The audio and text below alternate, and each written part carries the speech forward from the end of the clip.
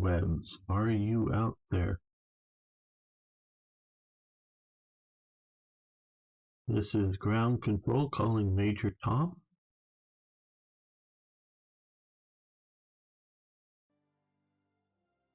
We are getting ready. We are starting the live stream. Wow. Live on the internet. I'm opening the code.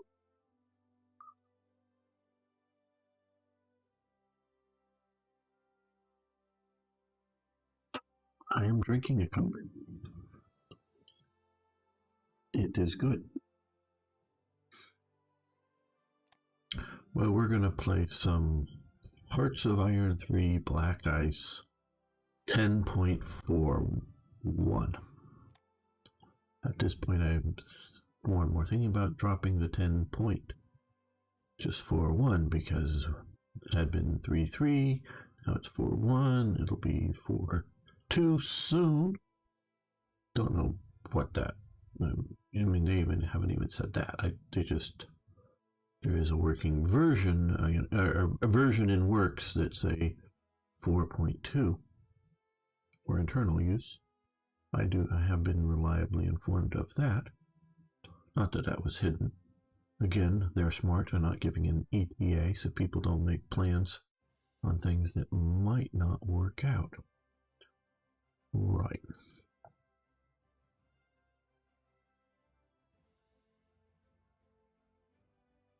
Let's start an episode here. Welcome back, fellow armchair generals. This is Gamer 1745, fully zoomed in here on Hearts of Iron 3 Black Ice 10.41. As I was just saying to the non-existent live viewers, just started here. I think I'm going to just start calling this, 0.41 whatnot, because too many numbers to say too often. Right, we're going to continue with morning AMSR Wave 4. We have a lot of new divisions here that are starting to get some strength now that we've changed some things. So what we're going to do is assign them commanders. I really do sort of like some of the features of some of the more modern games to be able to like drag and drop some of this into the move it a bit more into the center. But okay, so we're going to go sort by skill. To me, a standard German general, which has the skill level of 3. And now we want to have, for some decent infantry divisions, we want, in my opinion, either a offensive doctrine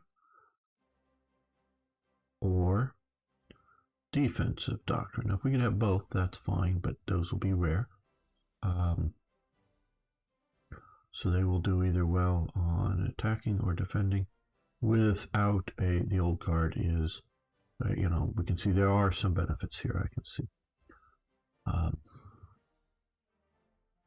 Dig in bonus defense, actually pretty good, but offense, attack speed, and experience gain are pretty damn negative. Now, Dolman here is a core commander, but Fortress Buster, offensive, attack. But so we're going to leave him at that, and we'll give Von Speck to this division, and we're well.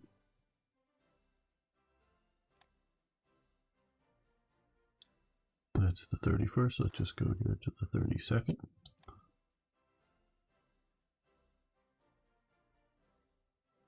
Give F. Carl. Or, it's Carl F, but I think it's supposed to be F. Carl.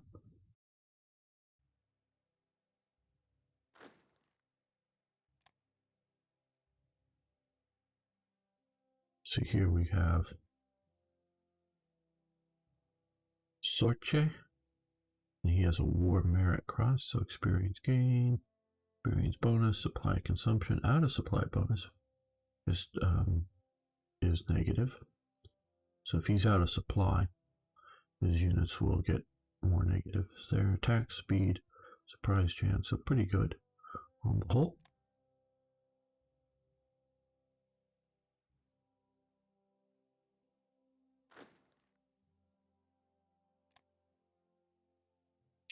Color divisions, I think, will be upgraded at some point by events. Lib.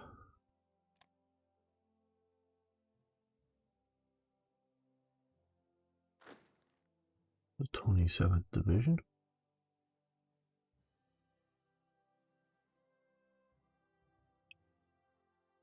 Von Schwetter.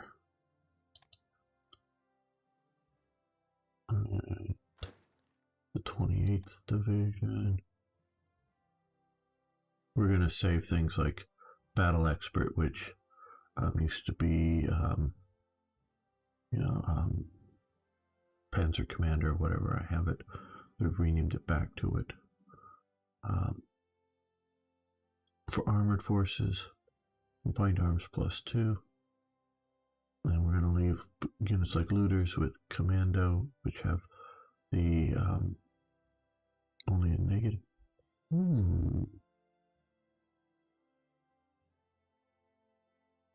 That looks like a. Why would a Commando have an out of supply bonus or negative when?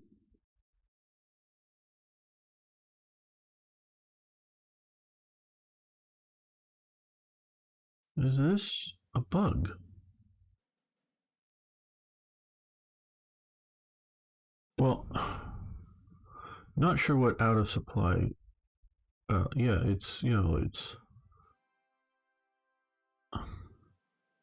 -3. It should be a positive because here, Felingar has no special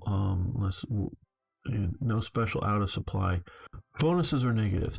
But here, Looters is supposed to be a commando, which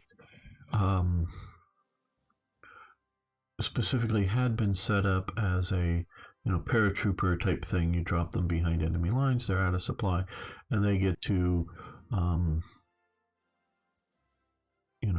fight longer, better. Or like here, Von Schrader, as a naval officer, which that's what that uniform is, to be sort of like Marines. And you go ashore into a place without a port, and you want to fight a little longer without effective supply, kind of thing, trained to do so. So that is, to me, weird that commandos have negative abilities when fighting out of supply.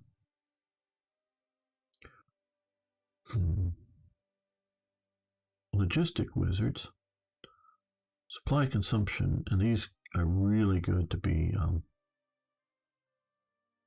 don't know how to supply bonus -2. I don't know why that would also be. Because you're finding supplies and you're getting supplies, scrounging up stuff that's. Yeah, I don't know.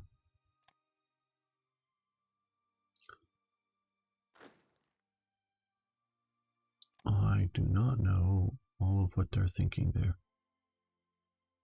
Woof.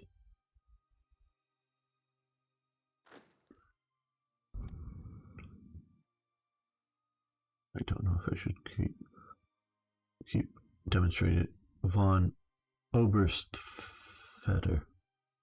Elder. My inability to pronounce German names. I see there's a few of you out there on YouTube and such. Please say hi if you like, so I sort of know who's watching. See if their faces, or at least names. Closer. 25th, let's go to the 26th. Now, part of what I'm doing here is I'm not used to Ritter von Gobert. Maybe he's new. is it just used to do this a bunch and then keep going would crash my game. And so what, loading in these generals all this time. So this is a ongoing stability test.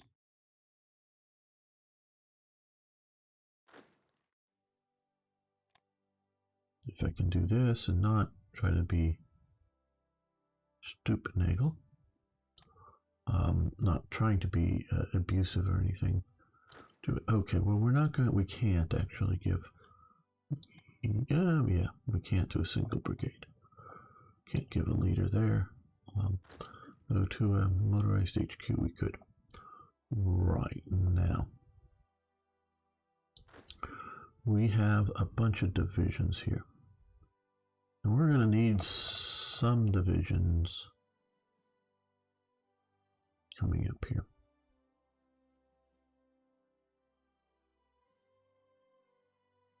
Okay, he has 4. Got a bunch of poles that we're facing there. So let's...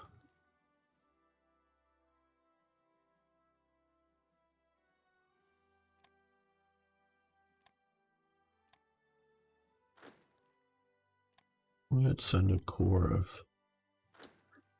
Well, let's find... There's the 33rd. We'll send those 3 divisions out there. Still not sure what I'm doing with this. A semi-motorized division. Now we have this corps down here of 3 divisions with excuse me, some battle commander and other support.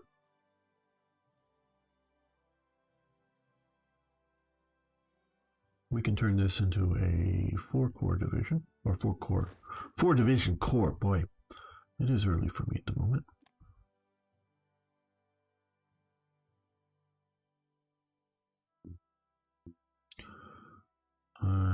We'll put 2 of these new divisions on the Czech border. And no, I'm not going historical Klaus if you're watching. I'm sorry, I don't play that. Not that it isn't cool playing that way, but I just don't pay that close attention to everything.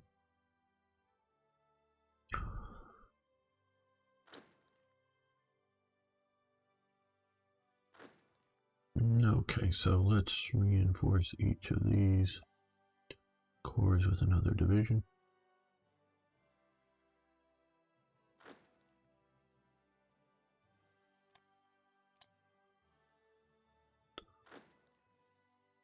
I really like to build up my armies for long-term use.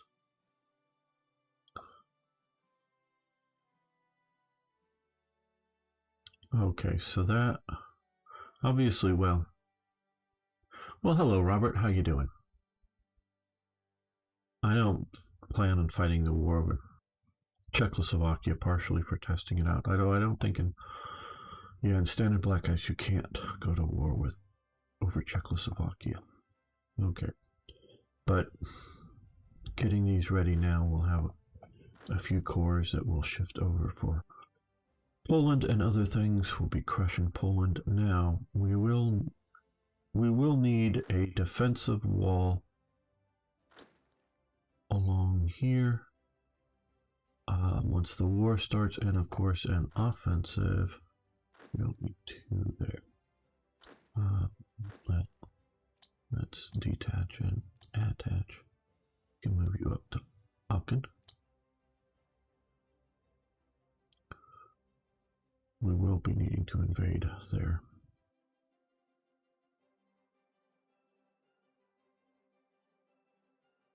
So, he has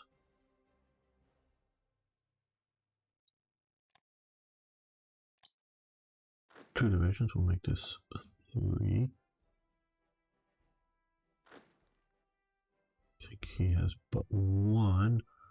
So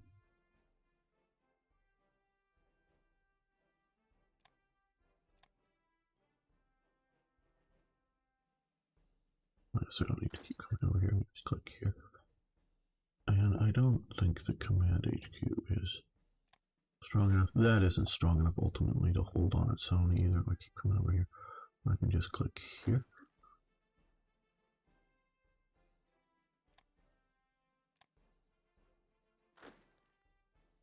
And it does come over there. Yes, come down to here. Hello, Arno. Greetings.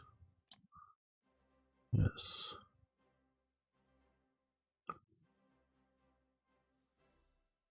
So we have all of these divisions will be moving out,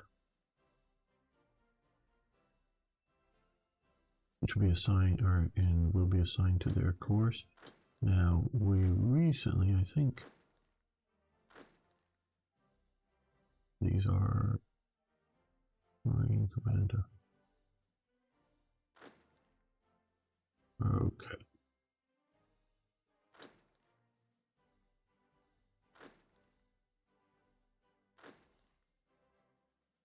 Okay, it's what we're looking at here. Ah, yes, Fleet Command and Fleet Corps Command. I don't know what I'm going to do with this sort of spray HQ, but we're not leaving it there.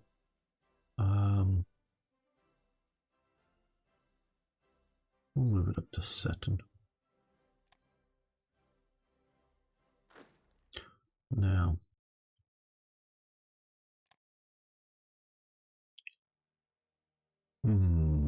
how are we going to do this? Okay. Luftkreis Keto 1. Now this is going to get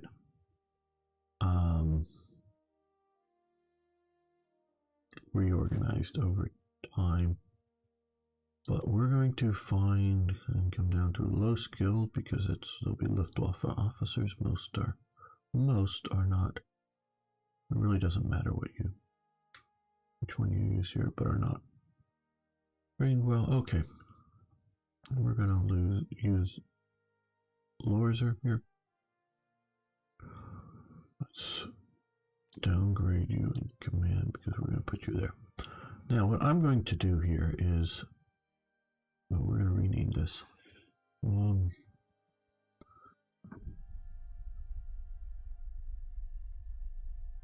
Fighter Fleet Corps. Because I am a human, again, and I really do, and I've sort of liked a lot of, if you're out there, please keep posting. Klaus, the idea of, and I guess it would be a cool goal to have,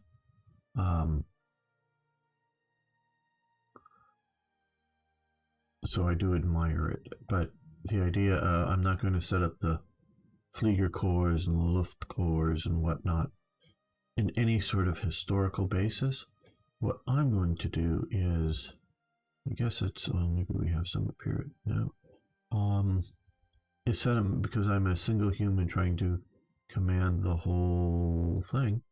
We're going to have eventually a fighter command, a bomber command, a seaplane command, and then maybe like an Africa command that would have, multiple types of aircraft in it, just because it's sort of off on their own. That way I can come to fighter and find all the fighters in, this sort of map area, which would include the Eastern Front, the Western Front, sort of based to some degree on the British model, bomber command, coastal command, fighter command, whatnot. One would be transports. So I can quickly find all the units here listed down and reassign them so I don't lose units. And hello, Eric, how you doing? So, and if we ever, this series won't go that far, I hope. If we're ever pushing into India, I might set up an India command or whatnot, but generally a mission-based command system for me. And since I'm playing a computer game and not having to actually deal with all of the supply, issues and personnel issues and all this different stuff that I don't have, that would make administratively doing this a horrid mess. Hello, Alp. How you doing today? Right. Okay. So doing a bit of organizing up here. Now let's look here at our decisions.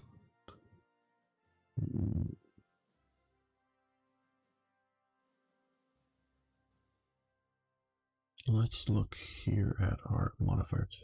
Okay, we're going to wait till some of these spawn penalties go away before we order more things. Right.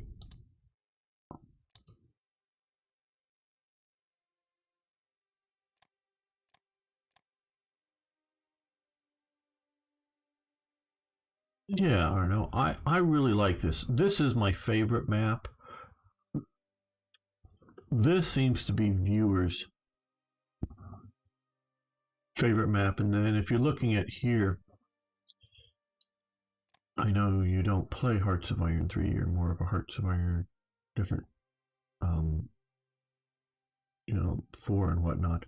But, yes, I'm focusing in on the Netherlands for you.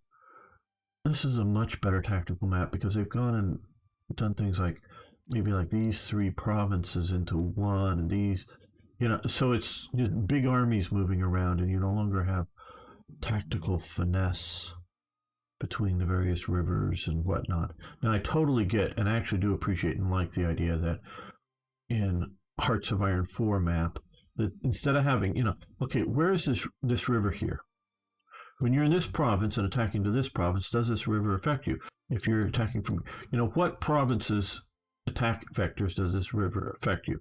So they've sort of either adjusted the province, drawing of the map, or maybe make the river a little unhistorical to show that, okay, well, it goes along this edge of this province.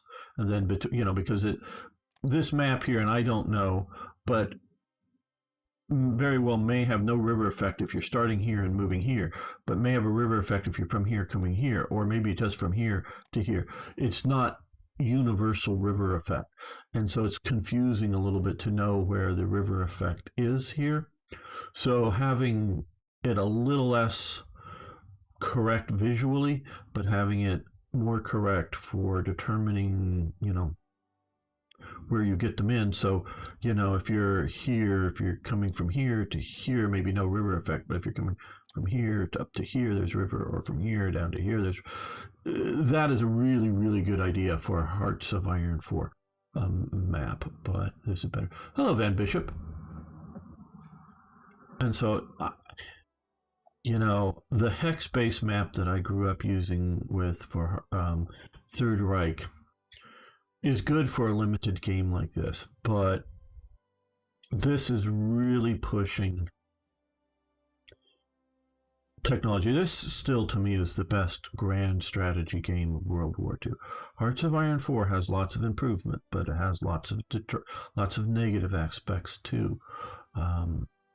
For about every improvement it does, and it does a lot of improvements, that's why I'm still playing it too, it has about equal number of negative effects over this. And so, Toy Jet's here as well, very good. And so, it just, the flexibility, and sure, there's problems with this game. Of course, there's problems with the game, especially things like the AI here, dumping all of these forces. Well, it's feeling the threat from Germany, right? So it's sticking all of its forces there, and nothing's going to come through Maastricht and in through this way. Nothing's going to, and these are just, all these stacks are just a bunch of HQs that have no real combat effect, with just like one combat unit that probably shouldn't even hardly be there. But they may have buffed that up, probably did a bit to just make it more of a speed bump. But, coming through this hilly area here, that actually is maybe considered woods. And if you want to see the ugly but effective map here, forest, hills, plains, urban, whatever. So, Yeah, it doesn't know to defend places here that the speed bump will get overrun on a minimum. On a better thing is it doesn't know to like, let's put our forces, let's forget about this province. Let's put our forces here in Liège, Namur, and back here behind this river, defendable line here, and hold something that is, and hold something that's defendable instead of just sticking a big pile of units here. The two big things that let me down for this game still are its, I consider broken AI and broken supply system. If those two things were fixed, and of course you can just have enough human players that would fix the AI situation, this would be a great game. I mean, a truly great game. Hello, Dario. How are you doing today? The Dutch lands, yes. So yeah, so I still love this the best. Let's get the clock rolling some here.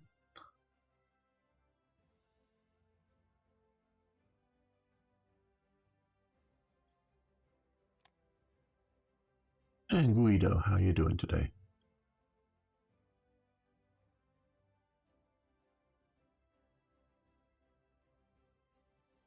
Okay. Now we've got, let's see, this division here. We'll move you to there. Oh, that's right. That's right. I literally did forget that I was playing Hearts of Iron 3 for a moment and played as if I was playing Hearts of Iron 4. Just getting them through the port and was going to send them there. See, like I say, there's really good things of Hearts of Iron 4 too.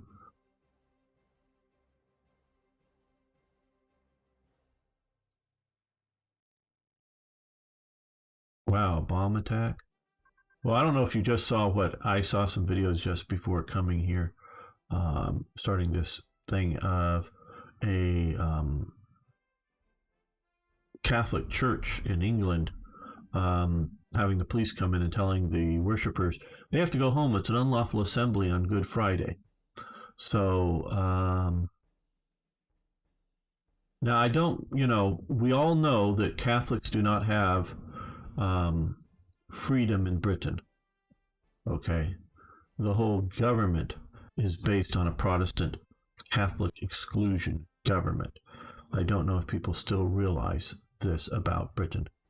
And so, yeah, Catholics are still a repressed minority. I know Muslims aren't because they're not going after daily prayers in Muslim mosques. I'm not saying they're doing anything wrong by going and praying in Muslim mosques, but they don't seem to break those up, but they break up churches. And now the Church of England, of course, does what the government says it should do because it is the state religion and the state church. But the Catholics who are not are repressed in Britain still. And so they were breaking up a Good Friday thing because of coronavirus. Well, in America, we have religious freedom, but of course you can't do that either. So, yeah, I'm not justifying or saying it's good to do real or fake bomb attack, because most bomb situations are just people calling in bomb reports without actually a bomb there. All the ones I've been involved with personally, having to clear buildings out, search for the bombs, literally, have been, just people calling in the police and saying they planted a bomb. I was one of the people having to go through and look to see if we can find a bomb. I wasn't part of the police department, but as part of the security at the facility that was a bomb threat against. So, yeah, that's been my experience of no actual bombs, but yeah, whether it's just a false or a real one, that isn't justified, but neither is the shutting down of churches. I think there's a preview that's worth revisiting. I heard that there is a version. Okay, the 33 start never got off the ground. Yes, there probably is a version, and I did talk a little bit. The biggest problem with it is the AI, I think the biggest problem is the AI doesn't like long periods of peace. It starts to go to sleep after a while. That's part of the problem. And two, the civil war mechanism, because it was set up to have a civil war within Germany between the SA and the communist and the sort of statist army types. And depending on who got control of how many province victory points or whatever would sort of determine the election and who was going to rule. So no, don't even look for the 33 start. No, right now I know my friend Count Blue is still back on 911 version, and there's good reason not to go to 10.33. The biggest one is stability. I think I will be correcting all of the major game design features with TRE that keeps people like him moving forward with this new, very stable version. So this is the best version, and we will be putting some things back in. So yeah, yes, some guy said a firework boom at the entrance. Yes. Yeah, I know you. I don't know any of the details other than what you said about that. I don't know if that was what people react badly at times. I don't know. I'm rather mad at journalists too, though. I'm not suggesting they should be beaten up either. Everyone is pissed in my village, is pissed at the church. The pastor was also saying things about gay people in Corona, which I will not. Yeah. Yeah, well, how do I put this with religious people? There are different viewpoints based on religion, and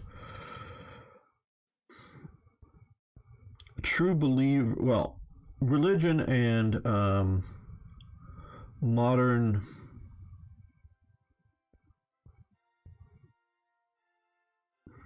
so I'm trying to say this both correctly and diplomatically.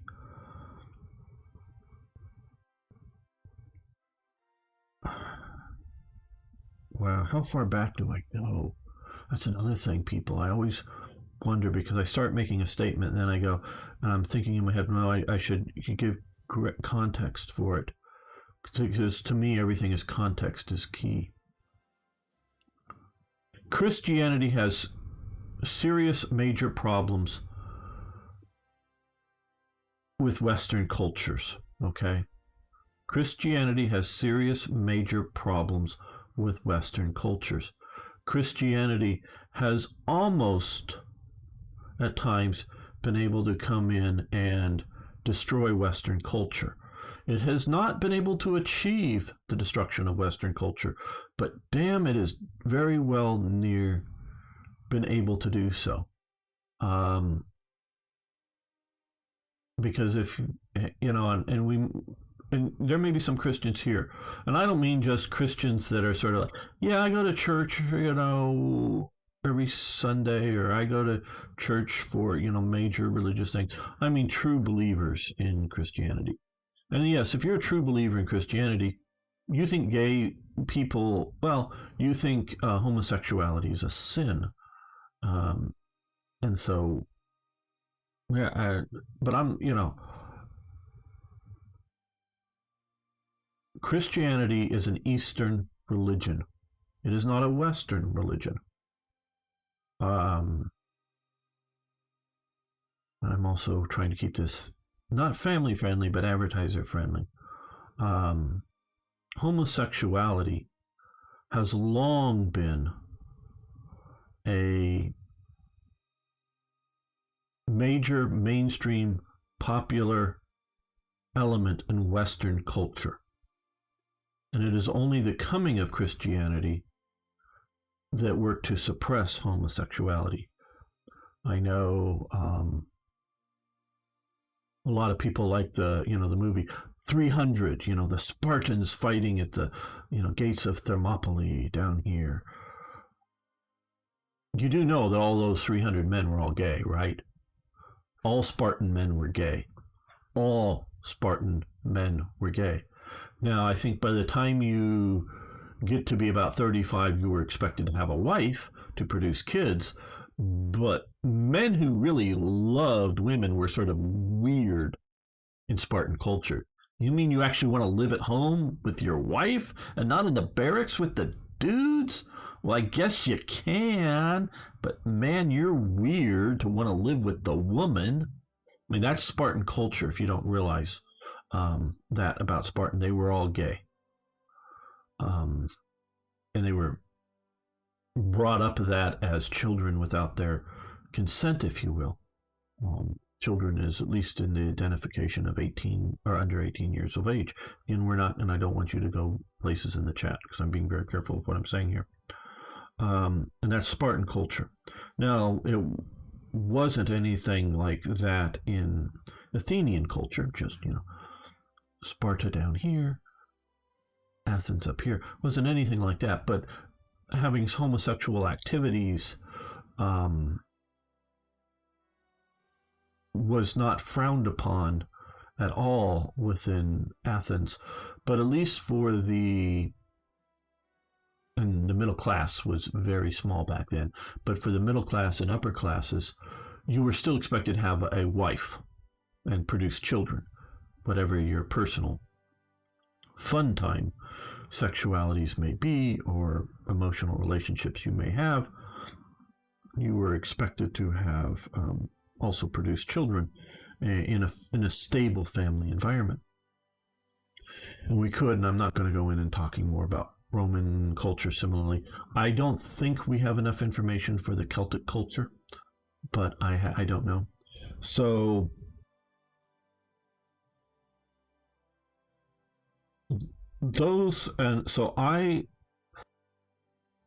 I'm looking at this purely right now as not my beliefs or my thinking of good or bad. Quite honestly, if you think I am, I'm not. By what I'm saying, I'm talking purely from a cultural, sociological, historical viewpoint here.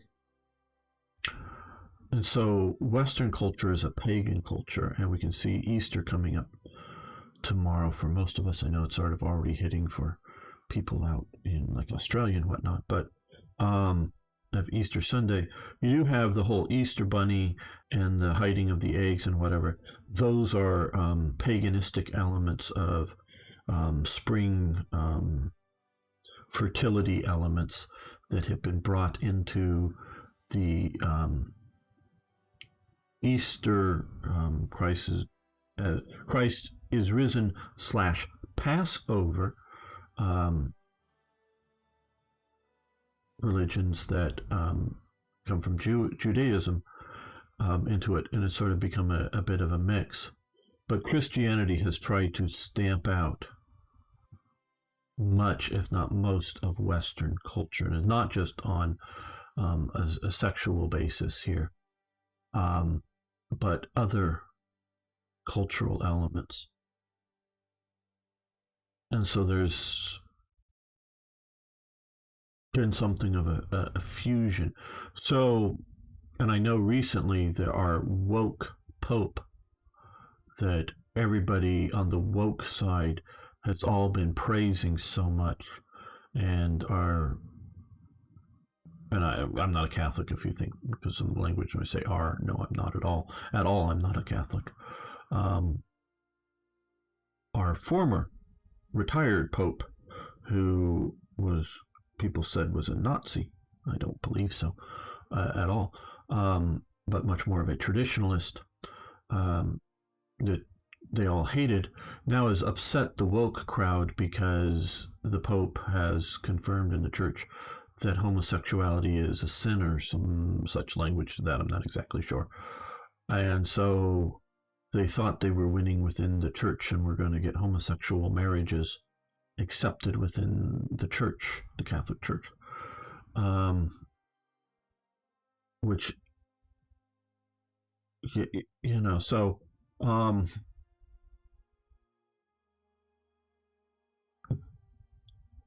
there are those out there that of a strong religious conviction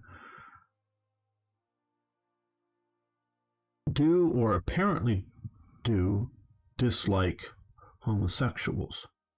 Now, there's a lot of nuance in there. There are definitely a lot of Christians who don't hate the sinner but hate the sin. There are some out there that hate those that push the agenda because they think they're corrupting people. And so, it's not that they hate you for your viewpoint. They hate you because you're actively spreading it. It's like they would, and I don't want to overstate this, they would normalizing, I don't know, theft or something like that. Some other sort of sin that's bad, but not maybe the worst. I don't know. And I don't, if you can tell from my language, I'm not pushing one side or the other of the agenda here or now or in my own viewpoint, but I do understand, and I think, and I'll get to some of the comments I've been seeing up there. I haven't read in detail yet. I think, and so, yeah, you can, if you don't like historical conversations, you can leave and unsubscribe from my channel, but please do note I have not expressed in anything I've said so far a personal opinion of the correctness or incorrectness of anyone's beliefs on either side of the issue, just talking about the historical and cultural and sociological impacts of these things. I think for all the wokeness of groups of people and even just general society, they need to understand and be tolerant of people who reject things, and from their pulpits and church and places continue to preach and spread what's in their books, if you will. If yes, you got to a live stream, John. And so now, there is definitely, I am not a book expert on anything, but not on the Bible either. I am terrible at remembering and quoting any sort of book or passages. I'm just terrible. I admire people who can pull quotes out of the air from things they've read. I wish I had that ability. I can normally remember the intent or the meaning, but actually pull quotes out of it. So, I'm not going to try to quote the Bible or anything like that here, but there's definitely, going back to, Moses and Exodus at least, the idea that plagues that are visited upon human communities are done because sins of those communities, let our people go kind of things. And since Pharaoh and the whole culture wasn't, they were being punished with these plagues, that you may be able to interpret any sort of modern day plague or catastrophe as being because of sins of humans and what they're doing. Now, now here's my personal viewpoint, and I don't have any I'm not having any views on biblical events, but modern day events. No, I do not believe particular sins are out there because of certain behaviors. A volcano doesn't erupt because the people living on the island or living, outside of Pompeii, the Vesuvius is going up because those people were living sinful lives. I don't think the world works, the universe, whatever, whether you believe in God or not, or have that viewpoint. I don't really believe the thing works that way. Now, yes, certain people's behavior, if you cough in other people's faces, whether you have coronavirus or just a cold, you can spread things. So yes, your personal behaviors, and you can maybe, again, please, and I do thank everyone for not going into bad places on the chat. Other sort of personal interaction behaviors can spread certain diseases, yes. But no, I don't personally think it's because of it. But more secular people need to understand that a true believer very well may believe that, but also whether they believe that or not, some will and some won't, they will still believe certain activities as a sin. And just because when you communities gather at churches, say on Easter, that normally don't attend all the time, they may not be preaching about controversial modern practices of one sort or another. And so you may not realize that the pastor or whoever has traditional viewpoints, because I do know the Calvinist church in South Africa of the Boers, which are, of course, a Dutch descended people, are very fundamentalist of the Calvinistic religion of the Netherlands, that I find, at least in my brief visits, to be rather lax for most Dutch people of a modern day belief. And so, yeah, people may be shocked if they found out what the people actually who either run a particular Calvinist church or group or whatever actually do believe, what's written in the books, or what Calvin and others, John Knox in the sort of Scottish sense, actually believed and said and did and wished to do that. And that may very well may be a shock to people. But and I'll tell you this, those, I have to separate out a particular other Abrahamic follow-on religion, again, I'm being very careful in my language, for its modern use of violence to perpetuate its viewpoints in the modern world. Now, again, we can see the use of that stuff in Christianity and, the Crusades and whatnot in long past, but in modern day sense, we don't see that there. So long as you're not seeing those kinds of things, I am very tolerant of fundamentalist church believers, whether fundamentalist Catholic or fundamentalist Calvinist, and their practices and viewpoints. Now, I don't, as you can tell, I think I'm not a fundamentalist of one of these religious groups. I don't want their viewpoints in law or otherwise culturally, by protests or other things imposed upon me, but I will be very tolerant of their viewpoints and their wish to express them within the appropriate venues, such as within a church or mosque or whatever, so long as we're not really seeing violence. Now, I know Arno told me a little bit about some reporter being attacked at a church thing. Well, no, I'm not justifying it or excusing it or whatever, but I do have to wonder what a reporter was doing in a church thing if they're not a member of the church thing. Are they a religious reporter? It's sort of like reporters going to a gun show. They don't know what they're looking at. I mean, they see guns and things, but they don't actually know how it works because they never bought or owned a gun. Now, if you have a gun reporter from a gun magazine or a gun, YouTube channel or whatever, that would be a different sort of attitude, I would say. So I don't know, and I don't know what, and people's frustrations in this time, and again, I'm being very diplomatic on this stuff, for both sides. Because of the lockdowns, and I just saw some, attacks by Belgian police, including some on horseback, of people at a picnic in the not Netherlands, but in Belgium.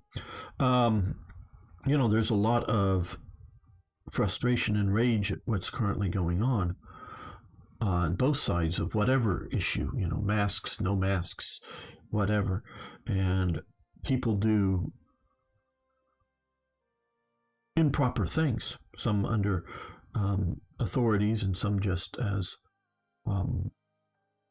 individuals. And I'm not excusing it, just trying to explain and understand it.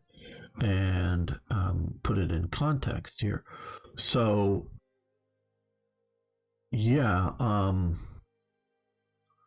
I see why communities are feeling attacked. And then when they see somebody that they see representing the establishment, a reporter, they may physically lash out at them. Again, I'm not excusing it or saying it's right. But to a point is if you go unarmed into a war zone,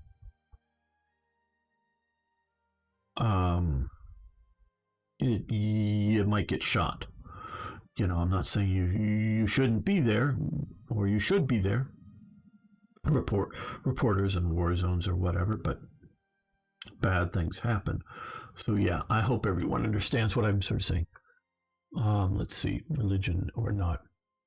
Sadly, we live in a world where we're not free to talk, argue, debate, discuss.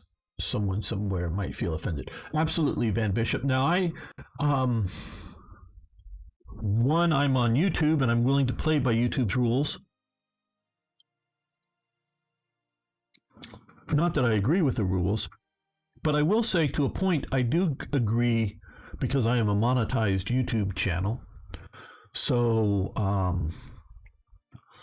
hello, Echo. That they have rules for advertiser-friendly and non-advertiser-friendly content. And I self-certify what my content. So if I wanted to come and use completely an hour of swearing of the most obscene words, basically it's fine for YouTube, except for a couple of,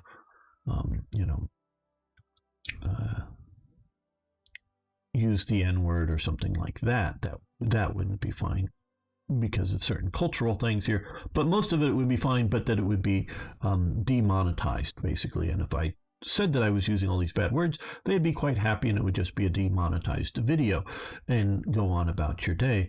And so I'm trying to play by these rules that I agree to play by, but we are having to be even more so censored. And so part of it is accepted by me because of the rules that I'm agreed to play under. But also, you are right that people will just get offended because either I'm apparently defending a religious bigotry or defending an anti-religious bigotry. Now, they wouldn't want to use those terms, but I think it's bigotry on either side. And,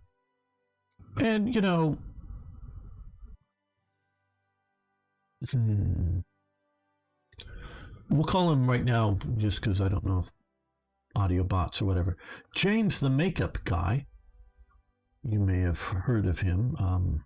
I don't know much about him, but I do know that he is in a bit of a scandal right now for the age of some of the people he has sent certain types of chat messages to, and not just how to apply makeup to their faces. So certain bigotry against certain types of people, I sort of kind of find and acceptable. Now, that doesn't mean that they should have physical violence against them or something like that, but just because, somebody's that type of a person, well, I don't want anything to do with them. Okay, so bigotry is often used as an attack against somebody, but may also be an appropriate label that should be given and should be accepted because you don't approve of their behavior or some such. But so there are bigots of various types and stripes and whatnot. Let's see what we're I do not believe in a so-called God. I think it's all a fairy tale. Fine, Arno, you can believe what you want, and I'm not trying to convince anybody of anything. I think of any particular religious viewpoint that I do respect to, though believe, just not those very strict ones, like the church which got bombed here. So I understand, and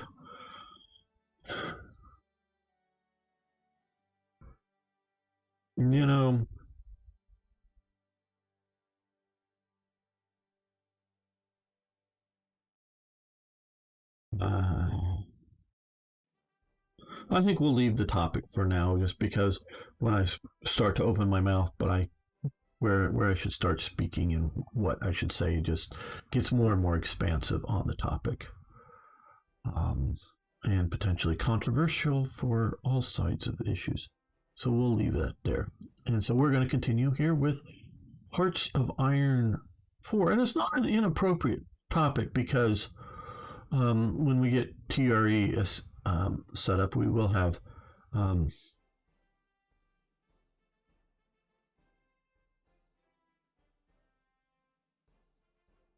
I forget the German for it, but like with burning concern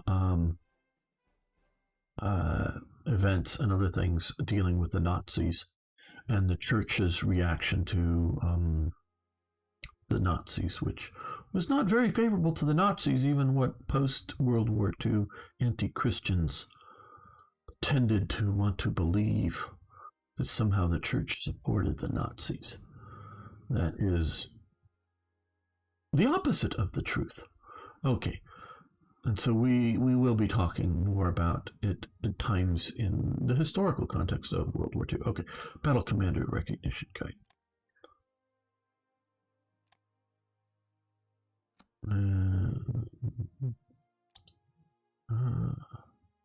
These guys pop up and we just not.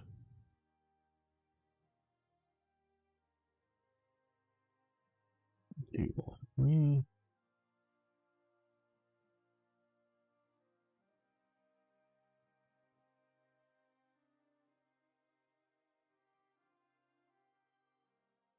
Naval HQs, Air Force HQs. I guess we're letting this go. I don't know. We're going for that. Hey, Exurgent. We are live. Yes, we are.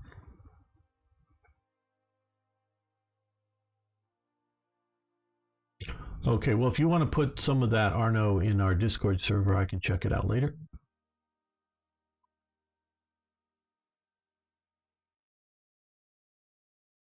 What's the best way to get into Black Ice for both Hearts? Because I really want to get into it so much.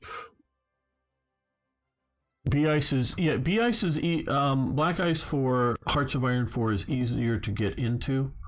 I don't know if you played Hearts of Iron 3. I like it better. The Black Ice for it better.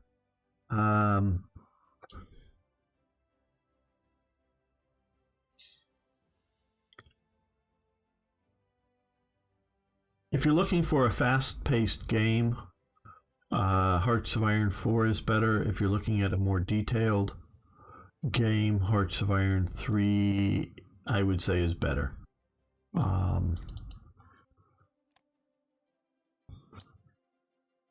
Tactical air support, and that I believe is here and grayed out, and we will do that one, and fighter pilot training advance. So over to ground control. I'm painting. Oh, American Civil War. Just tell me what you want to listen. Right. The American Civil War. Well, I think you're pretty soon going to need to specify the first American Civil War because we are entering our second one now, I would say. Don't know if we can avoid it or not, but we are definitely in early stages of one. Okay, so we have this core here. We're going to add these two divisions to that. Now let's put these. We'll just do one at a time. Get them on. See, nope, they won't all fit. Okay, so we're going to transport those two divisions over there. Well, then it wouldn't be a civil war if it's global. There may be multiple cultural civil wars going on within countries. I know some of you know that years ago now I worked in Scotland for Scottish independence. And it sickens me to see some of the pro-independence, including like some of the Scottish papers, or Scottish independence movement, blah blah blah, and they put up a freaking Saltaire flag, the blue field, white X on it, flag with the EU stars around it. That ain't Scottish independence, people. I know you're Scots and you might not understand all the English words there, but independence means alone, basically.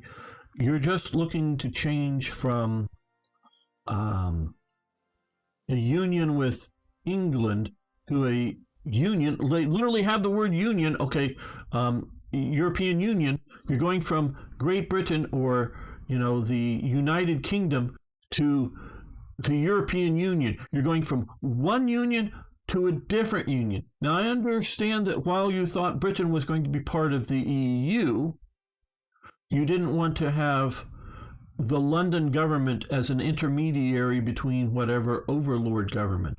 But Scottish independence is not being part of a union, either with people on the continent or people on your same island. It is an independent state. And so, whether you want to say, and so it's been long enough that, it would be sort of a civil war, civil splitting between Scotland and England right now to whatever degree, and whatever degree that's maybe happening in Scotland and Brexit and Britain and all of that going on. But you're not, you may be using the term independence, but you're not wanting independence. You're wanting to be part of the European Union as opposed to the Union of Kingdoms on the Isle of Britain. Two kingdoms and a principality and whatever the hell Northern Ireland is today, because it's no longer, the Kingdom of Ireland, but whatever.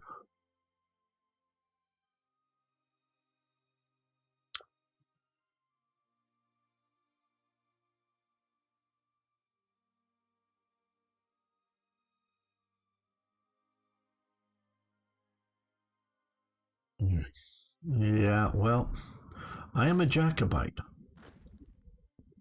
Jacobites, well, maybe not all Jacobites, but I do respect the Union of Crowns, but I reject the 1707 Union of Parliaments.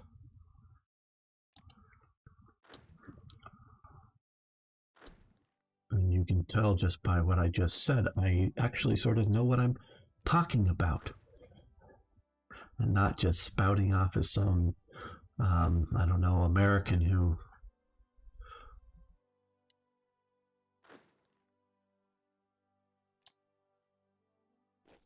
or even some modern Scot who may not know.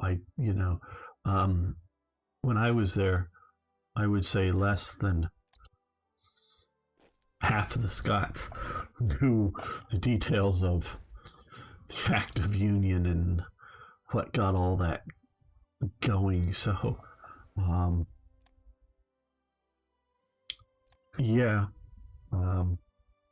am still an unreconstructed Jacobite.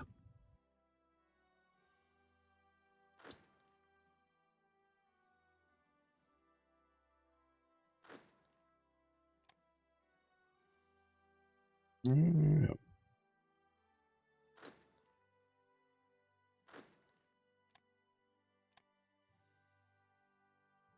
All my fault, yes. Well, obviously not. Wasn't very successful because they don't seem to be doing what I was promoting.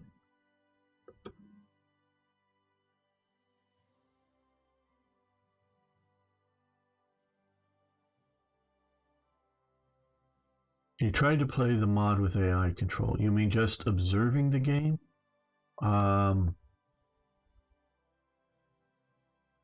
It didn't work. Okay, yeah. Hello, E. Koki. I need a little bit more information than that statement. With AI army control. Okay. Didn't work. Let me read that a little more carefully. Okay. You're talking as having the army under control of the for a player's nation under that. Yeah, I don't know that that works with. Well, maybe I've never considered it working a working feature in Hoi 3. I've never thought the AI does army control. No, it didn't. No, if you're saying doesn't work as in crash the game, that's a bad thing. But no, I don't want to do that. I wouldn't play that way. Just I wouldn't play that way. Okay, well, he can use one more division. Not that we really needed 3. Okay.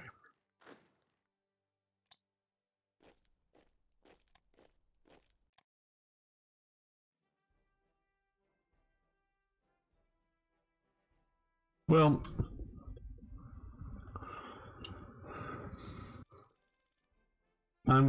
I have not used or attempted to use AI control of, my armies since I've been working on Third Reich events. I'm sure I tried it a few times way back when I started, but I just don't ever play that way. So, I don't really have any sort of comment on it. See, it doesn't work. It didn't work. In vanilla, it's okay. It fails sometimes. In Black Ice, it doesn't work at all because of the terrain pattern. Oh, okay. Yeah. Yeah. It's not meant to fight that way. It's not meant to happen that way. No. Yeah, I get that you're a casual player, but Black Ice for Hearts of Iron 3 particularly is meant for a player who wants to manage the armies themselves. But there's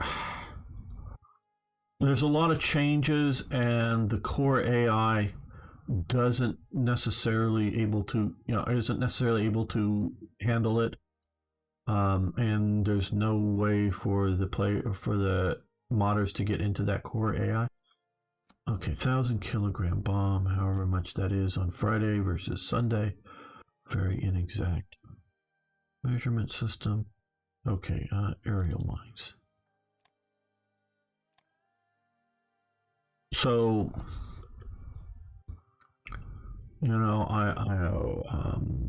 is it here? It's something I never hardly use. So it's not one of these. Theater map mode. Yeah, I do understand the idea of creating theaters within this game, assigning forces to that theater, and then having the AI fight that theater.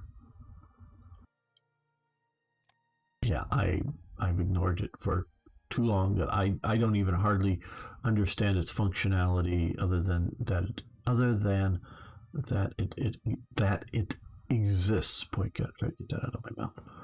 Okay, let's come over here. Just pump this up a bit. I want to reduce that number down. Okay. No, I'm still. Well, I'm not playing currently, as in obviously currently I'm playing Hearts of Iron 3 at this moment. But I do have an Italian campaign for World Ablaze, but I still have a lot of episodes to release that are just waiting to be released that I've made, and I will be back to Hearts of Iron 3 on Saturday mornings sometime, but right now I'm testing out 3 and I'm just doing it live because I'm interested in doing it and whatnot. So yeah, I will be playing more Hearts of Iron 4. like I was saying earlier, and you probably may or may not have been here, for all of the wonderful improvements that Hearts of Iron 4 has over 3, there's about an equal number, in my opinion, of problems, of things not good about it. So it's, for all of it's better, there's also equal amount of not as good. So it's a mixed thing.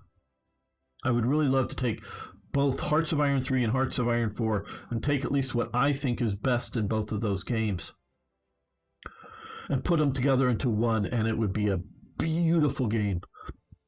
A beautiful game. Don't get me wrong, I like it more than 4. I wish Paradox would have spent more time on this. Yeah, the story as I understand it, I think his screen name is TRP or something like that. Or no, that was his mod. TRP mod, that's right. Was working on what might have been a core element of another DLC, but they decided that they were nearly ready for Hearts of Iron 4, and I think it was the Bean Pushers in Paradox Interactive.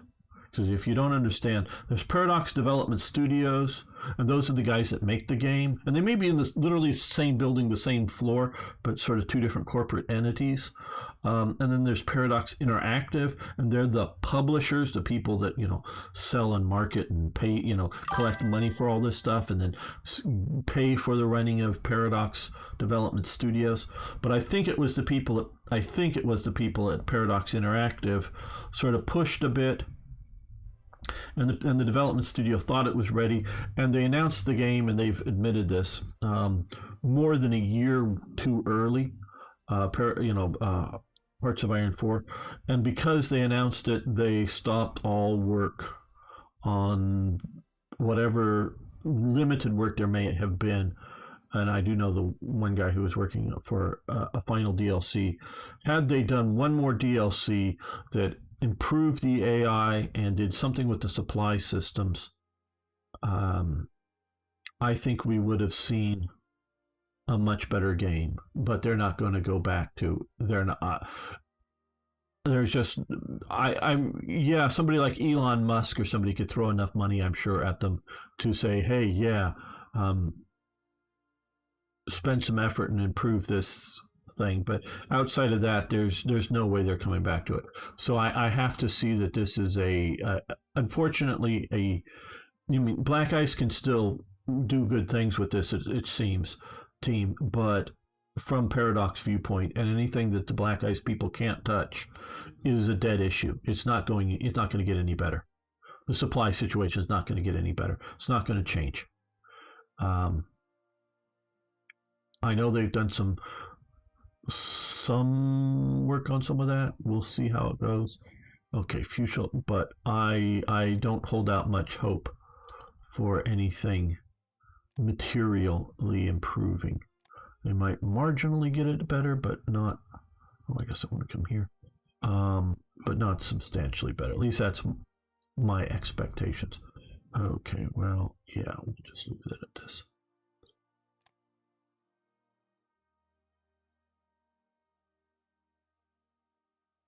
We lose convoys in vanilla. I haven't played vanilla since I found Black Ice, Hearts of Iron 3.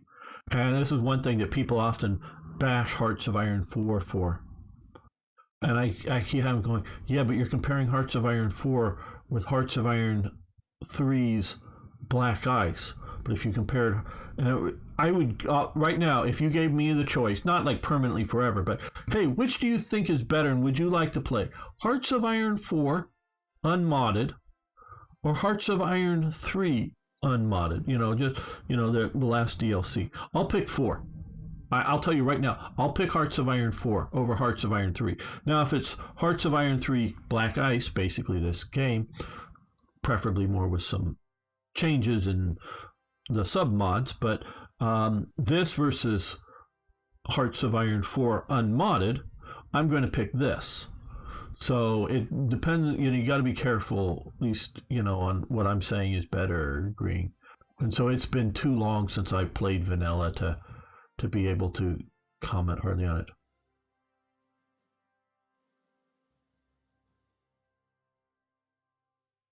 the eon into no, don't think so. Though I do understand he is a Patreon of TIK and watches TIK's videos. Elon Musk is a bit of a World War II interest guy, I gather.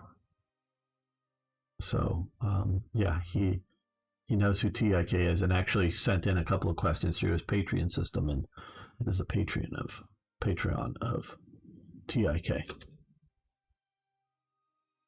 So yeah, there might be a small glimmer of hope, but I don't think any reality.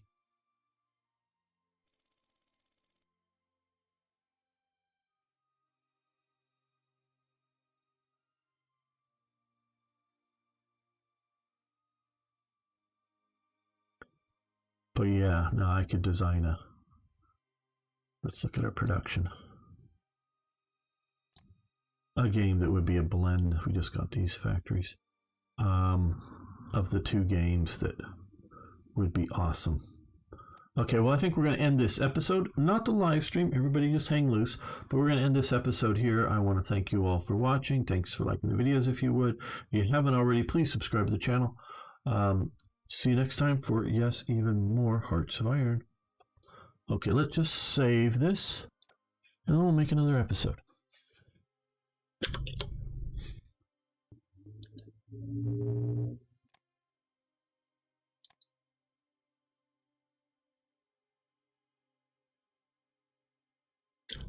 Welcome back, fellow armchair generals. This is Gamer 1745 with my continuing playthrough and look at Hearts of Iron 3's Black Ice 10.41, and we're examining to see how it plays and what's going to be changed with the eventual, don't think it's anytime soon, release of Third Reich events. And my friend, only watch you, I don't know TIK.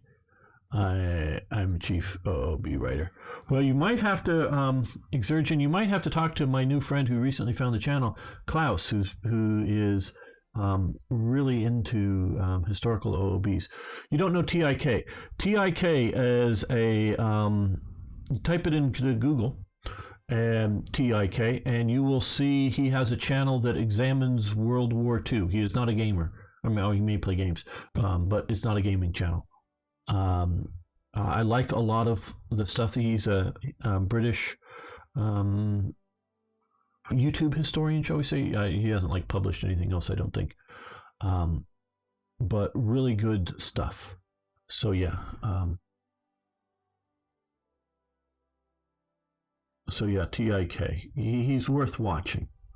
I know I'm telling you to watch a competitor, but I don't know that it's a zero-sum game.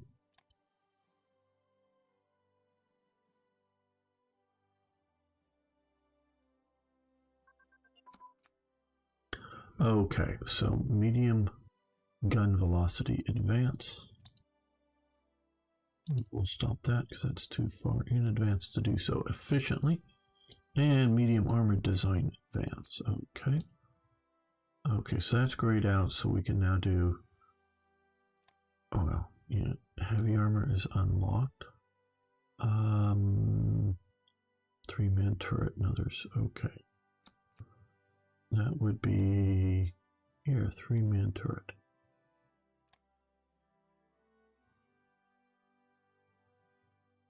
Yes, I also know Mark Felton presents as well. Watch a lot of his content. And I say that because I know I don't watch it all. I probably watch more than half of his content that he puts out. So a lot of it, but not.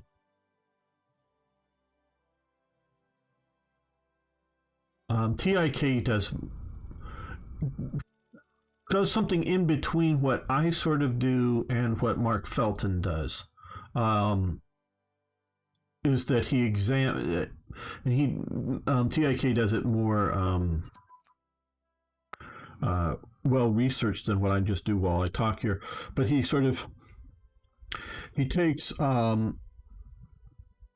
looking at whether books or original source material, looks at that and then analyzes it and presents viewpoints based upon it. Talking about the German oil problem or whatever, and what could or couldn't have been done about it and things like that. Where Mark Felton is, at least on his YouTube stuff, is more of an encapsulated history, pure history on a particular topic. Where I label my stuff historical commentary is that I examine history and comment about it in one way or another. Okay, cast pilot training while playing games. Don't want to be here. Switch that over to ground crew. And Kesselschlag advance. Again, the poetic German language, or not, as it may be.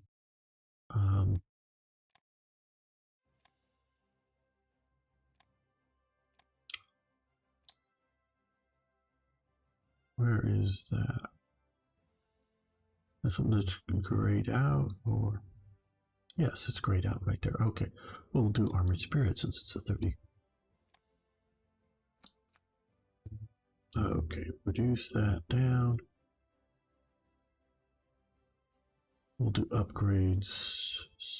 Well, what are we doing for deployment queue? Okay, pretty good.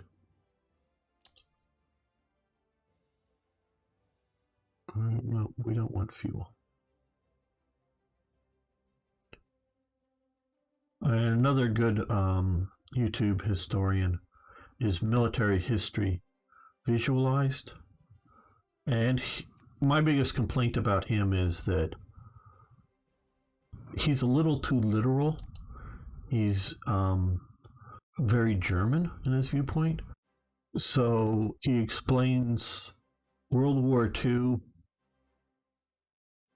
through a lot of manuals and orders and whatnot, with the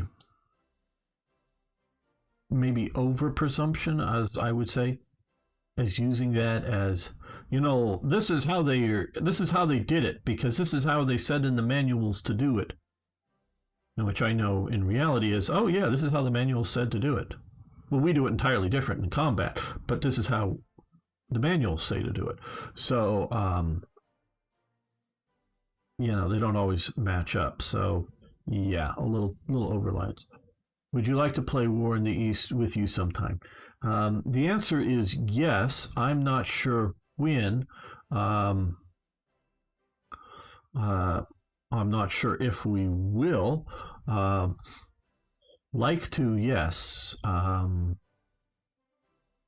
I'm still getting through the Minsk scenario and need to find time with that. So yeah, we need to talk a little bit more on Discord about that. And I'm not sure whether my first real big thing should be against the AI or should be against a human opponent. I don't know, Exergen. So I'm not sure. Like to, yes. Will do so. I'm not. I don't know. Gun position. Twin engine airplane. Yeah, let's change it to gun ability just to get that one catching up and closer. Support prototypes. Well, that we're getting that from 38 just because we want to make the next leap. I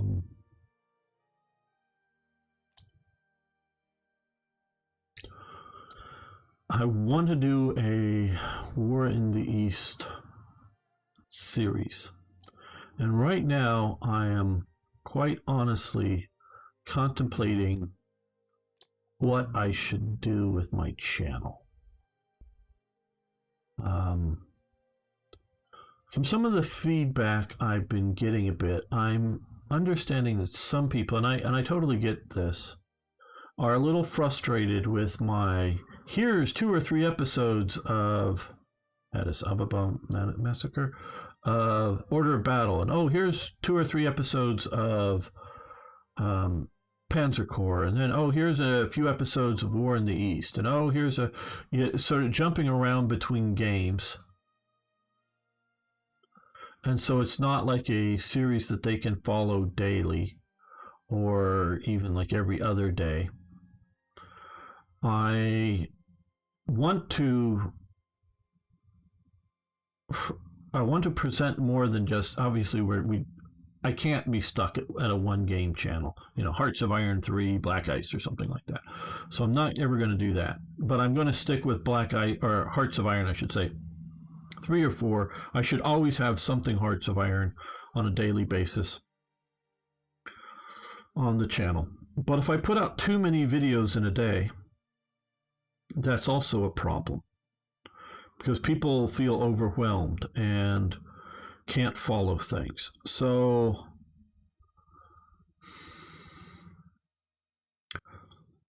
I'm not sure what I should do. I want to present multiple games, one for you, the viewer, so that you can see these different games that are coming out, get a taste of them to see if there's something you want to play.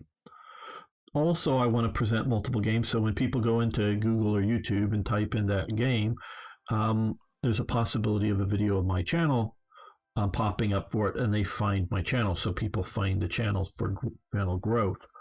So even if there was, even if, say, I start doing War in the East 2, I start getting 1,000 views, within 24 hours on each of these videos every day, that'd be great, but I can't just do that. I have to do something else.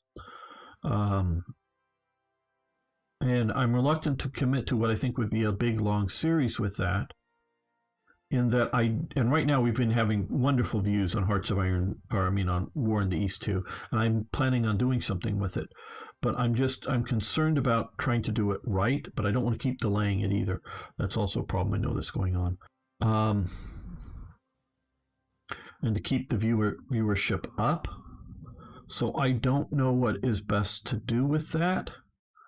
And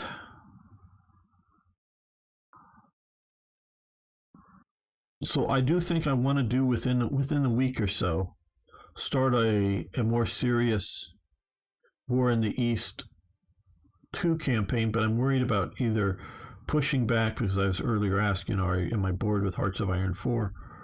Well, I've got 2 Hearts of Iron 4 one sort of on hold, and one we've made a whole series of, and I've not released it, another multiplayer game, just because of release time on my channel. They're just sort of sitting there waiting to go, and it may look like I just sort of stopped playing, mostly because I got too much content on it right now. So I don't know what I should do if I overwhelm with releasing 4 or 6 videos in a day, and it's just, oh my God, gamer, there's too much stuff to watch. Or they can't follow. So I quite honestly not sure what I should be doing.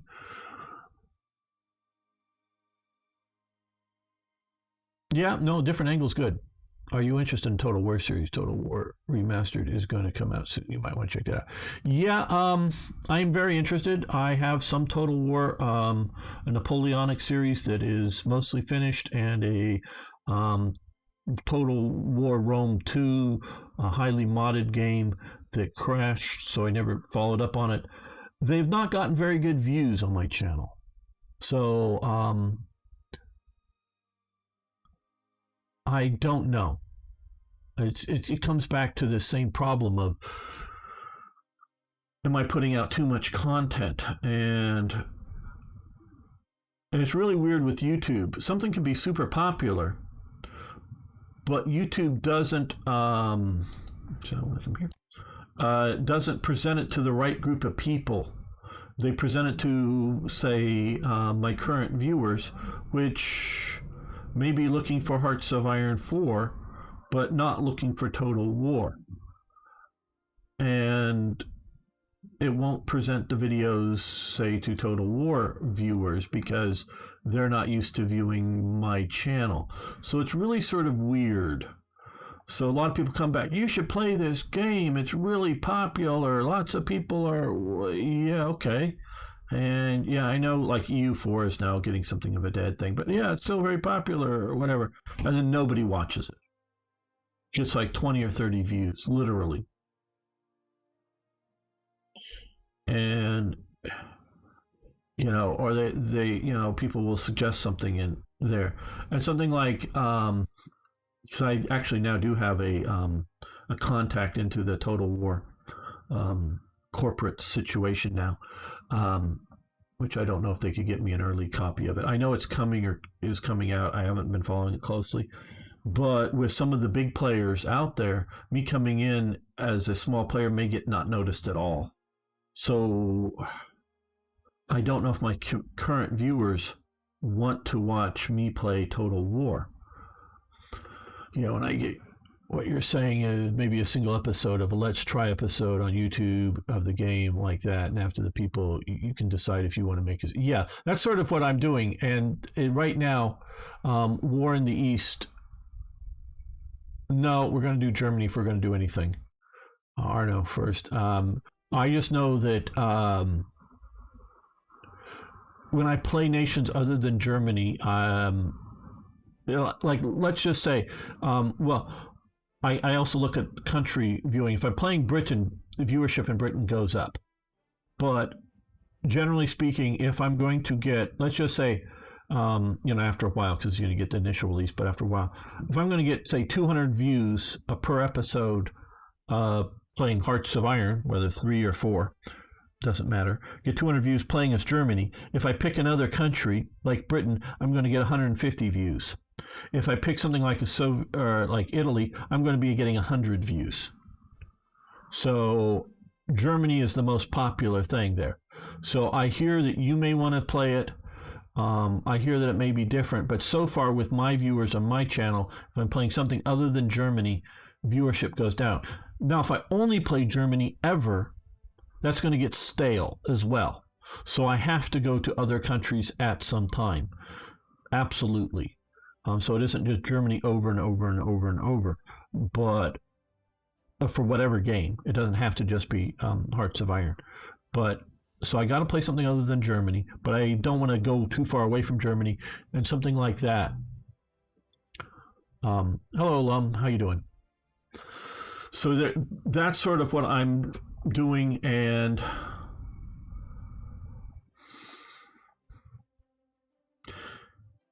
can you play War in the East 2 as co-op? I don't think so. I don't know. So that would be something I would much more exergent want to play with you if we could play co-op so we're both on the same side. Or maybe exergent. I don't know if you've seen any of my Railway Empire series that I've made with IKB, but maybe we could play together even if it's just me and you're helping me out play it. That might be of interest. I don't know if you would be interested in sort of doing two-person playing, even if it's I don't know whether you can do co-op or even if it's just only one person handling the mouse. I don't know if you would be interested in that. That could be interesting and different.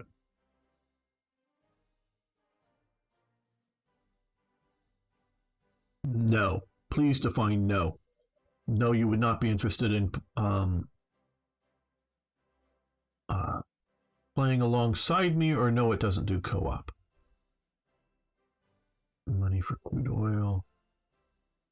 Metal. We want to do metal for money. Okay.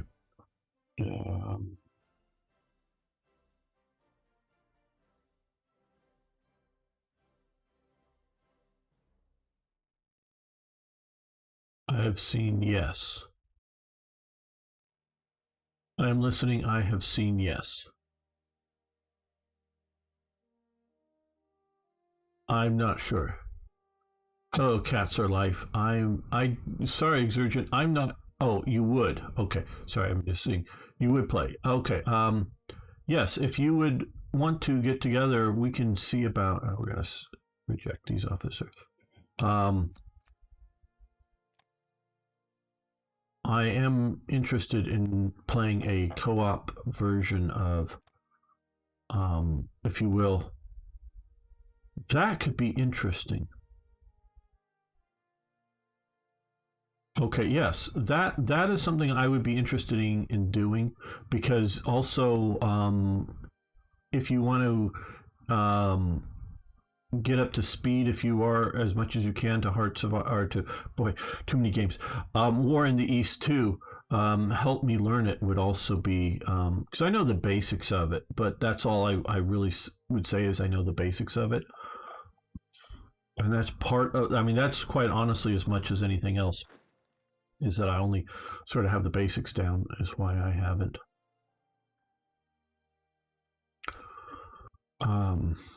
set anything more up. Okay, let's detach from that.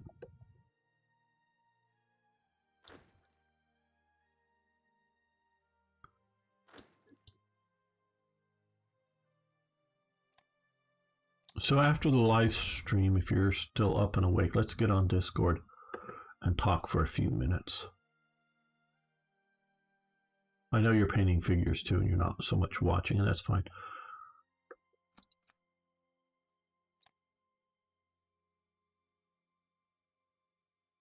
I hear it's 1,000 pages. Do you like reading 1,000 pages? I know I don't.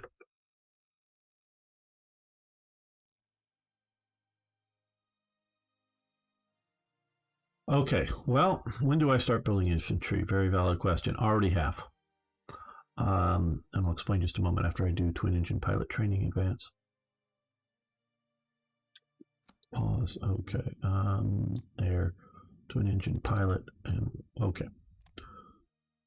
Now, in my opinion, okay, we got to change the supply here. But currently, we have a couple of infantry divisions in production, along with a light armored brigade or something here.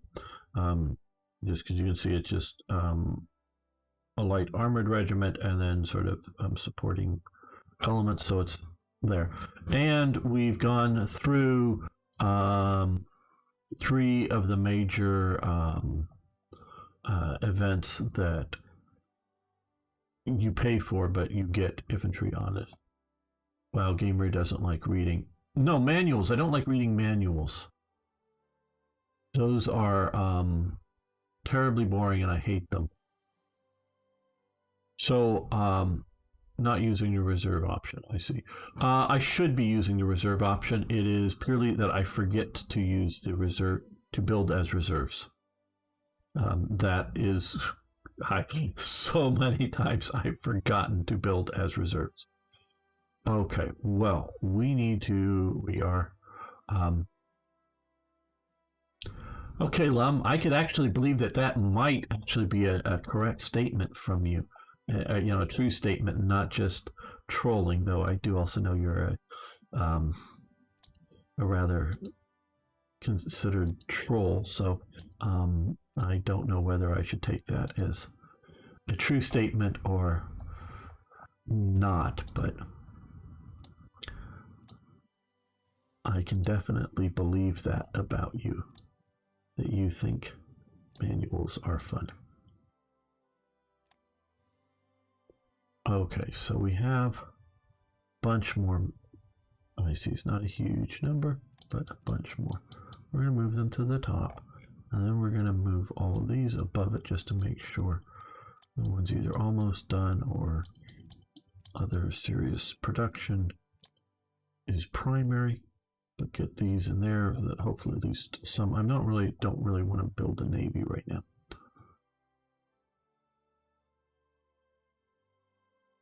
Yeah, the way I learned, and again, I know I've explained this before, but not everybody's around for everything.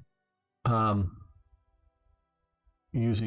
currently you can see here, I'm doing 6-month draft. This is the new version with extended conscription laws. So they sort of split the old conscription into 2 parts here. So it's this is how long the service is, and this is how extensive it is. So they've changed it.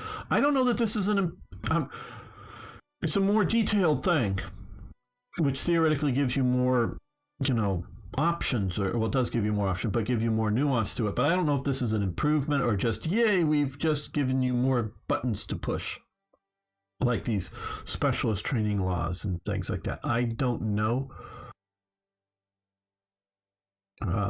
California. Well, back a few generations for at least some of my family, for sure. Oh, I wanted to reduce supplies, way too much supplies. But I do want to still in excess just a bit. Okay, that's locked down. And we're also, let's start doing upgrades as well. Oh, that's way too low now.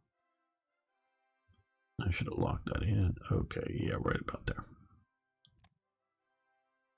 Yeah, California. I'm a native. Now, when I was young, the majority of Californians were not from California. Some from in the U.S., some from not in the U.S. But Californians actually born here were young, my parents were also born here. That was even a bit more rare. So, yeah, rather Californian. And twin engine. Type. Okay. Let's see, we have a bunch of 37 technologies now opened up. A while ago, let's see. Let's do Air Task Force crack. So I was not really interested in that, so we don't need to do that. But light cruiser escort role. Well, let's start with light cruiser training. Don't need to do carrier training right now. Let's do battleship cruise because we have those coastal battleships.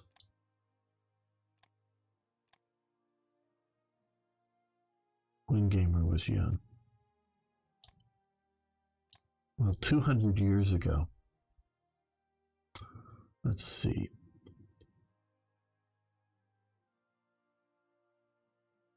California wasn't a state. It was part of, I think it was was it still part of Spain? Or is it part of Mexico by that time?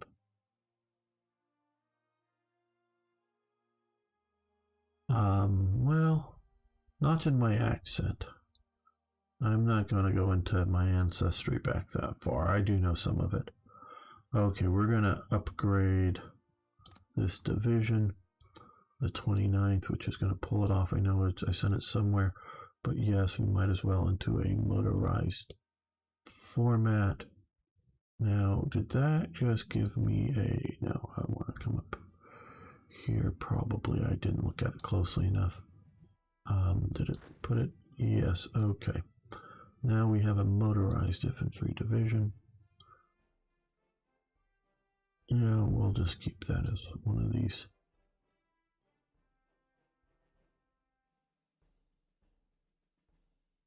I don't have a state to link you to. Well, oh, you mean in American Civil War?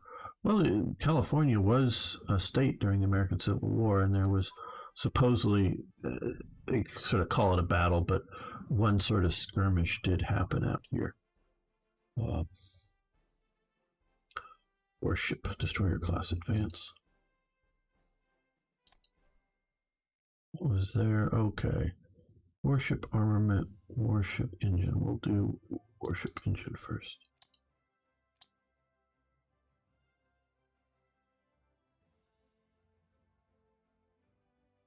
I am staying away from the subject of the American Civil War right now,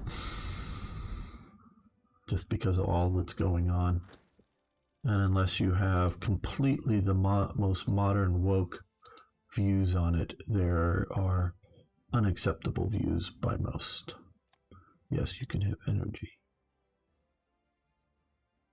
No, don't want your fuel, don't want your fuel.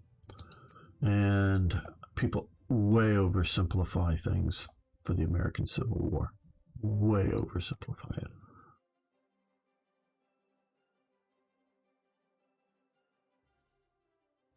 think you mean being rude. Okay.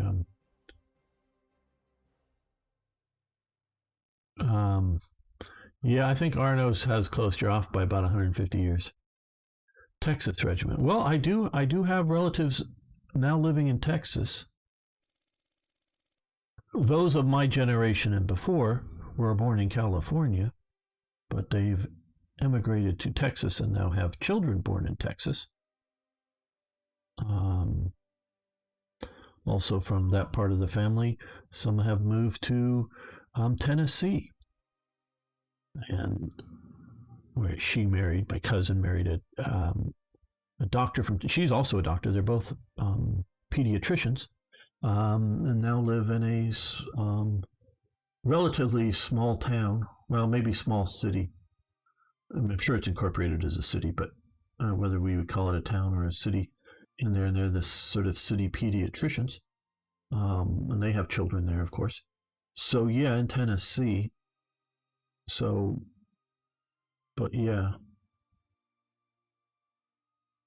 okay.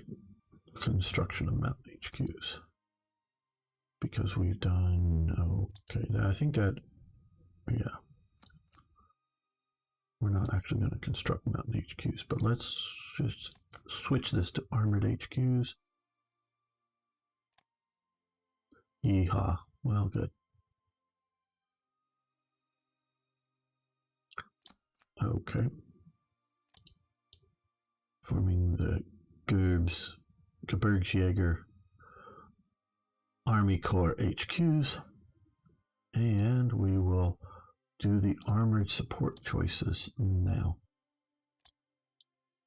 Nice late war photo. Okay, let's start. We get 4. Now that we know what we know about all of this, and we can look over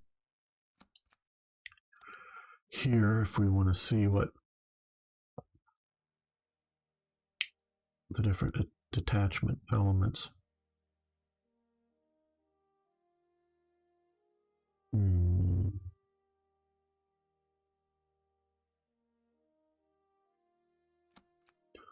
Let's do armored reconnaissance and engineers. Okay, so I don't know. Let's see. Some of these will sort of come later as optional. Different armored engineer detachment. We should get that. Armored engineer. What's detachment 1? Armored engineer. Engineers detachment. Armored engineers detachment. Not armored car. Light armored detachment. I mean, I can see the stats by hovering over this here, but I don't know. Oh, infantry. No, don't entirely understand. Okay, so we're gonna do reconnaissance and engineers. We want to do tank destroyers. Yeah, assault guns. Medium armored upgrade, anti-air, artillery, anti-tank.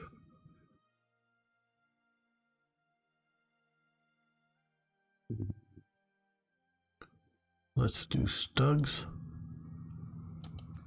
and let's do anti-air. Now we're gonna do finish. So does that? I think it'll come up.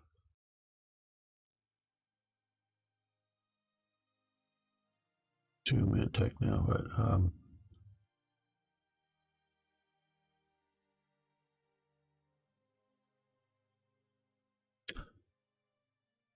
interesting choice, Texas. I don't know where the first.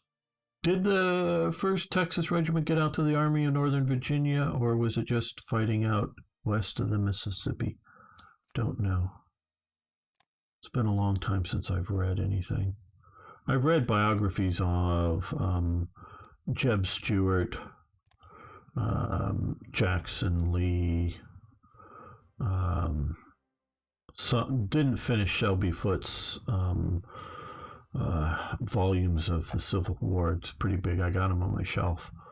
Read good chunks of them, but and watched the documentary that was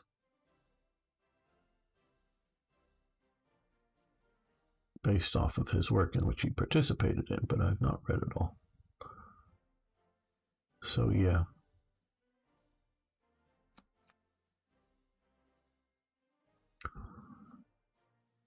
Marco Polo Bridges in it. Amelia Earhart disappears.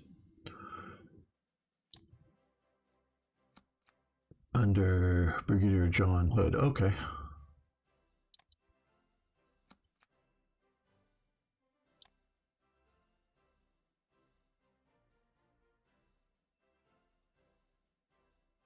Right, under Lee, yes.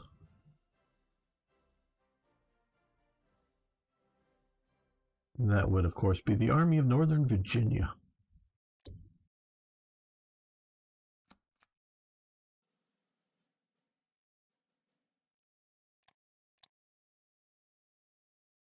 Okay, we're expanding our light infantry or light aircraft factories. Okay.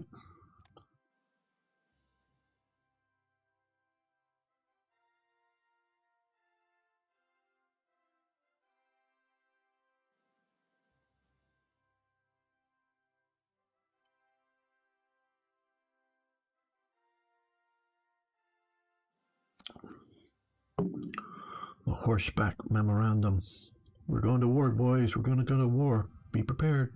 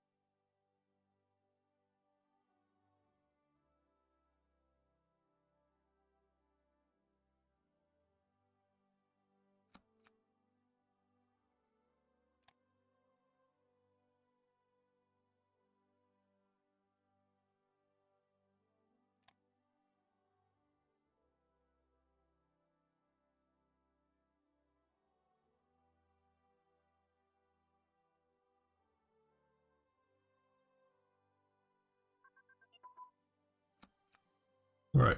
4-engine transport plane prototype advance. Stop that for now, but at least we have that done.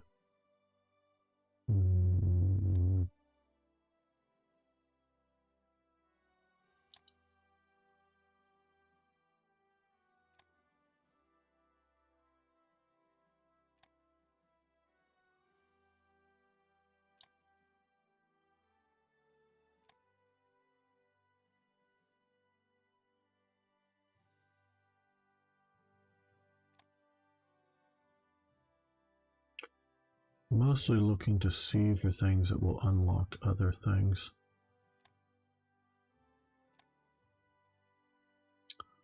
And which ones I should do first. Like here, maybe.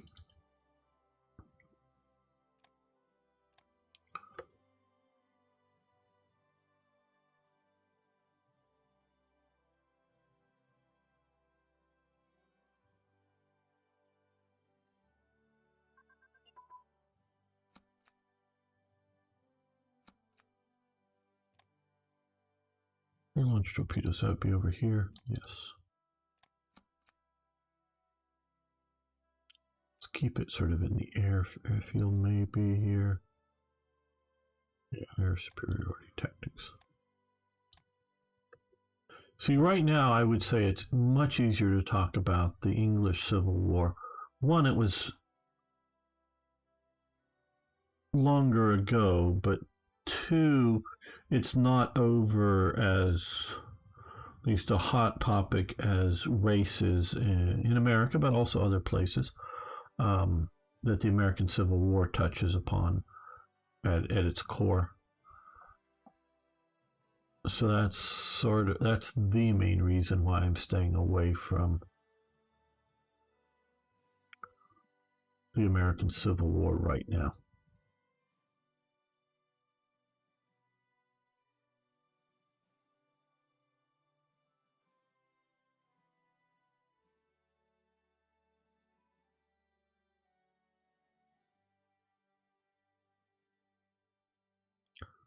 And yes, the game is a lot more interesting with the submods and all their events in the peacetime era. Okay, fighter bomber prototypes. We'll just end that. I said end it. There we go. Stormtrooper tactics. And these are the World War I type. And that's grayed out and ended. Okay, good. And infiltration tactics. Again, World War I sort of frontline type, and we're going to continue that. All right, good. Structures will wait to get to there. Look at indoctrination. Okay, rolling artillery. Well, let's come over here and get through some of these.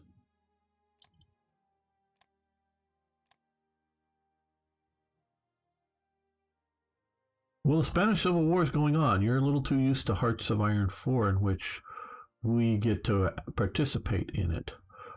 We don't in Hearts of Iron 3. We did have an event that gave the Condor Legion to the Nationalists and gave them a bunch of bonuses. They've taken Madrid, the Nationalists have. And if Spain is, or if the Nationalists are victorious in Spain, we will get a Condor Legion unit back that will be rather effective. So yeah, so we don't get to send expeditionary forces in this game.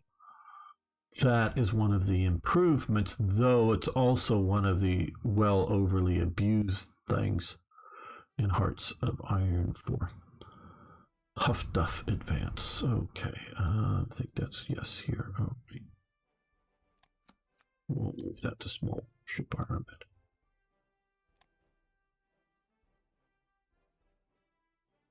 So that's what just still tears me apart, that so many great improvements with Hearts of Iron 4, but so many problems as well. We have, oh, it was probably one of the, is that motorized division we got back. Okay, well, yeah.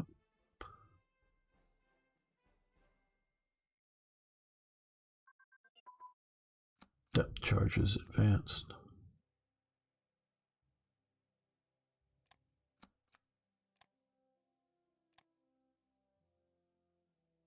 Right, again, okay, we need marine activation. Marine activation. We need amphibious warfare equipment. So let's start researching that.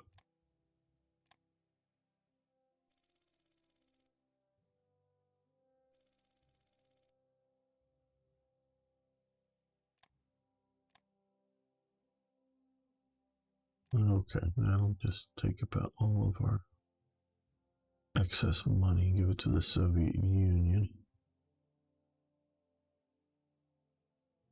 We have a lot of supplies. Let's see if we can sell some supplies to the Soviet Union.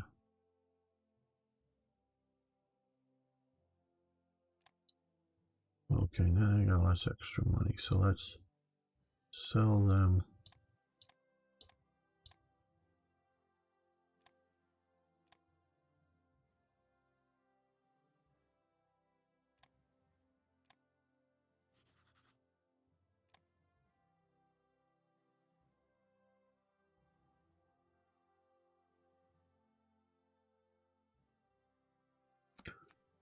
So far, the stability is looking good. That I'm quite pleased with.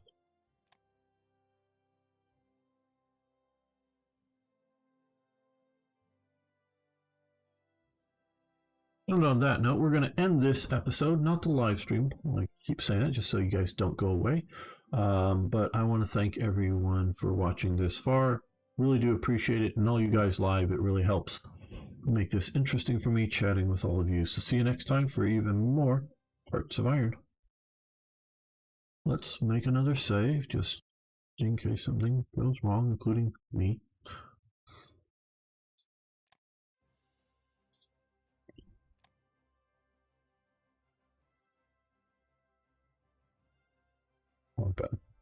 Welcome back, fellow armchair generals. This is Gamer 1745 with my continuing look at Hearts of Iron 3's Black Ice 10.41. We're going to continue this right away. If you haven't already, of course, I will put out. Please subscribe, follow, tell a friend.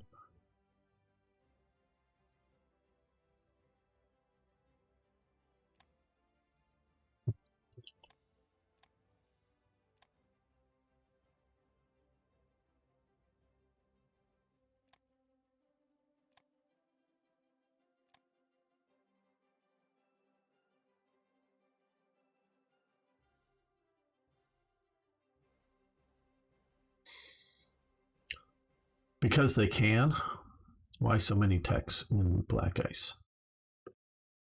Well, now these here, you don't actually get to research. These are picking your choices from for the support brigades.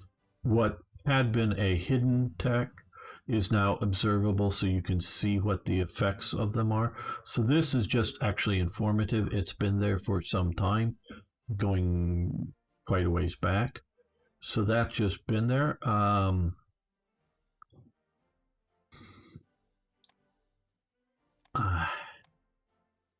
Some of this, I think, is like, why a light infantry branch and a standard infantry branch? Well, this is sort of because of me, actually. I mean, not just me, but I was the one. They actually went back to wanting to do these elements here, these 4 elements, and having them both for a standard infantry and like a motorized army infantry. And I just rebelled. I mean, I just said, F no, you bastards, basically. That's why, because with standard, it's been so long. But in standard, they had like motorized small arms and whatever, and standardized small arms. They're the same freaking rifles. They're the same. They're all the same equipment. Just motorized units were different. And it's one of the things that first pushed me to Black Ice. So they sort of like, okay, well, we're doing this, but we wanted. They sort of created this compromise of various branches to upgrade for here, and then activate some of these other branches as well. So I'm not exactly sure what you're talking about. If it's just here, this has been here for a long time, ever since 9 whatever, but you just didn't see it. Now you get to see it. This here just took all the old text that you could do all of them before and did something a bit more like Hearts of Iron 4, in that you can't do all of the text, meaning doctrines, I should say.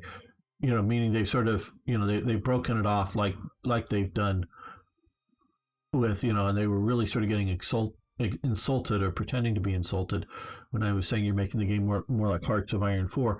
Well, this is exactly what they did, because you go back to 9.1 or whatever, you could do Deep Battle Doctrine and Blitzkrieg Doctrine and Grand Battle Plan. But now they've sort of, they have separated out. Now, a few of them that are down here at the bottom are any one of the branches can do these bottom few down here, I believe. I agree to a point with this, that it's appropriate, but not 100%. Sort of like mass assault, or like sort of mass wave infantry probably should not be used at the same levels. I mean, some of them, are set up for simplistic Chinese tactics. So some of this is just breaking it out into these different sort of things and doing a little that. So some of it is just that. Some of this is eye candy, quite honestly. It's a mixture. Now, of course, like this is only open to the Soviets and this is only open to the Germans. But yeah, I'm not exactly sure which ones you're talking about, Exergen, but some I think are good choice. Some I think are the correct, proper choices. Some of them are just acceptable. Some of them are just sort of like, they're there. They're not enough for me to complain about. What are the checks? No, we'll just take all your reserves. We're not buying fuel. We're not buying fuel. We're not buying fuel. We're not buying fuel.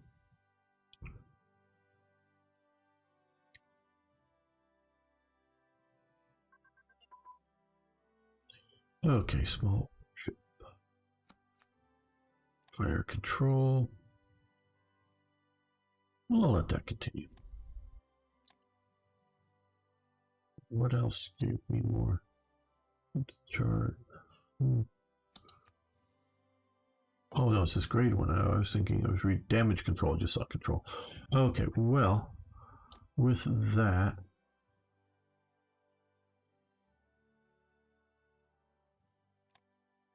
let's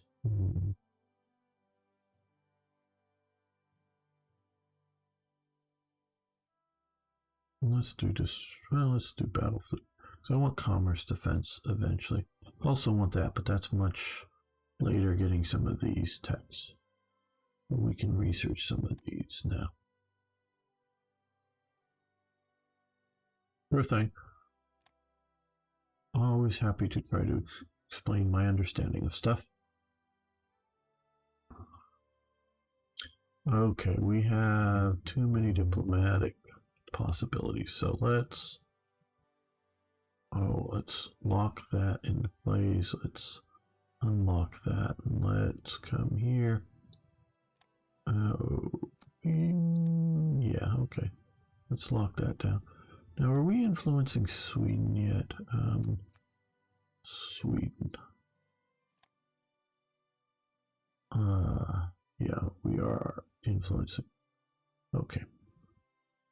Just want to try to get them closer to us so we can get that steel trade event thingy early.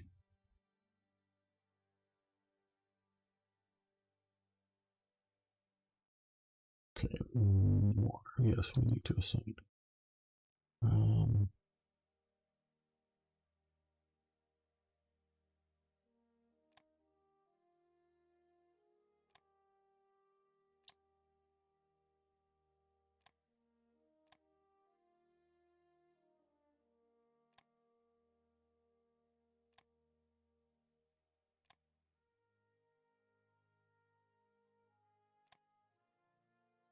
Well, let's look at Marine Corps activation. Okay, so we also need, we're doing amphibious equipment base construction, at least 2.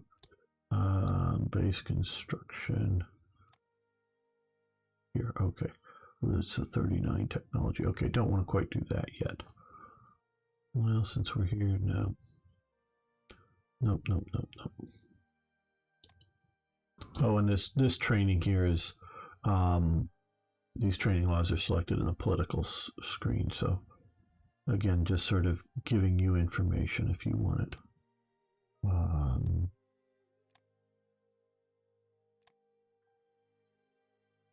Instead of keeping it hidden.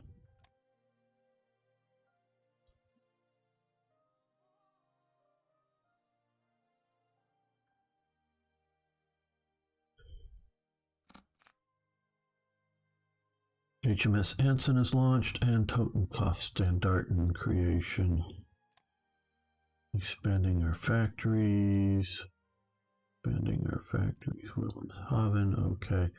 So now let's, again, none of these are done, and this will engineers detachment gain. So we should then see this. Right. Okay.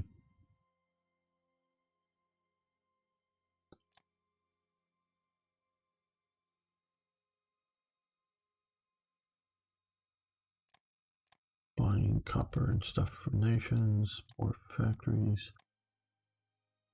SS Junkerschulen. Get us more leadership.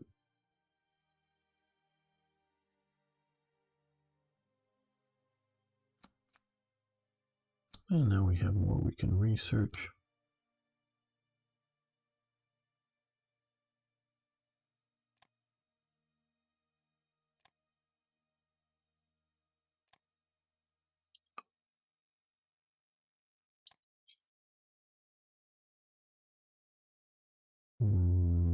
I guess we'll do armored cars. And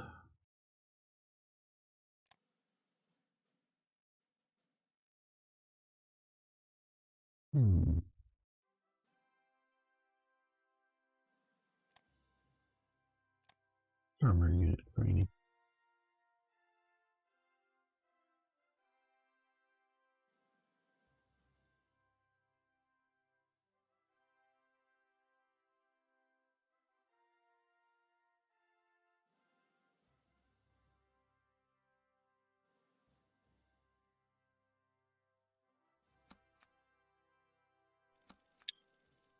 Recon cavalry.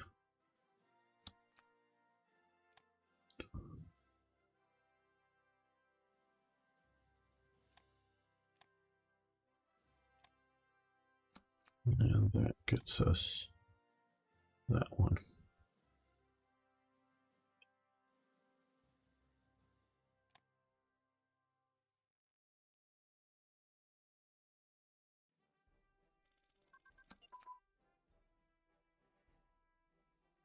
Analyzing the Great War. Yay. Well, that's one of these down the bottom. Okay, yeah, we're going to let that continue. And yes, we want to upgrade those.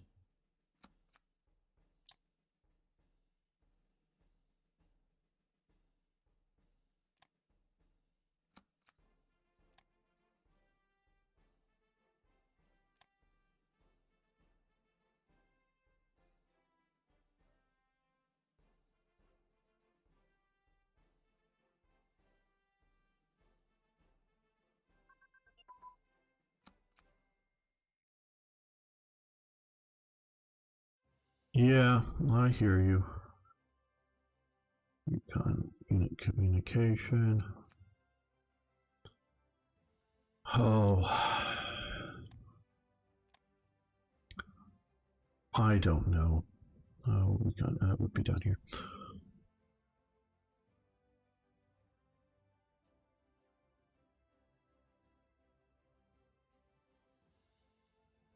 Okay, let's stop both of these.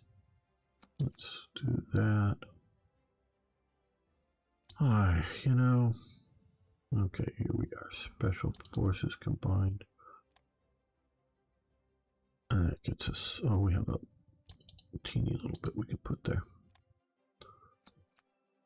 How much to lament over this type of stuff? I don't know. Okay, we got a bunch of stuff built that will allow us to build more things. Right. Well, while let's keep some practicals up. Some more interceptors. And some more close air support. There's a lot we can lament over. What's going on? Okay, well, what I think we should also see about doing here is ordering some of these as well.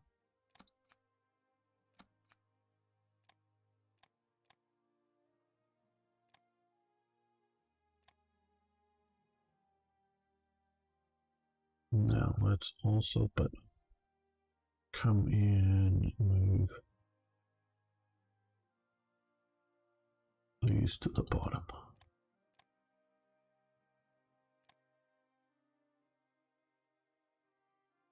Let's give it a day to have this readjusted.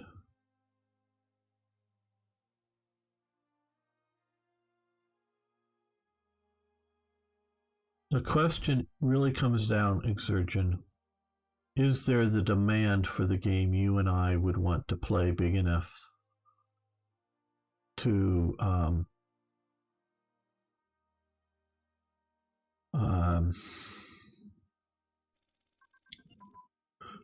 make producing it worthwhile? Hearts of Iron 4 is super popular. And so my world, if you will, and I think the possibilities, or no, not possibilities, let me correct it, likelihood of going down the path that I would have thought I could have with Paradox for Hearts of Iron 4, I think is gone away. It's a super popular game, but it's popular with it's sort of like YouTube videos that I was talking about earlier. YouTube knows that people like Hearts of Iron 3, my viewers like Hearts of Iron 3, Hearts of Iron 4, so it shows Hearts of Iron 4 videos to them. And when it shows other videos, maybe like a Total War, doesn't get very, very many views. But it doesn't, because people who watch Total War and have 30,000 views in a day, they're not being given mine a chance. They're not giving them as alternatives. So just because somebody's watching Total War videos doesn't mean that they'll be given my Total War videos. So Paradox players who play CK2, who play EU4, who play Vicky, who play even Imperator Rome or whatever, or CK3 now, I should say, they like Hearts of Iron 4 because it's now like them. It's EU 20th century is what I sort of call it. And they're making gobs of money with that. And they're still getting lots and lots of playtime that they see on Steam. Okay. And now, as you know, there's we'll call it, whether you want to call it the Matrix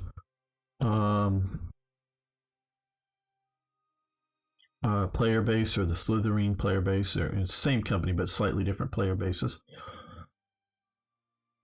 And with War in the East too.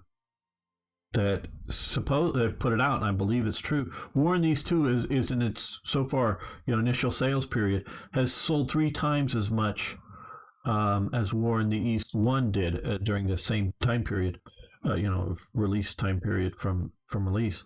And it's a whole lot for a supposedly dead genre, they say. You're right. I do think that there is a historically based, a grand strategy game, if done properly, is not locking you into what is sort of War in the East 1 or 2 or whatever, because that's just a strategy game of a particular front. Meaning you make grand, do you declare war on the Soviet Union as Germany or not? Or do you do it? When do you do it? Do you do it in 1940? Do you do it in 1942? Do you do it early 41? Those are the kind of decisions you want to make for a grand strategy game, not be shoehorned into what happened in history, because if you want, we have other games that sort of deal with smaller elements. Refighting the Battle of Kursk, you set up basically either side, gets the forces that they had, and okay, maybe the German side takes 1/3 of the northern pincer movement and moves it to the southern pincer movement or something. You may or may not, depending on the thing, or sometimes maybe you fight with the initial deployments even, but let's say you even give them a flexible deployment. And the Soviet player, whether it's AI or human, especially if it's human, may redeploy the Soviet forces, but you're only using the forces that were available at the Battle of Kursk, and you're refighting it over. That's a wonderful thing to do. I love games like that. I'm not trying to knock that, but that is not what a grand strategy game is as a war game. Now, it would take more than a year. Now, you can throw more resources at it to get it done faster than 4 or 5 years, but it would probably take years to build, whether you call it Hearts of Iron or you start fresh. And I don't have the coding skills, but I might have the management, and I do think I have the management skills, but the vision skills, the sort of whiteboard type, whether done on a virtual one on the computers or literally whiteboard, designing the game, if you know what I mean. Then you let the coders go in and actually build the game. I think with others and help, design the game so that it would work well and be good. And again, it wouldn't be a copy necessarily, or it could be Hearts of Iron 6, or it could be, if it was a Slytherin game, rebranded as something else. And it's not copying, because Hearts of Iron, as much as, because I see some people are chatting, but I've had the idea of, before the date, and before I ever knew about it, but even before the date of the first Hearts of Iron release, number 1, I had the idea of you should be building equipment, not units. Now, of course, this is going back to the, board game level, knowing and dealing with early computer games, and knowing that someday this was going to maybe come, that, you don't build, Panzer Division or Panzer Corps chips. You build tanks that you then fill into units.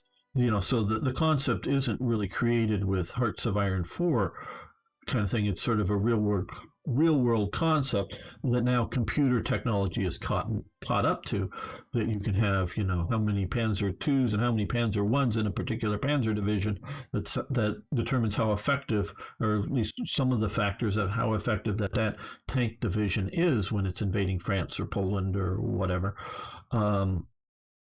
And that the idea is you don't magically upgrade, like in Hearts of Iron 3 you don't magically upgrade a Panzer I into a Panzer IV. You might turn it into a, this is again some of the good things about Hearts of Iron 4, you might turn it into, a Panzerjäger 1, or the Bison, the thing with the 150 millimeter gun on it.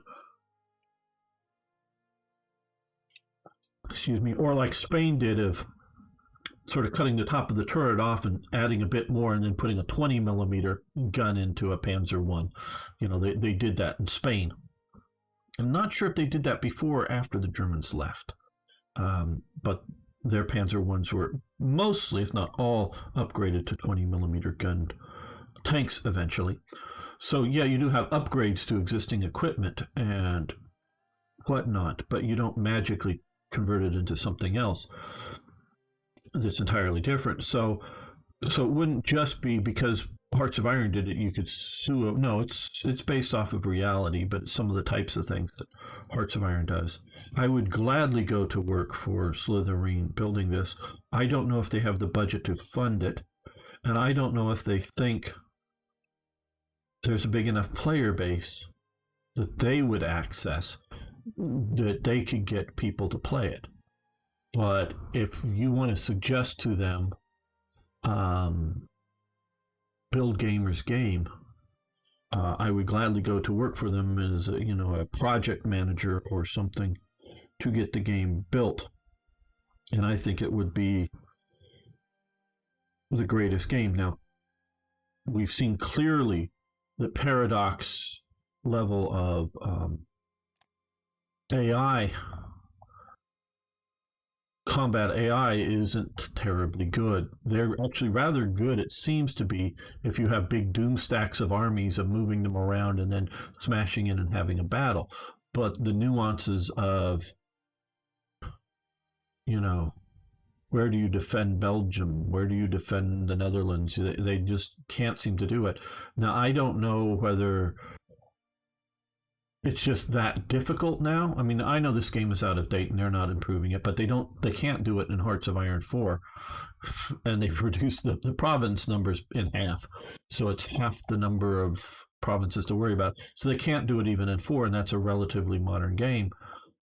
Can through scripted or whatever, can somebody like Slytherin come up with AI programmers that could do it? Maybe. I obviously am nowhere near qualified to even consider starting to program it. Like my friend, I call him my friend. I think we're friends now. Alvaro, who is really the core maker. Basically, I mean, I do believe they've contracted some bits and pieces out to some other people over time, but he's the AI programmer as well as the game programmer for Warplan, both currently Pacific and the earlier one. And so they're programming the AI, and I don't have those skills and don't even want to attempt to learn them. I'm sure I could learn something. That doesn't mean I'd be competent at it. It just means I could sort of kind of do something with a lot of study, but it's not my area of strength.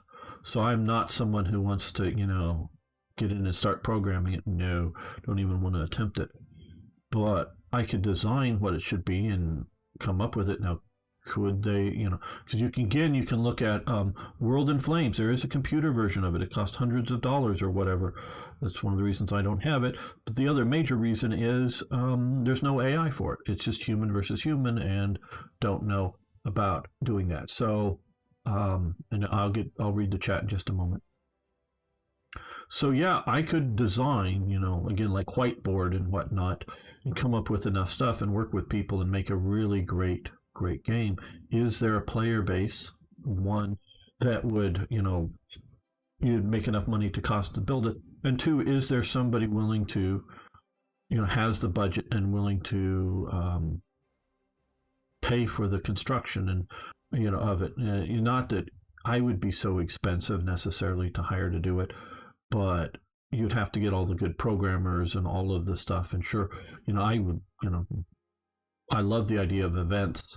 And I always had the general concept of major sort of, event type things, that just sort of that, oh yeah, Hess flies off to, because I had the concept of ministers and whatnot for government officials, as well as production people, what we call ministers in Hearts of Iron, as well for also, strategy, if you will, off-map command duties.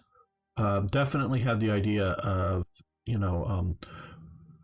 this guy is commanding the Western Front and this guy's commanding the Corps within it, all that stuff. But just the idea of guys back in Berlin or back in Washington that are making, doctrinal command ideas. So basically this type of thing here for that you see in Hearts of Iron 4 that would have different effects, and mine would have been different, and I would do it differently. I'm not going to explain in detail here. So definitely had these type of things in what my game would be, but events would happen that would then remove Hess from being one of the people, or somebody dying.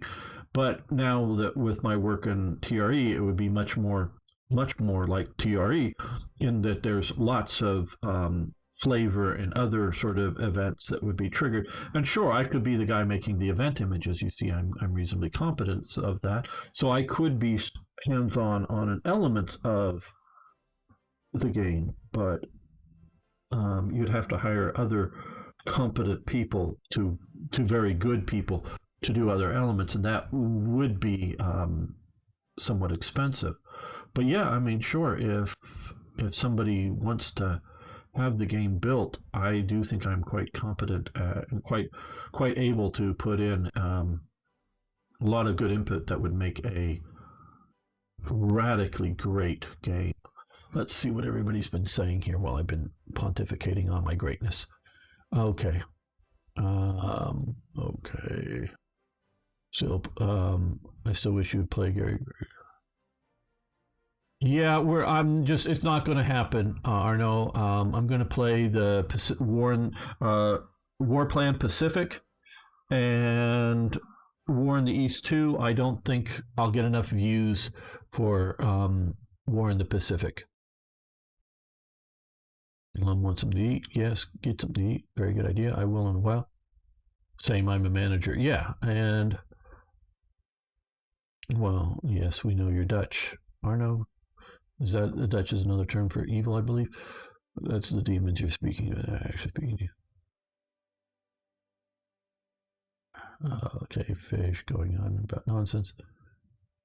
I thought tank fairies did that. Yes, okay. For me, games are lacking usually when they're only one stage of resources without middle processes. Yes. How deep do you... one of the concepts that I had, and again for minister type things, was to have, for a war game like this, to have 3 basic modes for something like let's say tank production. You could click one mode and it would do historical. And so it is reasonably as close as possible. The game would try to do tank production as close to for whatever nation, the historical tank model, design decisions, production levels. Now, obviously, it wouldn't necessarily be exactly the same, because would bombing damage be the same or not? Now, something like for the USA, it probably would be, because there's no real external limitations on what they were producing, meaning there wasn't major steel shortages, there wasn't somebody bombing U.S. factories, so it would just be historical. So that would be one option to click. The other option would be to click it tank production based on whether it's the tank minister or whoever the person is that's determining the production. Whether you have like Guderian becomes the head of the inspectorate for tanks or whatever. So if you put somebody in charge of it, whether it's Guderian or Ferdinand Porsche, so you end up with all heavy tanks, it would sort of be based upon the minister you pick. Or the third option would be micromanage. And then you just micromanage it all, and as the player. Now, who the minister would always be there, and he might have effects, meaning more rapid production of light tanks, or it might modify either one of the other options as well a bit. But you would have the 3 basic options for each. Because let's say, because I like tanks and a ground forces, focused player, I would probably want to micromanage tank production and worry about when switching over. But I might just turn it over to AI for making decision production for submarines, and AI production for decisions on making bombers or something like that. And whether I want to go historical or go with a focus based upon who I put in charge of it, that could vary.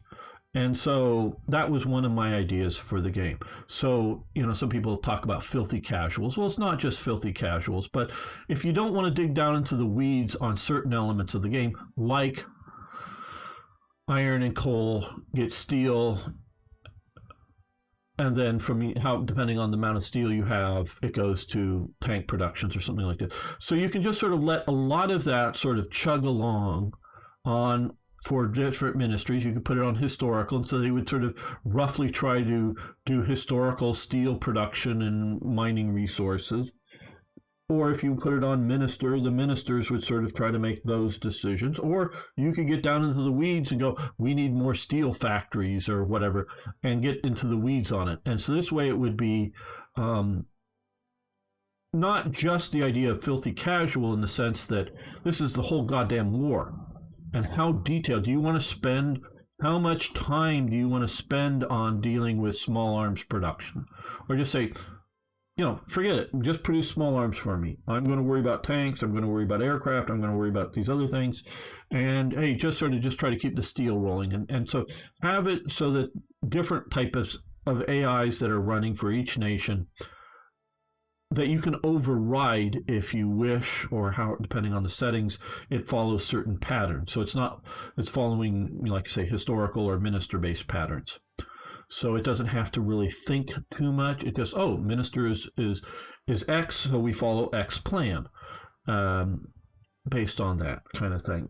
And so, yes, you don't have to have a game that burdens the player with too much detail in these areas, or if they wish to go down that rabbit hole, they can choose to do so. So, Lord, have that sort of scaling, if you will, of detail. Okay, War in the East is claiming it's AI. It's the best AI. Well, I think they've probably done a good job. We will get player feedback. I have not played Distant World, so I really can't comment intelligently on that one.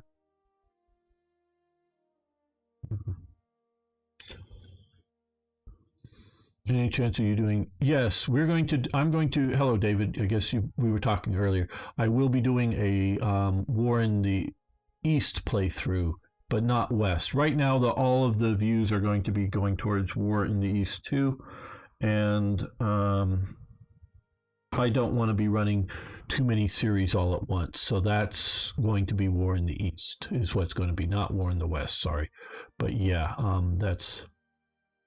Always go Porsche boy. You need those green electric diesel tanks. Yes. I mean, there is not necessarily ample mining of made coal, middle stage, important show because cases choke points to make steel. Right. Yeah. And so, you know,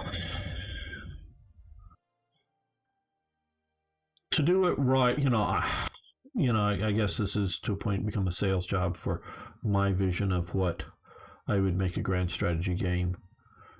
And it would be a monumental effort, a huge task. And because of that, because I do know they did a bunch of research for Hearts of Iron 4 on some of their resources and stuff. I just know pieces of it, but more research needs to be done on some of the stuff, on production, on resource, raw material resources that are potentially there, and dig into it. That it would take a lot of work to do what I want to do, and I just don't know if anybody's out there who would fund it. And I don't think a GoFundMe. I mean, maybe there's, that would be great. Oh yeah, and I don't know I don't know what the budget would even be. I don't even have enough competency to say that. Oh, good, you got your. Good, no, great. Greatly see it once I can on Twitter that Exurgent is a very good military miniatures painter. Really good quality. You should follow his if you're interested in that. Follow his Twitter. You can post a link to your Twitter if you want here, Exurgent account. It does really good work. I mean, it's worth that. On that. Hello, games, movies, comics are us. Yes, Deutschland. Good if you're turning it more into something of a resource manager game rather than an actual strategy. Well, yeah, you're right, Lum. And that's sort of why I wanted I don't want to maybe go as deep as Lorg wants to go. But the idea of resources being a limiting factor, which they were in World War II, should be there. Should be interruptible or destroyable, like we can see the Dam Busters raid, blowing the dam, flooding out a lot of those resources. Now, I do believe after that raid, a lot of the production facilities came back online eventually. It wasn't, some I think were maybe 100% ruined, other, for the time being of the war, and the equipment may be 100% ruined and just got to get new. I don't know the details of the after effects, but I do understand that part of it was just, the electricity that the dams made was gone, of course. The downstream damage was done and significant, but some of that was brought back online. So yeah, I wouldn't turn anything into a resource management game, but it would be there. It would be designed to be in the background. But if you have enough knowledge or desire or whatever to go in and tinker with it personally, you could. But again, Lorg is taking it a little bit. Axis and Allies. Well, I like the game, but we're not playing that at the moment. You just need to add additional factories that are processing resources. Yeah, factories processing, you're right. Steel is a product, not a resource. You're absolutely right on that. And so is aluminum. I mean, you need access to the right resources to make aluminum, but once you have that, it's a more of a product than a resource. And it needs to be balanced, needs to be in the game, but it needs to be done right. So don't take anything I'm saying on either like steel or aluminum, just how to do that. It needs to be worked, because I do like what Hearts of Iron 4 did in breaking up to some degree of industrial centers, if you will, factories, however you want to call them, into different modes. And my vision would be, and I need a little bit of consulting, but would be like engine production factories, whether for aircraft, tanks, or trucks, and I think they would all, in essence, be, I mean, obviously they're different engines, but they're all coming out of the same factory type environments. And like one of the major limitations for aircraft for Germany wasn't necessarily the aircraft frames, it was engines. And so both as in new and better engines, but also just simply supply of enough engines for an aircraft type. So they were often putting substandard engines at times, and even two different engines onto the same aircraft at times, just because they couldn't get enough engines. But they had airframes that were flyable for them. And this was, now, different ones on the same aircraft are probably more in the field and as replacements, but different engines on the same, basically the same model of aircraft, simultaneous. I'm not talking upgrades. I'm talking like they're producing X number of certain Jumo engines from one factory, and then some other engines from another factory, and they're sticking them on some, the same set on whatever to get their aircraft like. So engines were a bottleneck, as it were. And so engine factories, I thought, but engine factories don't turn over and become large ship, steam turbine engines. I mean, you don't just turn them off and turn them on to something else. So the idea of ship factories or shipyards or whatever you want to call them, as being something different and not just swapping back and forth and dynamic ICs like we have in Hearts of Iron 3, that one day could be building a battleship, and the next day be building small arms, and the day after that be building huge artillery pieces, whether to go on a battleship or to go on a railway gun. One of my ideas was to have gun tubes in production, meaning, are you building a Pac 40 or 75 millimeter Pac 40 or 75 millimeter Panther gun, or a 75 or whatever millimeter, 88 millimeter or whatever AA gun? They're all coming out of the same set of factories, and you're just doing allocations of stuff. So if you go, oh shit, we're being bombed, switch gun production from anti-tank guns to anti-aircraft guns.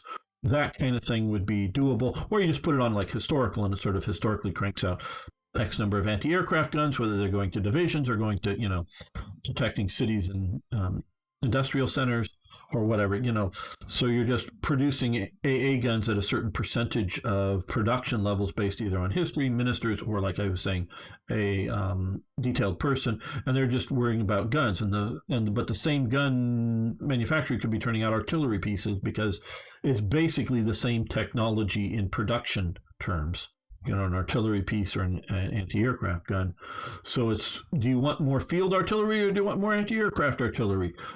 But that doesn't mean you don't get to turn that production into, Volkswagen or, the Kubelwagen, small vehicles. They don't quite, it's not dynamic, but it's maybe dynamic within gun tubes.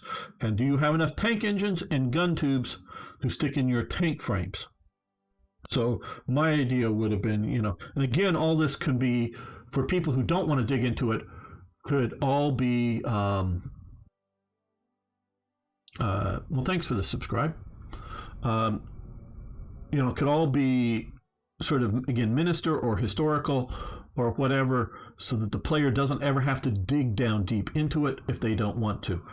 But if you wanted to do it, a tank would be made up of three components: the sort of tank hull, the engine, and the gun. And depending on production levels, that would determine it. Because you can look again at the Jagdpanzer IV.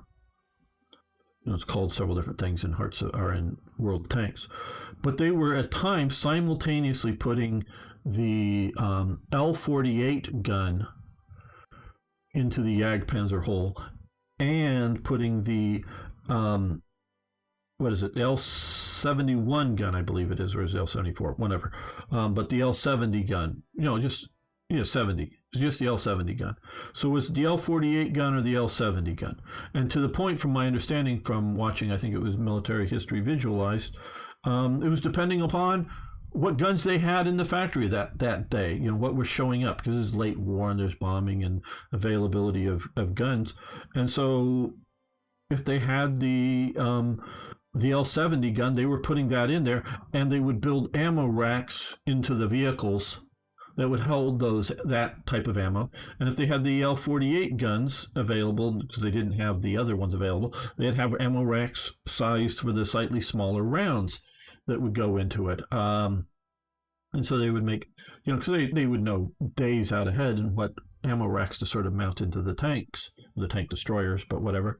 And so you have that sort of kind of stuff. And again, that could all be just going on in the background while the players are out there playing the battles, and they're just, supplies are being sent, tank destroyers are being sent forward based upon availability and into the units as replacements, or if you have enough extra for new units, or whatever your and you could also set priorities like you can in Hearts of Iron 4 and 3. Do you send out replacements to current units, or do you hold back equipment for making new units? But it was all sort of based on that. And again, like I say, it could be seamless for the player, or the player could dig into it. That was my idea of how I would work a game like this. And so, yeah, if there was interest, if somebody, if money was available, because talent can be hired, is the game I would build would be based on that sort of thing. So a little bit what Lorg's saying, but maybe Lorg is going a little bit more detail. Let's see. I had in my head Space board game, and my idea was using 3 stages of production for very basic 4 resources in a computer game. You can do that really easy. Yeah, just you do it. Hey, Marcel, good to have you here. How goes your current adventures in your Leopard 2? My town there was a very modern and 19th foundry that was specializing in production guns, which were used in the 88 and other caliber production.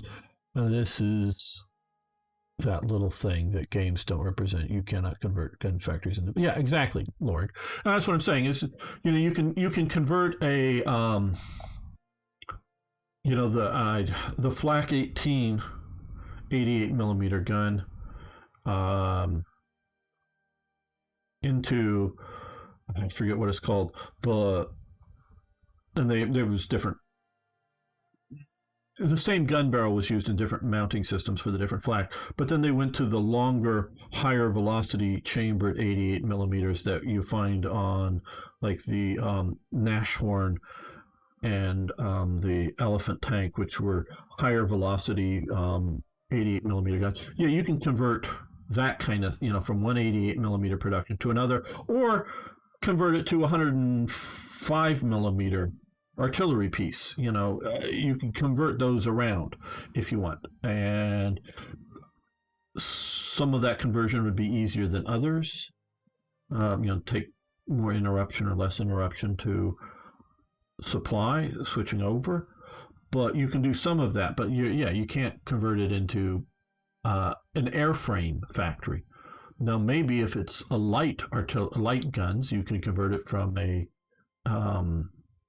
20 millimeter anti-aircraft gun to a 20 millimeter aircraft gun, or a 50 millimeter PAC 38 into the 50 millimeter gun, which is basically a PAC 38, but much changed. Auto loading, particularly, that was in the nose of some of the ME 262s.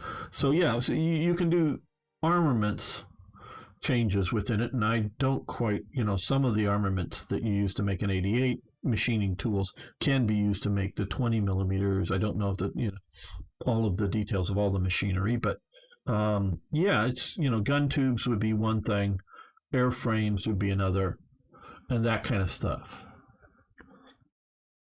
You can start building tanks when you upgrade. That's what happened after the start of the war, but not into a different. Absolutely. Worked out amazing. We did an Army promo movie last week together with some Eurofighters from the Luftwaffe. I'd like to share some footage, but the Discord is stupid in sizes. Maybe you can use WhatsApp. Well, drop a link to something on the Discord, Marcel, and maybe I can, if it's usable, I can upload it to my YouTube channel and then share the link in the Discord. If you want, I can keep it just private to the Discord or something. We can talk about it there, just what's going on. Definitely would love to have it shared somehow.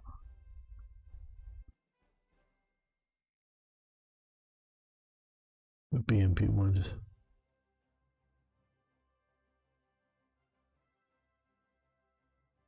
Okay, Lum. You go to the store, make sure you get what you need. Okay, let's see. Artillery unit command and control has advanced. Be here. Artillery unit command and control. There we go.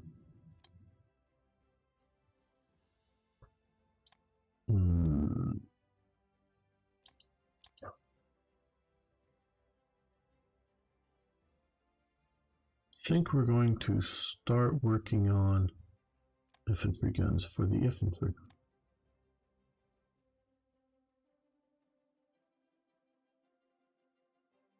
Yeah, I understand, but talk to me on Discord sometime, and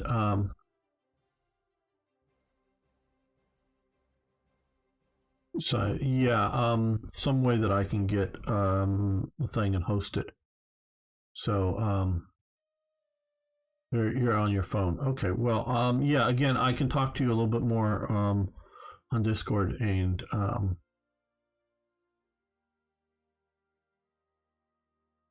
get file transfer somehow. Okay, I think we're going to end this episode, not the live stream, but the episode here. I want to thank you all for watching. Thanks for liking the videos.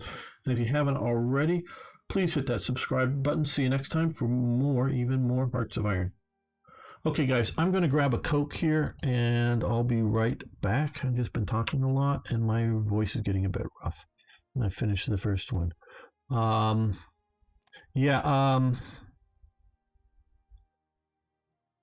There's definitely file sharing apps out there, Marcel, that you can upload it to. And then share that link out. Do you, Marcel, I presume, why don't you upload it to YouTube? And you can even keep it unlisted, because presumably if you're signed into YouTube, you have a YouTube channel, upload it to YouTube. And that way, and then you just put the link to YouTube on the Discord. Or other things, or other stuff. Again, there's other options that I can get into that you can upload it to, and we can set it for download. I'll be back in a moment.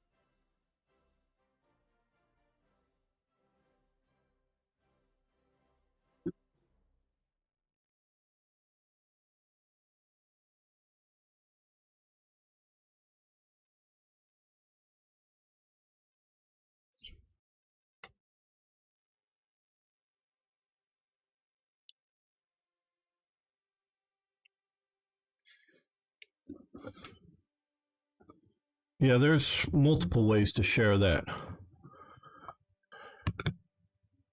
Marcel. One way or another, we can get that done. But I want to make another episode before I end the live stream here. And yes, a Coke.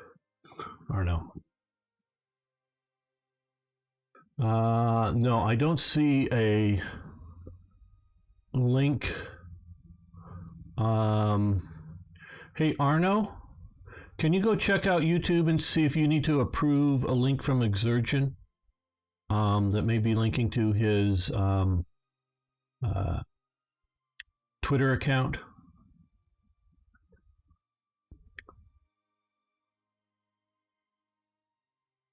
So if you go in and do that. Hello, Sun Temple Radio. How you doing?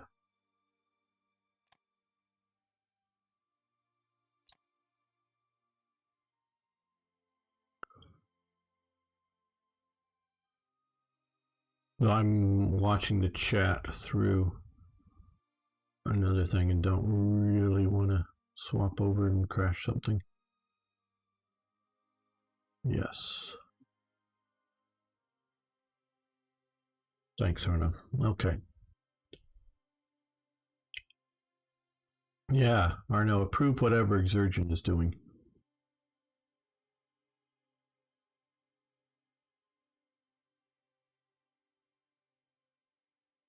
If you would, please. Thank you. Okay.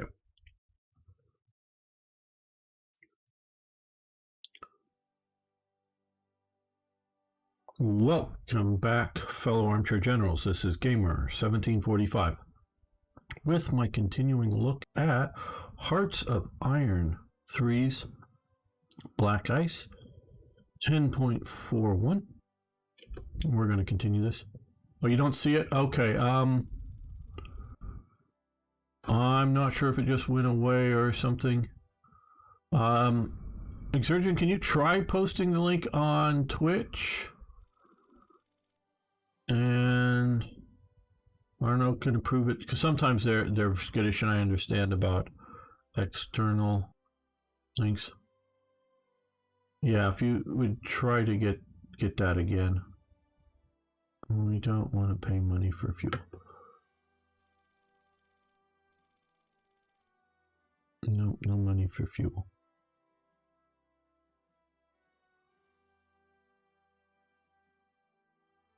And that way, if you do it on there, I don't know.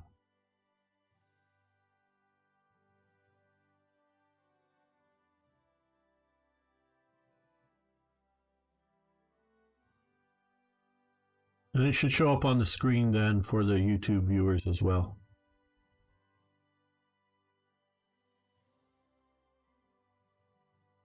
They may have to type it for themselves. But at least it would be there.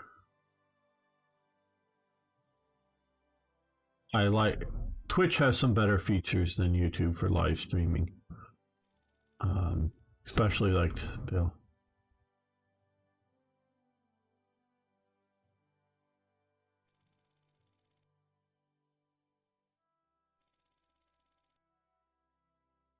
Satur. Yeah, you're a bit late. Started about 3 hours ago. We got about another hour left, Suter. But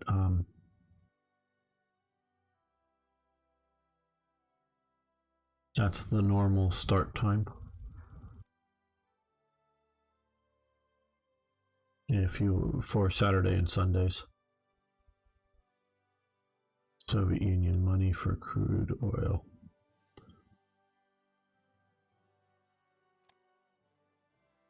Yes, free Exergen over there.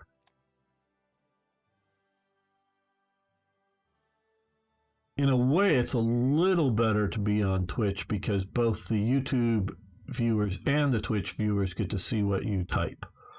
Where if you are just on... Yes, okay, good.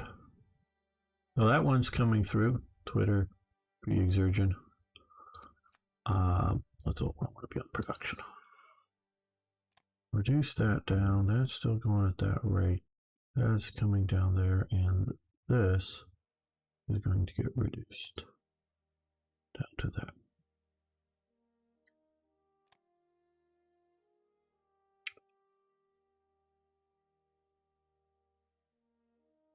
Very good. It went through without a hiccup, so that's good.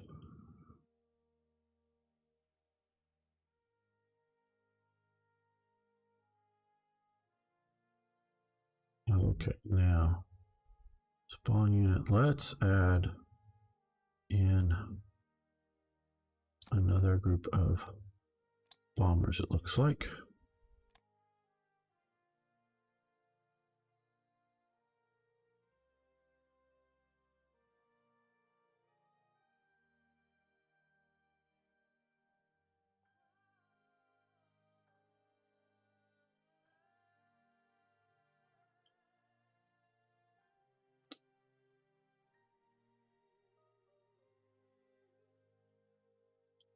So those watching later on YouTube, you can seen recently on your screen the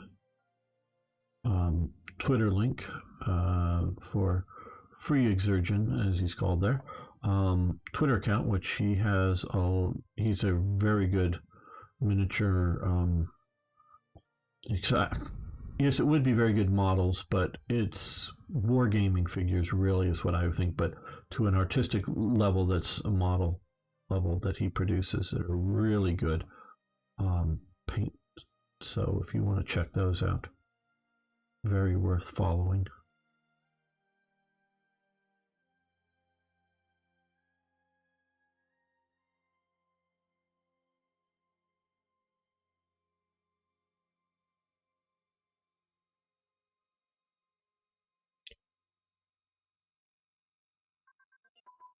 Okay, okay. Brigade command structure, which I think we're going to, no, that was under here. Yeah, there, we leave that going. And air liaison, which is also this here, which we want to stop at the moment. Let's add SSHQs.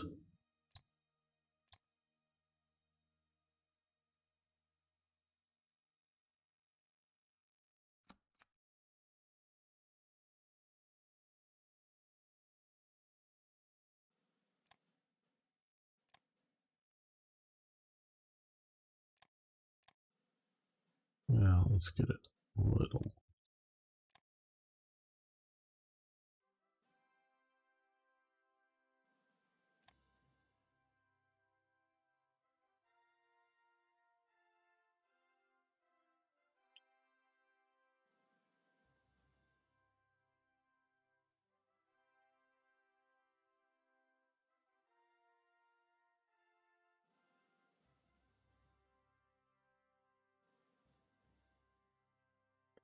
The other thing we need to build is more transport planes.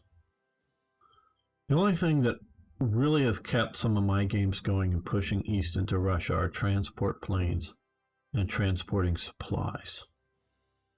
So they're expensive, you need a lot, but it's about the only thing that I can really say that allows me to produce that. Now, the ones you really want are these, the heavy transports, but as you can see, they are rather expensive.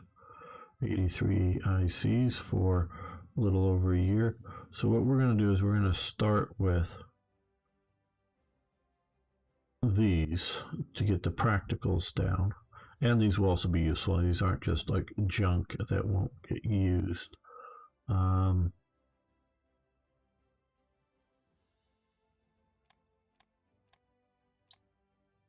Let's walk one of these up, actually up into here, so it's actually getting some production done.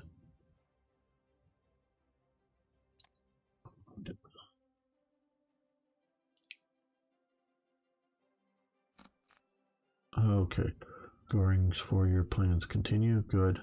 Okay, so don't worry about when it says lose, that's really gain. But so gain some industry, Get some steel refineries. Gain a coal field, 2 level and set in there. And rares extraction in Dresden. Okay, we could skip the year, but no, we want this. Great Hong Kong Typhoon. Expand our industry, very good.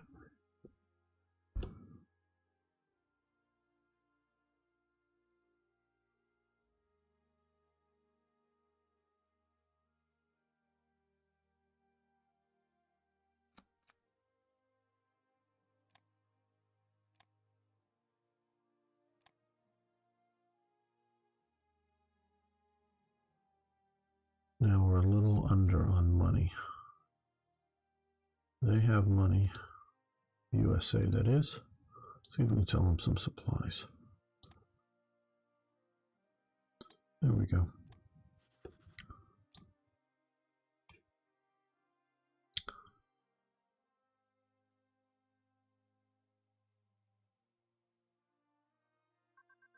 Hello, Martin. How are you doing today? Gun ability, twin engine airplane has advanced.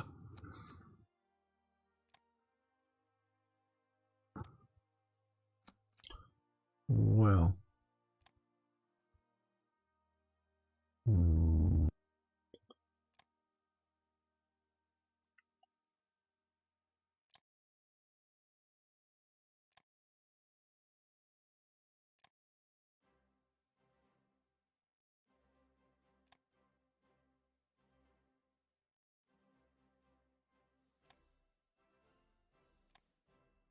Let's start pushing ahead there.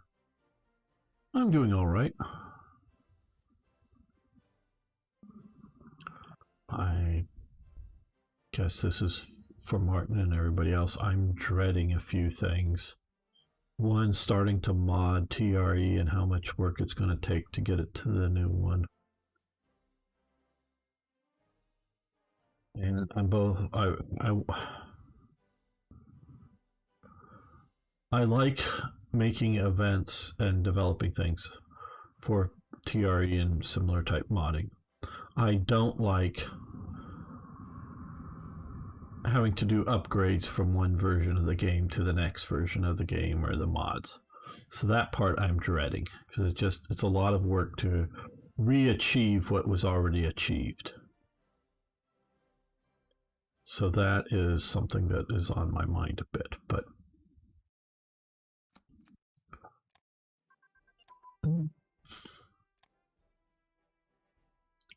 infantry unit combined arms. Okay, we got all of these in here that are 37 operating or being researched, I should say. Let's do naval strike tactics.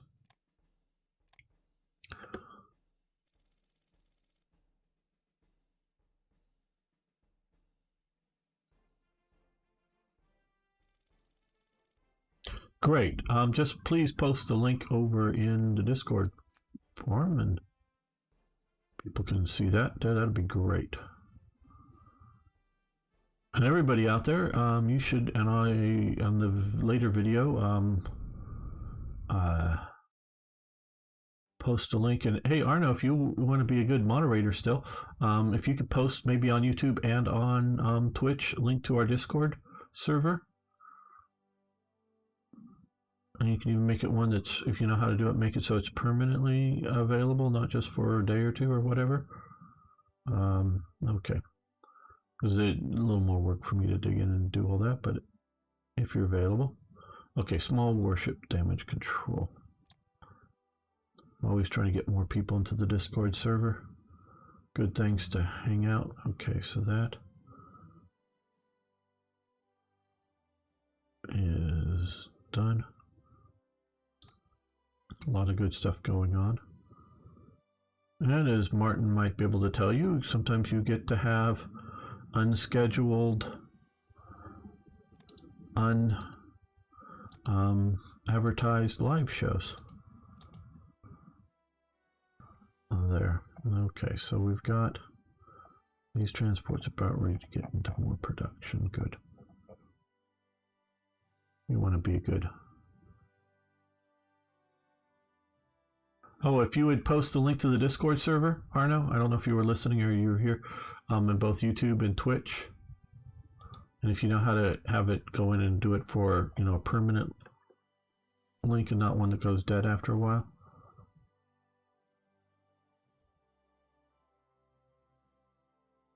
Yes, Sutor, this is a rather detailed playing of the game, and somewhere between more detailed than a lot of people would want to play and a lot to just learn and take in that makes it difficult. It's not just the idea that, oh, hey, you have to be smart enough. No, people are smart enough, but do they just want to spend the time to learn the game in this detail? Is this the game, if you know what I mean, that somebody wants to play, or is it too deep into the weeds? And I can easily understand that it would be for some people.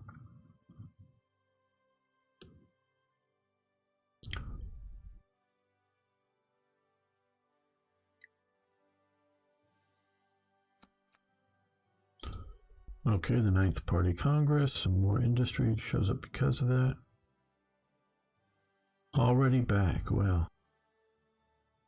Surprised you didn't get lost.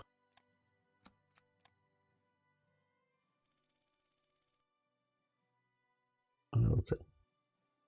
Which of the Hoi mods do you think has the most realistic naval mechanics?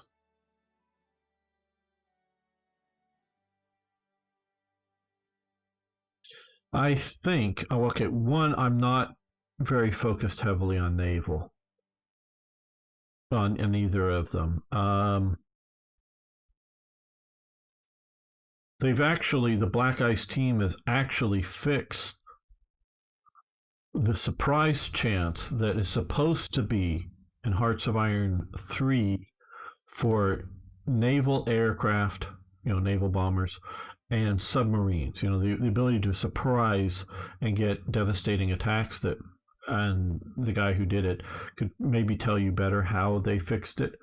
They got broken by Paradox, and so even in the regular game it doesn't work. So submarines were very ineffective, as they should be when it's not a surprise kind of thing.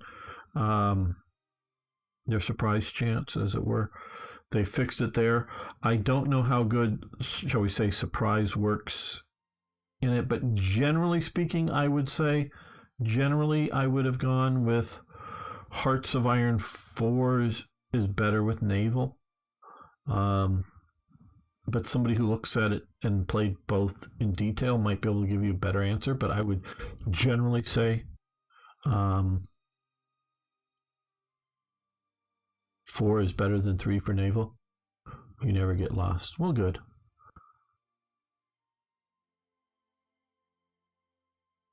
Would like money for rare materials. No, we've already sort of... Oh, we do need more rare materials. And so definitely and there's still problems with naval in various aspects with the mod, but they're generally getting better with Black Ice. Quite honestly, for most players of Hearts of Iron, I would say are not naval focused. Most players. That doesn't mean there are not a lot of naval focused players, but it's just more, ground battles and whatnot. That is what is important. Okay, we need a little more, but we want to continue to build the reserves up. I probably should have said yes to that Soviet request, but we can do our own buy. Okay. I know it's more money than we have, but I've got a reserve here, and we'll see about selling some supplies to somebody here shortly to hopefully make up for that.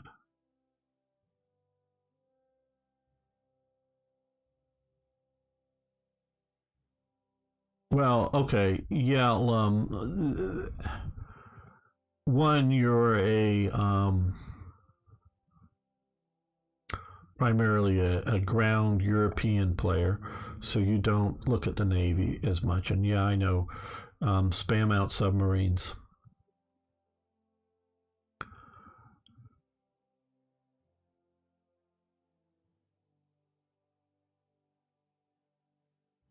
And you're sort of maybe presuming that it isn't a mess in Hearts of Iron 3. So to a point with both of these things, it's a relative. Um, thanks, Marcel. A relative idea of which is better.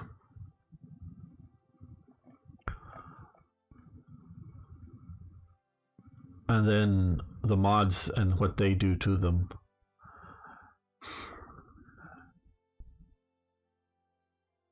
I don't know. And I'm very much, because I mostly focus on Germany landmasses, an avoidance player for navals operations. Avoid the enemy's fleets, as opposed to try to battle them. So, thank you, Arno. So everybody can go to one of the Discord links. Thanks so much, Arno. I do appreciate it. And see some of Marcel's video that he participated in making.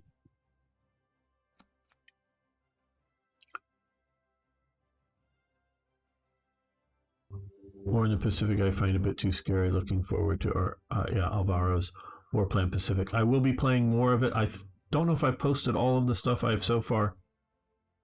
Because the game, I have the earliest access to War in the Pacific, or not War in the Pacific, to Alvaro's Warplan Pacific. Of anybody that isn't inside of the beta test that you have under NDAs, that I've been and I do know that there's newer versions than I have, and so far all I am posting on my channel is stuff that I've already streamed for Slytherin. I just have it in a slightly better quality than the Twitch version that I'm cutting into pieces and putting up on my channel. And I think I have 1 or 2 more episodes to show, but next Friday, or the Friday coming up, I will be playing more Warplan Pacific. And so you'll see more of it on my channel, just repackaged stuff there, doing that. And so it won't be as scary as War in the Pacific. It is very much naval focused. Naval very much matters in that game. And if you're looking at something that isn't too detailed, it's focused for it. Probably not. It's not as detailed of Hearts of Iron, either 3 or 4, but it's definitely a Pacific focused thing, and it matters. So I don't know. It's you sort of the focus on it, and again, how much somebody wants to dig into all of this. Not all players do or should, or a game is good or bad because they do or not.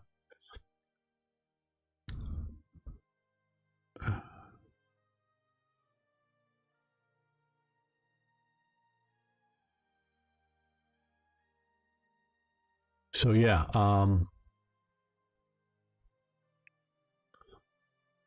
you can either watch it when I do it live on Twitch for Slytherin, or I will be posting the same. So I'm not playing the game on my own and just putting it on the channel. I'm just repackaging what I'm doing for Slytherin and putting it on my channel. When after it's released and continued out, normally in the wild, I may just do it just for my channel, but it's just another early look at it of what's already out there. Okay, we've now combination of lost a lot of our negatives from So let's go with this horse vessel and the battleship Tirpitz. Okay, yes, lay that down and put those out. Okay, we are expanding our factories. We are expanding all of that. Now let's give it a day here. We just gained low popularity. Because, yeah, I do know Alvaro. I was talking to him, and I know he's still working on things like the AI for Warplan Pacific. And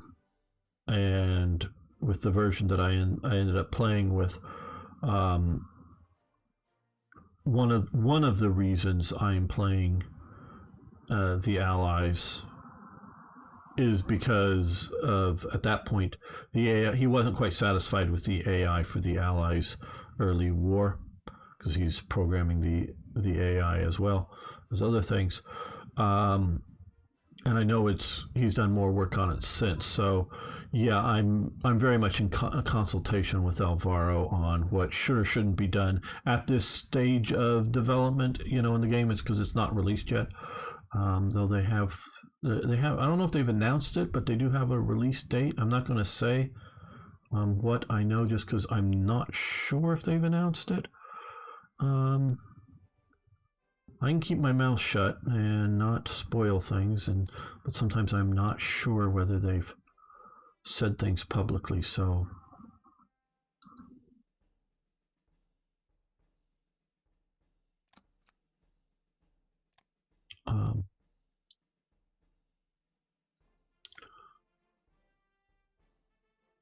and so, yeah, I'm just not going to say what my understanding of the release date is.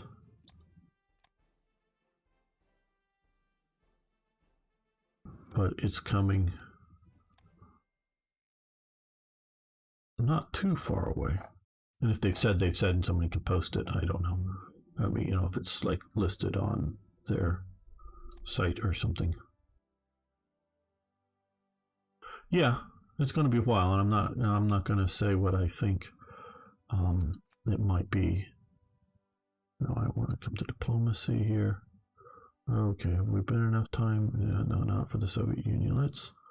Let's do how far down? Let's do sell 5 money worth to the USA. There we go.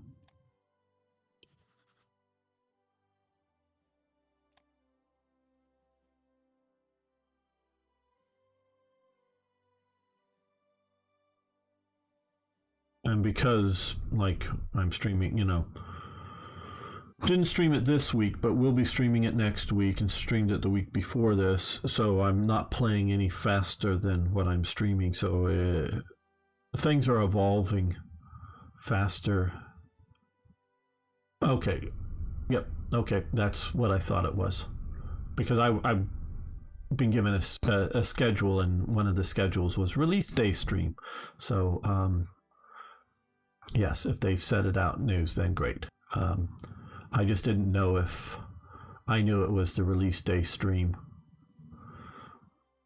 because that was for me to know, or whether they had put it out there yet. I don't want to steal their thunder until I know they've stated it. And although I do sort of keep up with things, I sort of forget to.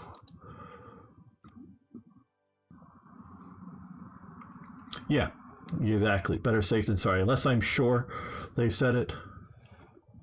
And because I was reminded of this, and because they may have said it in the tea time with Alvaro, and I know I was there watching, listening, getting ready to play it after he, talked about it, and with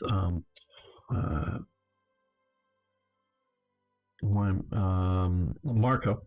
Yeah, on tea time, I played it right after that for them, and they probably said it then or something, and I just, don't remember. And when I get that information through private communications, I'm always, yeah, well, that too. I'm getting old as well.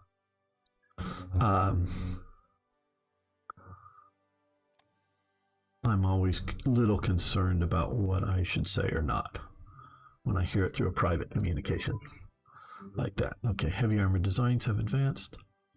Oh, that I hate that image. I hate that image with a passion. Heavy armor designs. Okay. Yeah, we'll do armor plate thickness. I hate this image so much that I went and made my own and named it the same. So with TRE, you don't see it. That's just a modern fantasy patch that they have there, and it's so crude, as you can see, made. So it's modern fantasy and it's crudely made. I mean, again, the SS, Totenkopf, particularly evil, evil, evil. Don't take anything for what I say as other than it's evil, evil, evil. But at least they had quality designs, both in aesthetics, the way that it looks, and as well as the way it's made. So yes, they're an evil group, but their patches and whatnot looked good for quality and again for aesthetics. Again, evil looking good doesn't mean you're not evil. So this isn't like some sort of wannabe sneaky endorsement of them. Okay, 7.3 till December. Okay, well, not that long. Okay, good. So yeah, because it could come off what I just said if I didn't preface that as that they're evil. But yeah, okay, so we now have the SSTV Inspectorate, which didn't, well,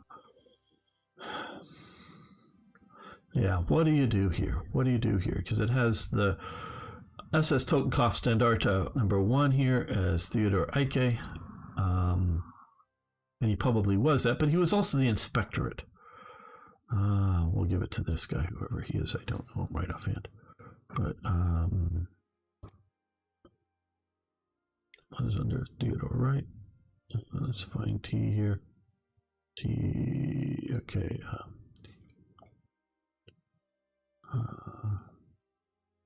No, it's under IK, right? Yeah, it was under IK. It's under E. There, yeah, there we go. There we go. You should be trying to. Yeah, the patch. The patch, and well, see, so the patch ruins the rest of the image. Yeah, so yeah, I do admire a lot of, well, all the German army uniforms for the branches I do admire as quality and nice looking uniforms. And I'm a bit of a, history nerd when it comes to them. But that doesn't mean I don't think the SS weren't evil or any sort of actual endorsement of actions or views or any of that kind of stuff. And so that's a god awful, some sort of weird biker patch that whoever used that. So it's bad history, it's bad quality, and it just makes me revolt from it. Okay, Spanish state. Okay, so we've ended the Spanish Civil War, or they've ended it. Land power. We've gotten enough units that we're now a land power. So we have that, and artillery unit training has advanced.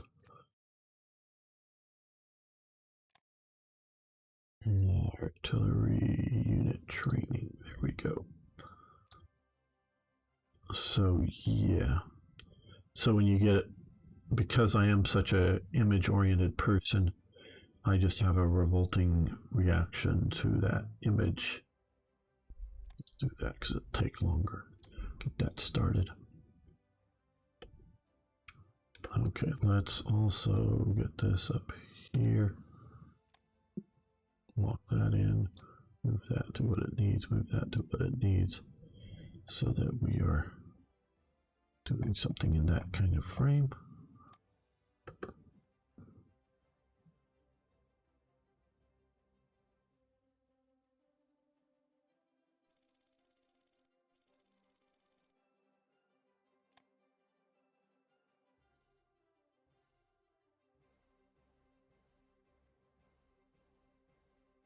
No, don't want to buy fuel.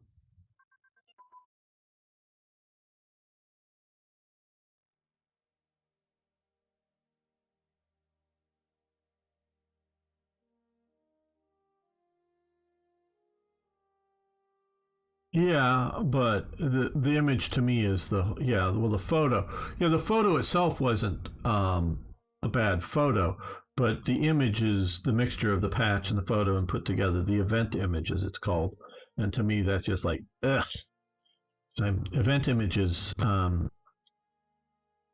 look at now with TRE setting up very much as an art of just that image to me conveys as much or more information than the text, the title and the text below it. That image sets the tone for it. And also because, and it's also a bad image for that event. Because if you remember it, it was an image of Waffen SS troops in their Waffen SS camo. You don't see my hand gestures here, but this is not the Waffen SS. None of these guys, I don't know exactly. I know it was in the 30s they come up with the Waffen SS camo for Waffen SS units. But this isn't the Waffen SS. This is the SS Totenkopfverband, SSTV, Inspectorate, and then these Standarte. These are definitely associated with the concentration camp guards, and some of them are concentration camp guards, but they're also sort of Standarte. It's sort of mixed, but these aren't the Waffen SS. These are the SS Totenkopf. So they would not have had Waffen SS camouflage. And yes, personnel from these units go on later to form the Waffen SS Division Totenkopf. And Ike goes from being sort of a camp commander to being a Totenkopf division commander. Yes, that is. So that photo, what's wrong with that photo is, let's just say from, and I don't know specifically, 1941. We'll just give it that date. I don't know. There may be able to find out because it may be in the Bundeswehr archives with the date on it. But let's just say 1941. Well, what they should be is have a photo of the guys dressed in black in 1937. And I would be surprised, not shocked, but surprised, that if they had motorcycles and had any motorcycle elements to it, a reconnaissance. These guys are, guys wandering around in black uniforms that are, which sort of using the SD symbol here for the police element and some sort of, other enforcers. So that is why we can't see your hand face cam went. Yeah, correct. I don't know when we'll do a camera. But so that is, so the photo itself is not a bad photo, but it's a bad image because the photo doesn't match the event in 1937. It's, it's telling you what's going to happen. It's sort of like, heavy tank development in 1937 or 38, and you show a picture of a Tiger II tank. Well, it's a German heavy tank. Well, yeah. Well, why not put a Leopard 2 tank? It's a German heavy tank, maybe, or main battle tank, I guess. But no, this would be the Neubundesfahr, whatever. I'm not saying that word right now. But the new art, or some early prototype that would be pre-war that would match that image. And so that's what, when I did TRE, I really took it, the art wasn't just the graphical image coming together, but telling that story of that event at that time. So I've collected a lot of late war tank pictures, but I often need early war tank pictures because I'm trying to tell the early war story or the pre-war story, or however you want to look at that. And so, yeah, that's why that event image really, to me, sucks. Because, yeah, the photo's fine, but the photo doesn't match the event. And even if that is, a photo of the Totenkopf division reconnaissance detachment, fine, it very well may be, but that isn't what we're doing now. And of course, the patch is ugly, wrong, and horrifying to me. So it's just like, oh God, these are the only unit you claim to be Waffen SS would be. Yeah, Leibstandarte, and you're starting to form the I don't even know that they're here yet. Are they?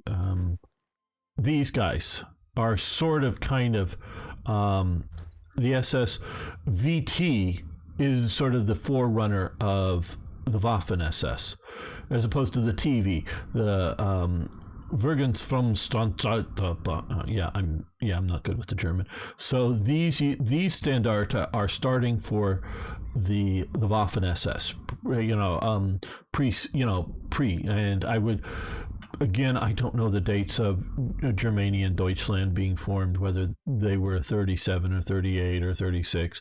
This goes well before, the Leibstandarte for the SS. Well, can trace its origins back to pre, Hitler coming to power, and at pre coming to power, they're definitely not. Waffen SS, or what becomes that. So yeah, it's a developing stage. So that still not capable of speaking. No, not capable of speaking German. That's for sure. So yeah. Oh yeah. Well, they weren't active. Okay. Well, you activated as a frontline unit. True, but they had. Some of these units had proper military training, if you will, prior to going into Poland, meaning they were training as battlefield units before the quote unquote activation. So they weren't like this the sort of the SS that I understand that was a mix of. I think it was a mix of some Totenkopf elements as well as locally recruited SS in Danzig. They were just sort of,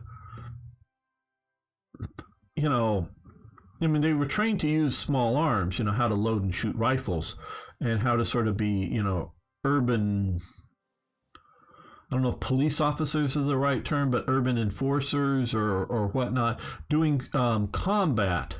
They weren't a proper, in my opinion, a proper military combat unit, and as well as the SA that was here, fought in Danzig, but they weren't a proper military unit.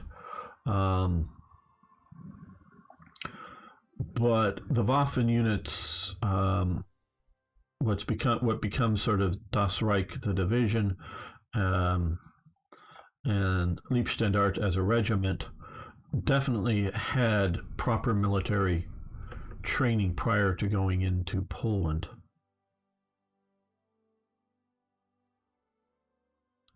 The Polizei division, maybe, I guess, does have some proper field training because it's also involved in the invasion of Poland. Yeah, I don't remember all the details. It's been a long time since I've read a lot of that. Okay, yes, you can have metal. Figured it might be something like that. Okay, well, the Spanish Civil War's over early. It was historically, early 1938 it ends, so they get it done a couple of years or a year and a half or whatever early. Good for them.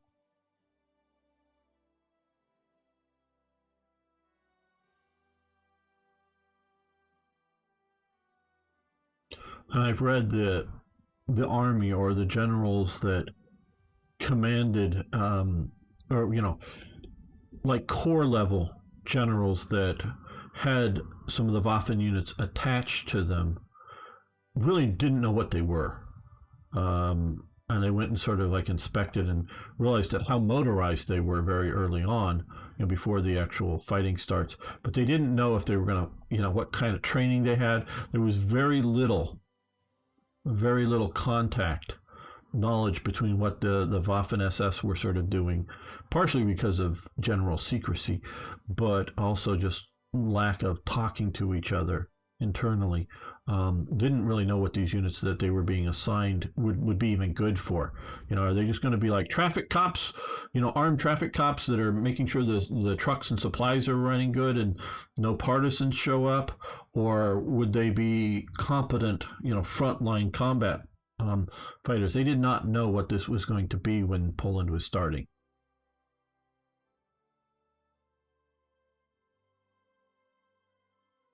Weren't used as frontline. Well, I don't know. Totenkopf makes it down here. There's a lot of frontline stuff in 1940. So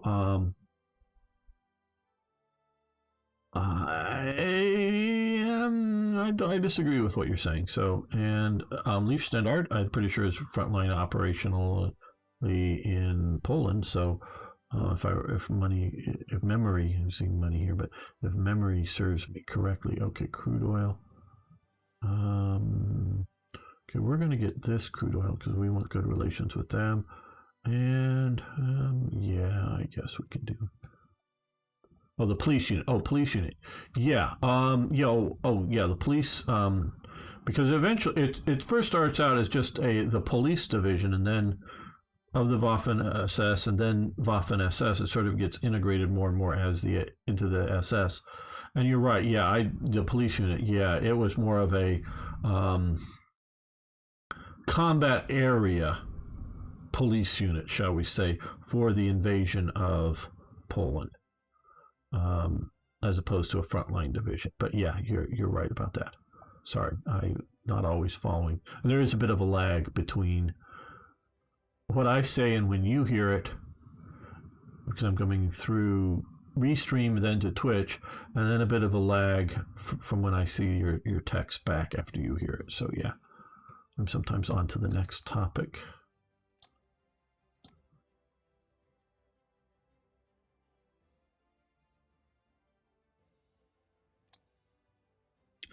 And there would be less lag if I was just streaming to Twitch or just streaming to YouTube. And I actually think there's a bigger lag going through YouTube than Twitch. Why are all those countries buying strategic resources that's not historical? Okay, hi, son. Because of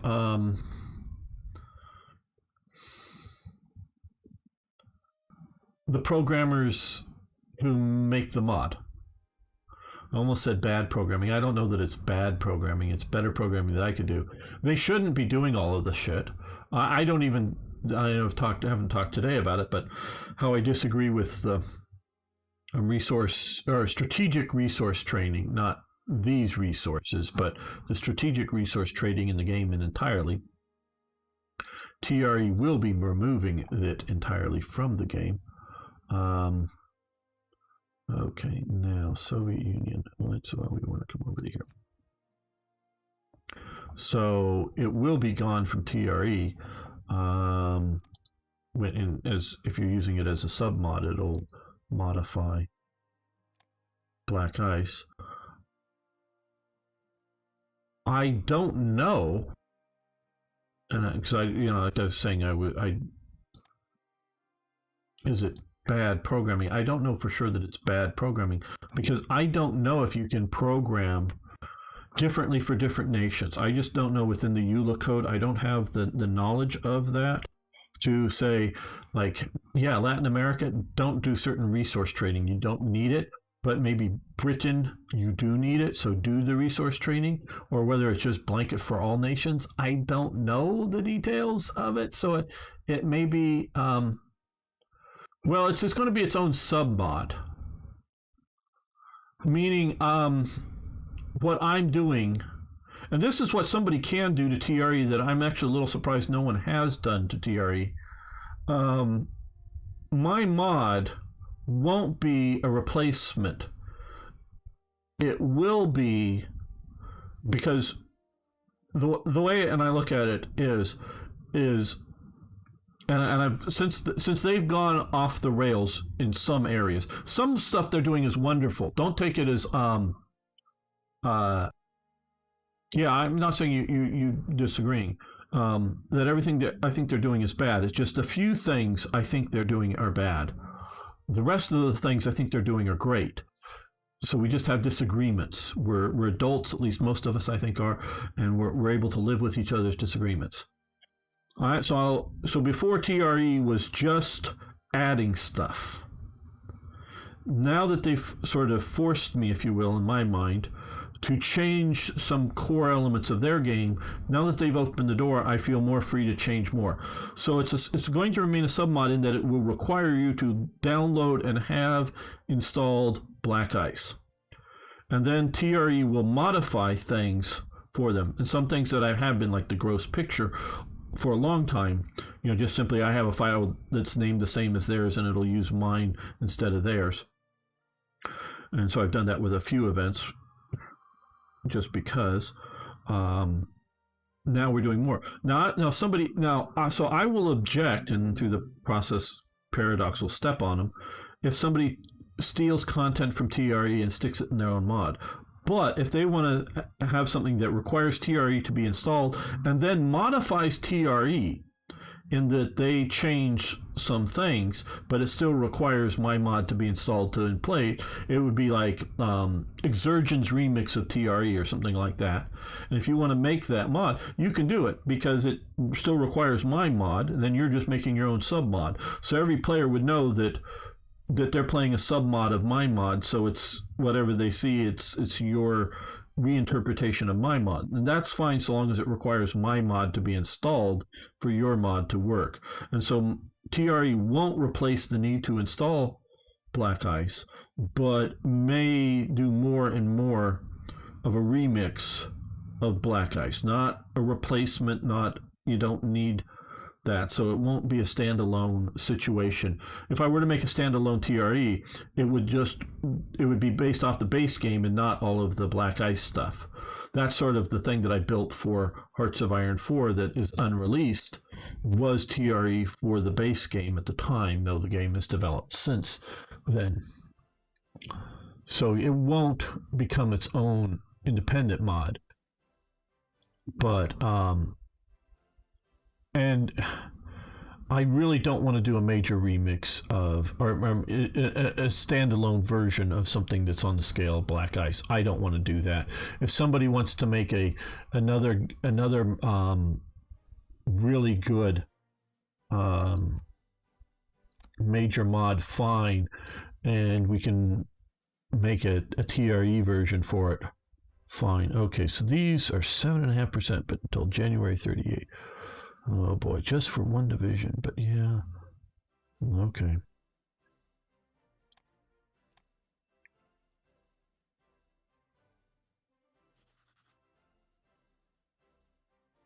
Yes. No. Exergen is claiming that he wants to help me update TRE, which I'm believing that. I'm just saying it that way. We'll see how much we can do. I need some help, or I would like some help. I mean, I could do it eventually. Updating. Sure, plus one. So it's going to take a while to get things updated. Yeah. To 4.1, and I know they're working on 4.2. They've already communicated with me that they're working on 4.2, but I don't have a time frame. Not that they wouldn't let me into the program. They would. I'm just not trying to wait. But sure, plunk there. Should it be there twice? I don't know if that's just a coding error. Okay. Floor command, that should be here. Yeah, let that continue. But I don't think there'll be major rework for TRE between 4.1 and 4.1 and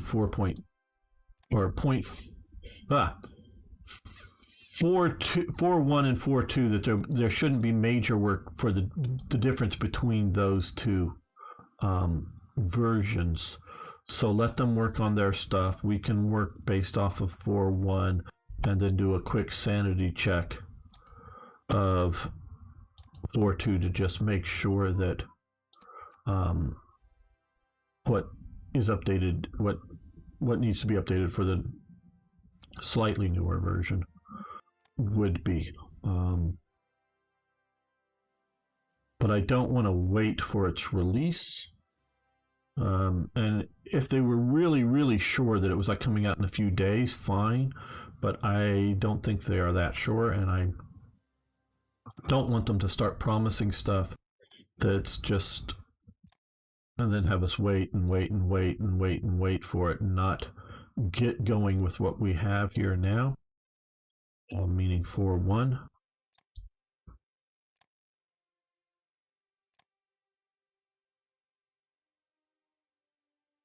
Well, there is a version for 10.33 that's I've always called beta version because it was always really super unstable, and I was unsure whether it was unstable because of my work or really more my work integrating with their work because it was stable before and not much had changed. But really, it's come down to, in talking to them, there was massive instability problems for 10.33. I would not play 10.33. I've ended the last sort of test series. It is just too unstable. So either go back to the 911 or wait for whatever the next version that it ends up. So Valley Gallus.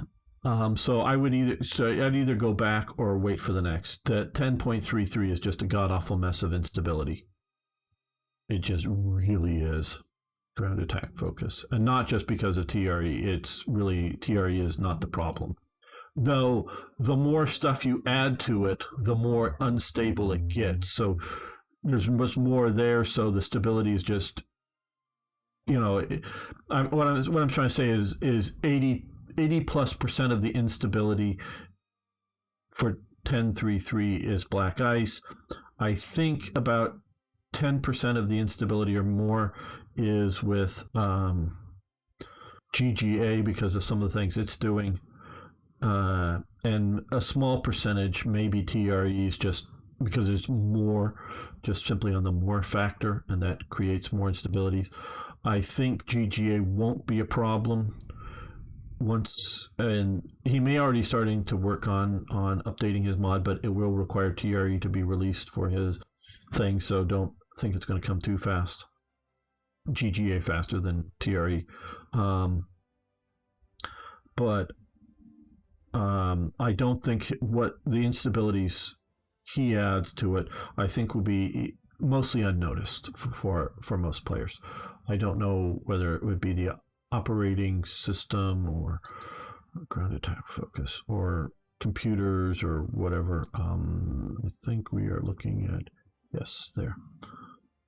For that one, and armored car designs. So I'm not trying to disparage Revolver Hell's work, because actually his advancements, his technical advancements that he's used for his mod are just pushing the older game a bit hard. So it isn't bad programming or anything like that or whatnot. It's just like, hey, there's these new neat things we can do to make it better. Yeah, but it makes things a little more unstable kind of attitude. So, do you recommend other add-ons? Yes. The D-Worms mods are very good.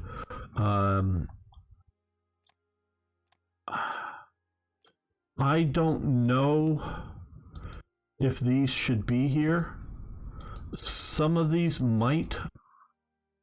should be these fortifications. That's what I'm talking about. I know none of these should be here, and TRE removes them. And if you do the west wall development, it goes in here. I know the D-Worms mod adds some of these fortifications in, so I'm not sure whether TRE should remove some of these fortifications that then have the D-Worms mods add some back in, or what. And I don't know how much I should dig into that, but the D-Worms mods are good. Units of the Third Reich are good, but may need a massive overhaul to work with the new system. I'm not going to get into the coding requirements here now, but that would be something that needs to be looked at. You can also look at all of my submods will be updated. Tanganyika and the other ones as needed will be updated eventually. Mostly just install path for that, but maybe a little bit others. So really, Units of the Third Reich, the D-Worms mods, GGA, and mine. I know there's an extra urban mod. I've just not played that. How do you deploy units the right way? Battle Warlord. Sorry, I need a little more context for that question to be able to answer it, because are you talking about as a modder or as a player, or Yeah, how are you talking? I need a...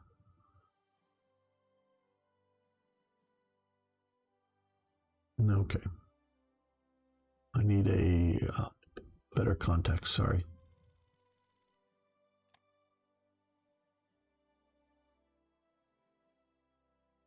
No, we're not going to buy more crude oil.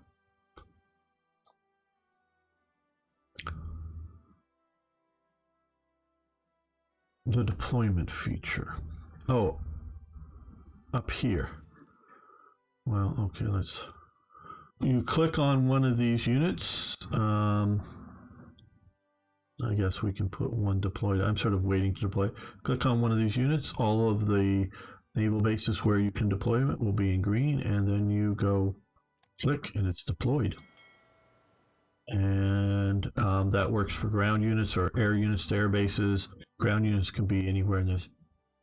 Why do you play the early game so slow? Partially now because I'm talking to you guys a lot. Partially if I go this, it's just sort of zips along here, and you can see the sort of pauses every day, and I'm figuring I'm stressing the engine out. Because every day it needs to recalculate things. So playing it at this speed is, I think, best on it and most stable. I also micromanage all of these type things. I'm constantly coming back here and clicking on stuff. And I don't like the pressure of it's going fast. Also, you should never open the production window while the game is playing, because with the mods, we don't know what it is, but sometimes it will crash the game, and since we don't know what's doing it, we can't fix it.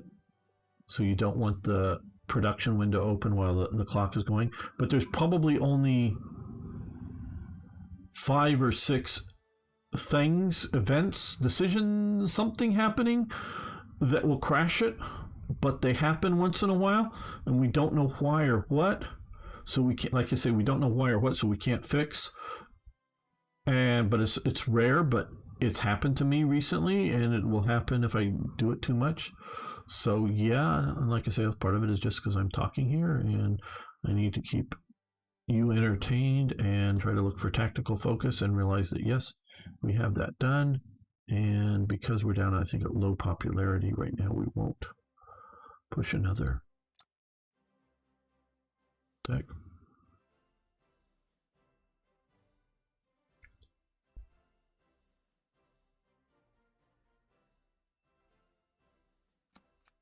Yes, they decided to run their trains on time in Italy.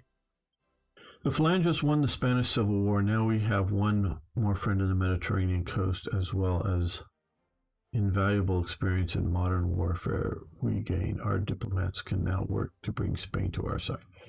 Okay, well, I've not seen this event before, so I guess it's new. It does say the Nationalists won the war, and it says Phalangists won the Spanish Civil War. The Nationalists did win. The Phalangists didn't.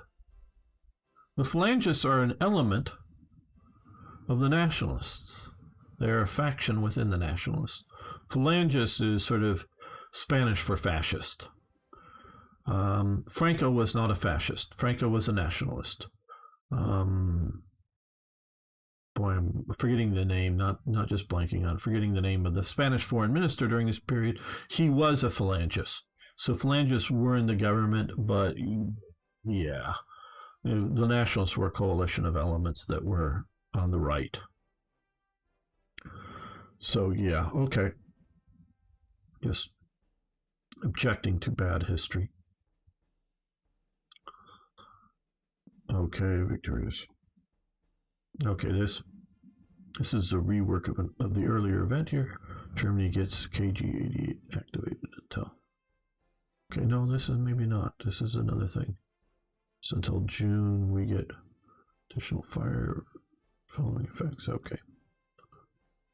Now, oh no, it is. It is a reworking. Okay, so we have conf group 88.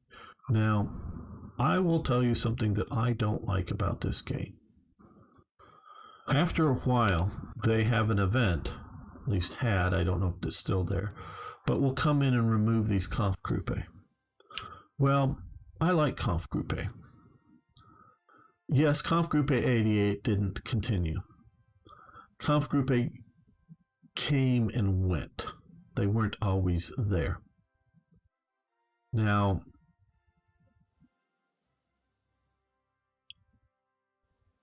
I don't think we should be able to build Kampfgruppe because Kampfgruppe are a bit OP'd, a bit overpowered, but they did exist.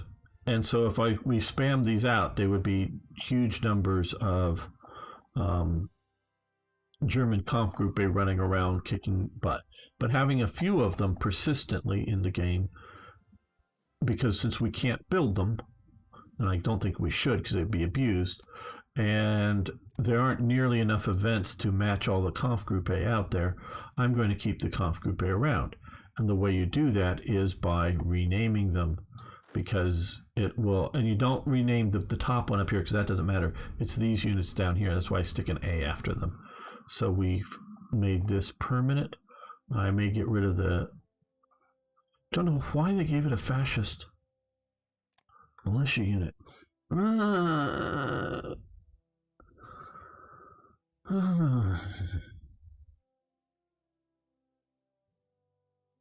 Some things break Gamer. Gamer gets broken. Gamer doesn't like being broken. Gamer is now talking in third person because Gamer's broken for them. Why?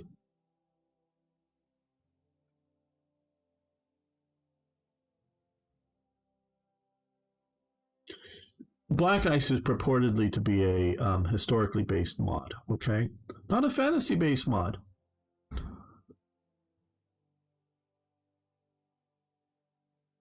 And so,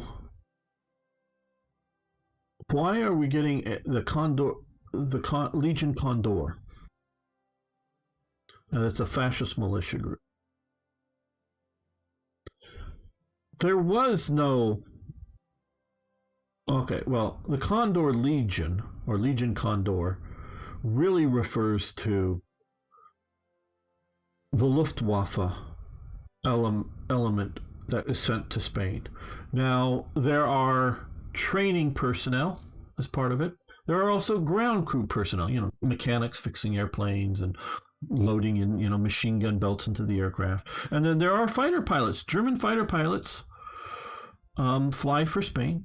Soviet fighter pilots fly for the German fighter pilots fly for national Spain. Soviet fighter pilots fly for Republican Spain. They're wearing Republican or nationalist sort of uniforms, not German or Soviet. So the Legion Condor really refers to the air component of what's going on there.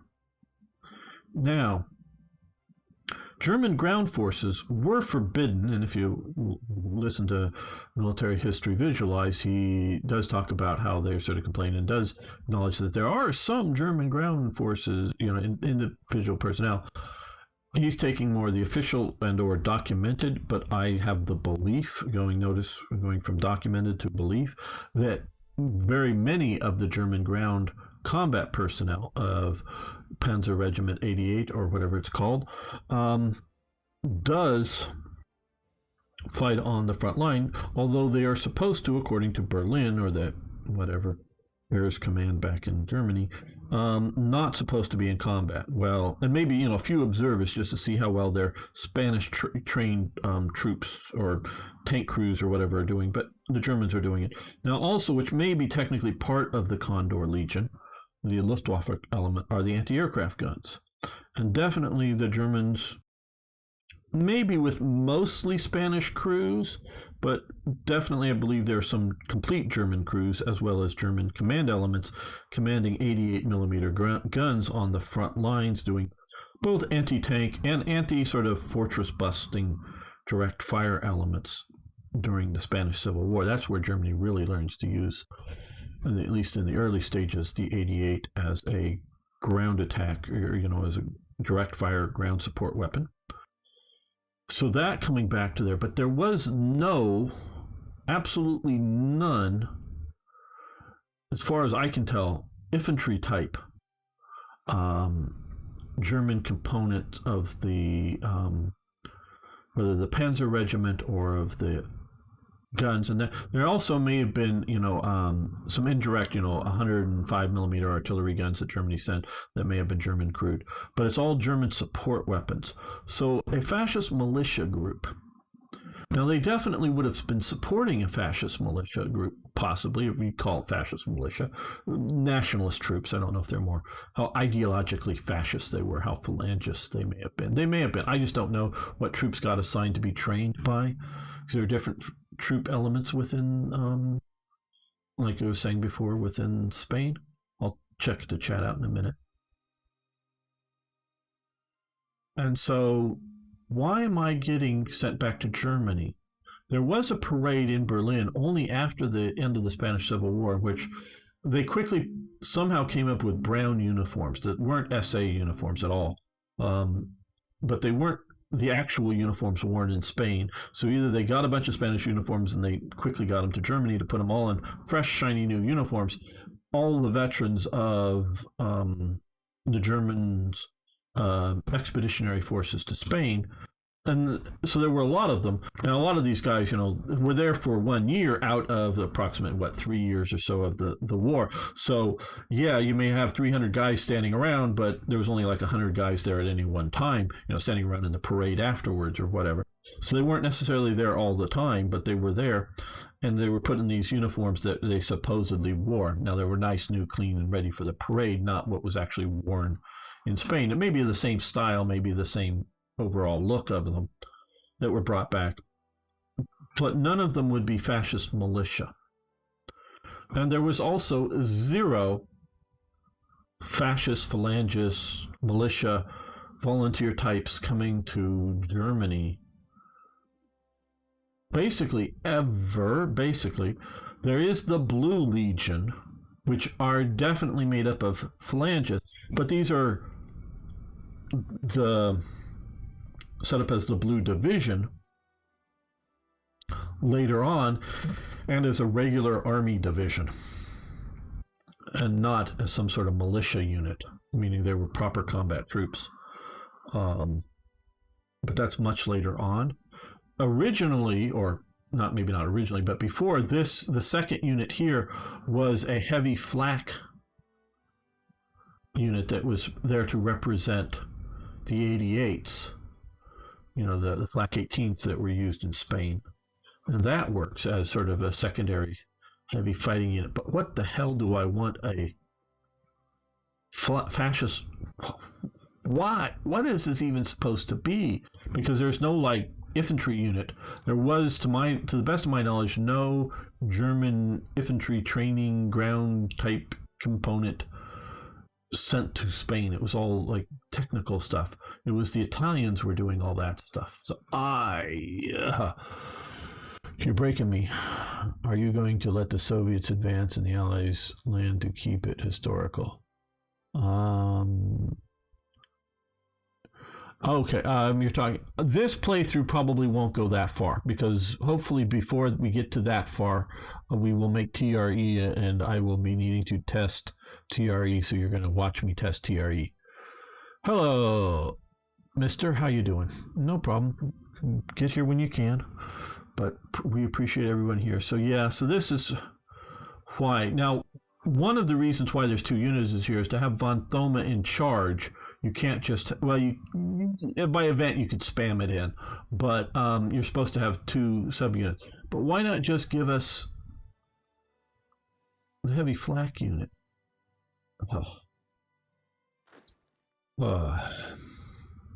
We could transfer one of that heavy flak unit over, but now, what should also be here, I am also sort of objecting, no, strength-wise 700, that would be sort of appropriate. That would probably be about the number of personnel that would be left over after getting back, with some going out there. So you want to increase it to a proper 4,000 man, yeah. Now, it should come in here. Now, you see, here's another problem. And I know some of the Black Ice current devs watch this stuff, and I'm very happy that they do. And so I don't, but I'm not going to make individual. Why are you giving this unit coming in here that's you spawned it in here 0 combat experience? This is just the veterans of the Spanish Civil War. So they should have high levels of combat experience. That was sort of the point of the whole idea of this unit coming back was and forming a unit. Historically, this unit is broken up. The Panzer Regiment 88. It's broken up. Personnel go wherever. They get their special badge. They go where, other Panzer units, and so they bring the experience of the Spanish Civil War into other units. That's what actually happens more so than this. But war against Turkey, like they plan to do, what would happen if Hitler declared war against Turkey? Turkey would be crushed. You got a lot more details beyond that to try to figure out what's going on with it. What year? I don't know that Hitler and Stalin ever really planned to crush Turkey. That's something that I don't think is a confirmed thing. But yeah, Turkey would be crushed. Either one of them could crush Turkey. It's more of why. What benefit would it give them? And we could discuss, and that could be a long conversation, so I'm not going to go in there. Could be a lot of the benefit, could be a lot of problems too. So yeah, I would have that as a flak unit. I don't need a freaking fascist militia unit, really. Okay, we invade Poland. Yes, more or less. Poland, meaning armies, Oh, no, I don't quite do the historical order of battle organization. Don't quite dig that deep. Thank you, Arno. Yes, it's always good if you give the YouTube stream a thumbs up. It does help. I'm just not that detailed orient of a player to set up the historical order of battles. Let's see, we can attach you to the local Luftwaffe. Yeah, I guess to the local Flieger Corps thingy there. For the moment, get you under that supply wing. No, it's not going to let us upgrade it to anything but another fascist militia unit. Just so that you know, Nazis are not fascists. I think that's some sort of trick Hitler tried to play on the world, but they're not fascist. They're Nazis. They're a different group, a different thing. Similar, but not the same. Turkey would have lasted. Yeah, I told you, very difficult. The Russians have never been able to take it. Okay, son. Yeah, but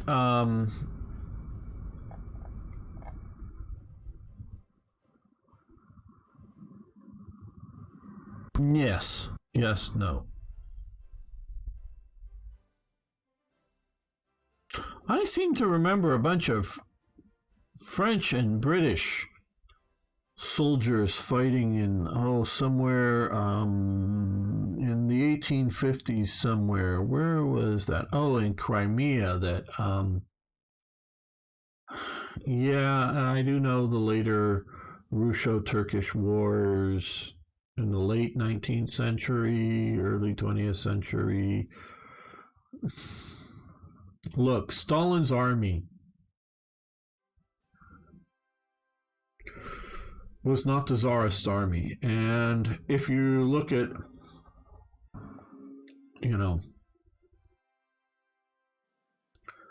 if the Soviet Union tries to invade Turkey in, say, 1943, well, probably would fail because it was already bogged down in a major war with Germany.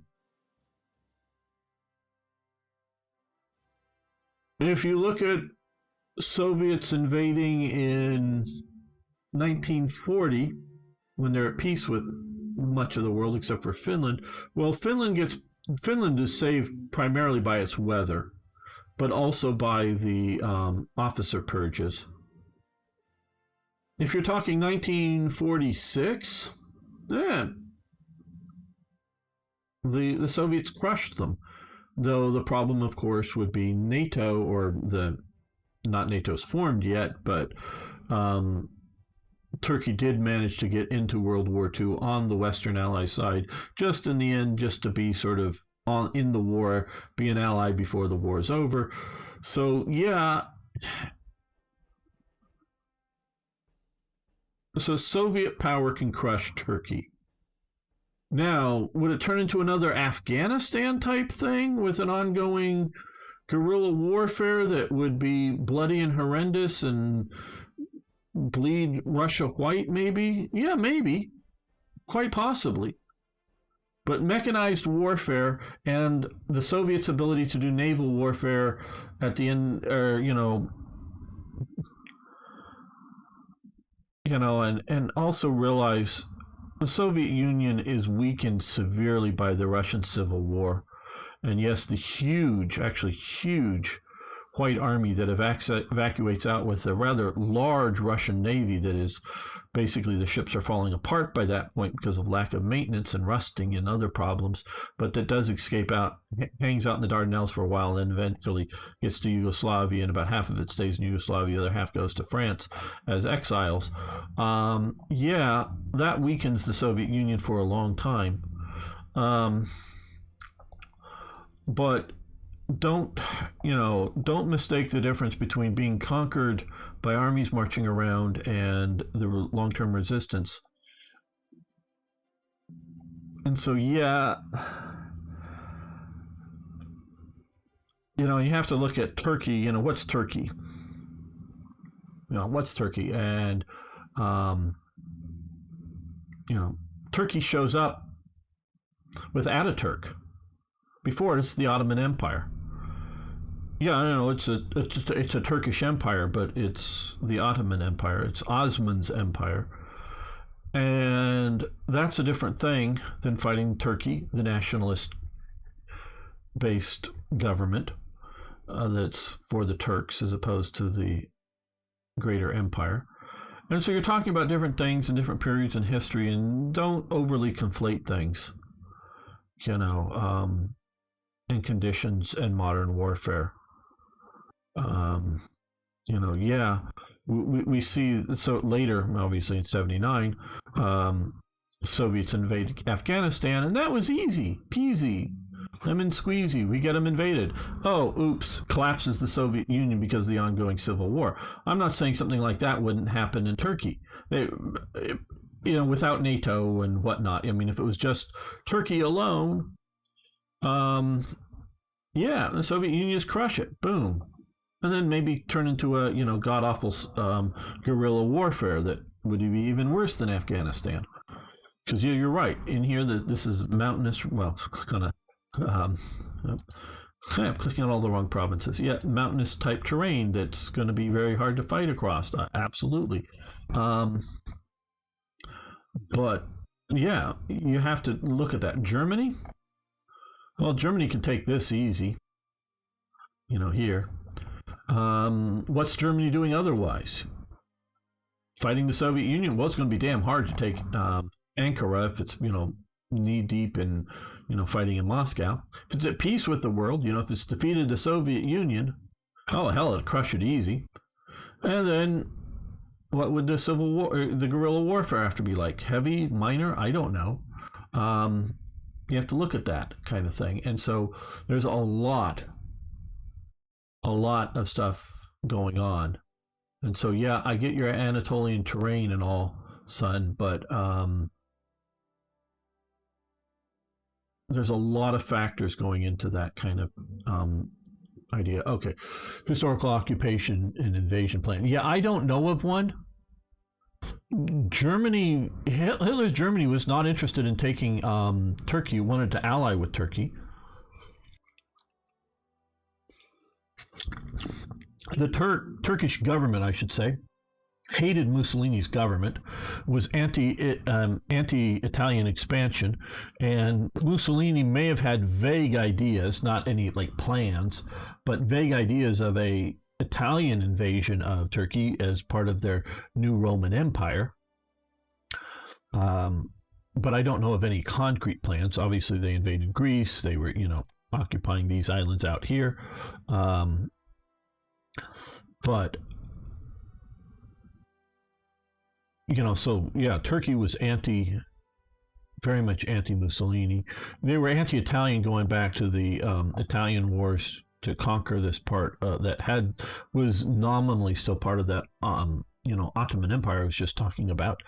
And so because Mussolini was continuing the language of expansion into Muslim territories, including Egypt and other places, where Germany really wasn't wanting to move into these places. Well, they wanted to move in north of them. So Turkey had more positive feelings toward Germany. Also, you got to remember World War I. Turkey was at war with Italy and was allied with Germany in World War I. And now there was, trying to keep Turkey at least neutral, if not actually in the Axis, get them in the Axis in World War II. They did join the Non-Comintern Pact at one point, though they did not declare war against the Soviet Union, and definitely wanted to stay neutral versus the Western Allies. And so Turkey is worried about, well, if I'm allied with Germany, does that mean I'm going to become an Italian puppet? Because that alliance is strong and dominant? It's messy. It's messy as to what would have been happening. Yes, Crimean War, just reading down through this stuff. Would Germany survive on gasoline coming from the Middle East? Or oil, you mean? Oh, well, it could if it can get it home. Sure. There's enough Iraqi oil alone to keep Germany going. Now, can it get it to Germany? That's the question. Does it control the territory in between Germany and Iraq? Or is there a huge British Navy sitting right here? And then how do you get it out of Iraq? Well, back in these days, there is no pipelines going across here. Could they build pipelines? Yes. Were there in existence? No. How long and what technological development is setting? I don't know. And so to get oil out of Iraq, you've got to, and there's no rail, well, okay, there is some railways to port up here. So if you can get through Turkey, because some of the railways coming through, you have to control Syria and southern Turkey. And there are railways to get it up. Well, actually, you'd have to truck it because the railways don't connect. So I'm remembering a map that I saw, a railway map from like 1937 or 38. And somebody was taking railway journeys, and that's why they drew sort of the map. They were coming here, but then they had to take some overland to then get into the rail system of the Tigris and Euphrates. So they weren't quite linked up, if I'm remembering correctly. They could link that up, and so you got to take oil cars up to a port to here. So you've got to control some of here. There's no real rail links going north here, so you have to control Syria and southern Turkey because the rail lines aren't cleanly, at least at this time, between the border, because they were made in the Ottoman era. So they go back and forth along the border here. So you've got to control both or build new rail lines. So if you don't build new rail lines to move it, you got to either truck it across the desert, which is going to be, and you're going to still be a problem, or you've got to put it, what the British did for the Iraqi oil, which is mostly down here. There, I think they were finding it at the time, is put it at sea. So you got to come around through this way. So you've got to control this territory. So if you control enough of the ocean and be able to bring it through here, bring it up into here, and then put it into trains and into Germany, yes, it could do so, no problem. But obviously it has to be connected there. Not just have a few panzers show up in Baghdad and go, yay, we're in Baghdad. Now what? You have all this logistical problem of getting it back to Germany that it can take potentially years to organize up if you can't immediately start running commercial shipping, through the straits here, and well, including the straits here, and then of course through Suez and up into the Mediterranean. So yeah, you've got a problem. But yeah, certainly it wasn't until about 1940 did they really discover oil in Saudi Arabia, and that takes a while to get pumping out. And it wasn't until after the war they discovered plenty of oil to keep all of Germany alive in actually this part of Libya, if they knew about that and was able to set it up. TIK has a nice video on it, how long it would have taken to get going. So even if they found it in like 1939, it probably would have taken till I don't know, 42 or more to get the oil pumping up to Germany. So, yeah, they'd have to find it in like 1936 or something and start getting it into Germany, start building the infrastructure to get it out of Libya and to somewhere for it to be any good. So, yeah, there's plenty of oil, just getting it to Germany. And Iran is a similar sort of problem. So it's all doable. Because it's eventually done with more or less the technology that was at hand in the 1940s, but it needs strategic access and time to put it all up there. Germany survived, yes. Let's see, I'm reading up on this. Whether it's worse. Yeah, I understand, but I don't know that it's worse than Afghanistan weather. It's deserts, mountains. Let's go, simplified terrain. Yeah, deserts, mountains. I don't know. Afghanistan's a pretty big country. Not as nearly as large populace as Turkey, but it's a pretty big country. So yeah, and realize it's not. You don't have to control every little province to control. Conquer you conquer the industrial centers. You conquer the major population centers, which include the coastal regions, as far as I know. Especially Ankara back at this time, to my knowledge, was a much smaller city, population-wise, where Constantinople, or Istanbul, is a much larger population, and a lot of the Turkish population is living along the coast, including the coast along here. Not too much internally. I mean, I'm not saying none, and I'm guessing maybe you have family or something there. I don't know, but I'm not saying none, but it wasn't hugely populous, and okay, it's probably not quite as flat as this sort of plain, but yeah, you come in here, so all you got to do is sort of break the shell. But yeah, a long-term guerrilla warfare could be very, very possible. That's different than coming in and kicking butt and taking over the major cities. Turkey is invaded from the west, not the east. Huh?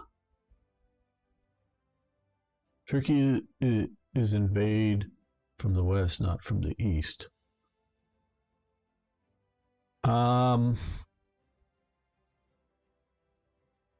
Okay, please don't take this wrong, son. But are you on some sort of drugs? Turkey is invaded from the west, not the east. Let's see. You have Persians. You have Parthians. You have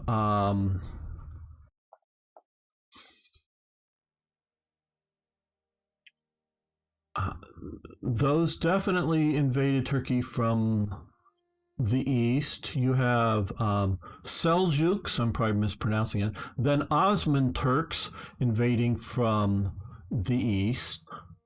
So yeah, I think it's mostly invaded from the east. That's how they got there. That's how the Turks got there. The Turks aren't native. Turks are from like out here, as far as I understand. Correct me if I'm wrong, but this is, Turkmenistan and whatnot. That's where the Turks are from. They're the ones invading from the east. This was, Byzantium, Western Roman Empire, the Hellenic empires before it, including Alexander's. But before that, this was all, the coast is all Greek. The coast has always been all Greek. In here, this is Gallic. Well, none of the Gauls, of course, did come from here and invade down from the west, but this area is Galatians, as in the Galatians of the Bible. Those are Gauls. Gauls are from over here. This was Gallic territory here, and like I said, Greek along the coast.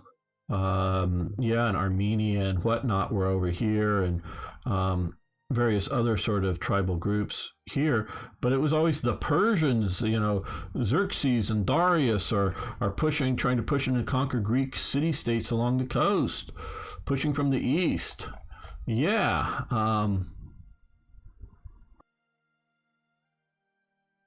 Well, yeah, okay, yeah, that's now, but it was the Turkish tribes that conquered from the east. I'm not saying that there weren't native Anatolians or aren't mixed with native Anatolians or whatever you want to call them now.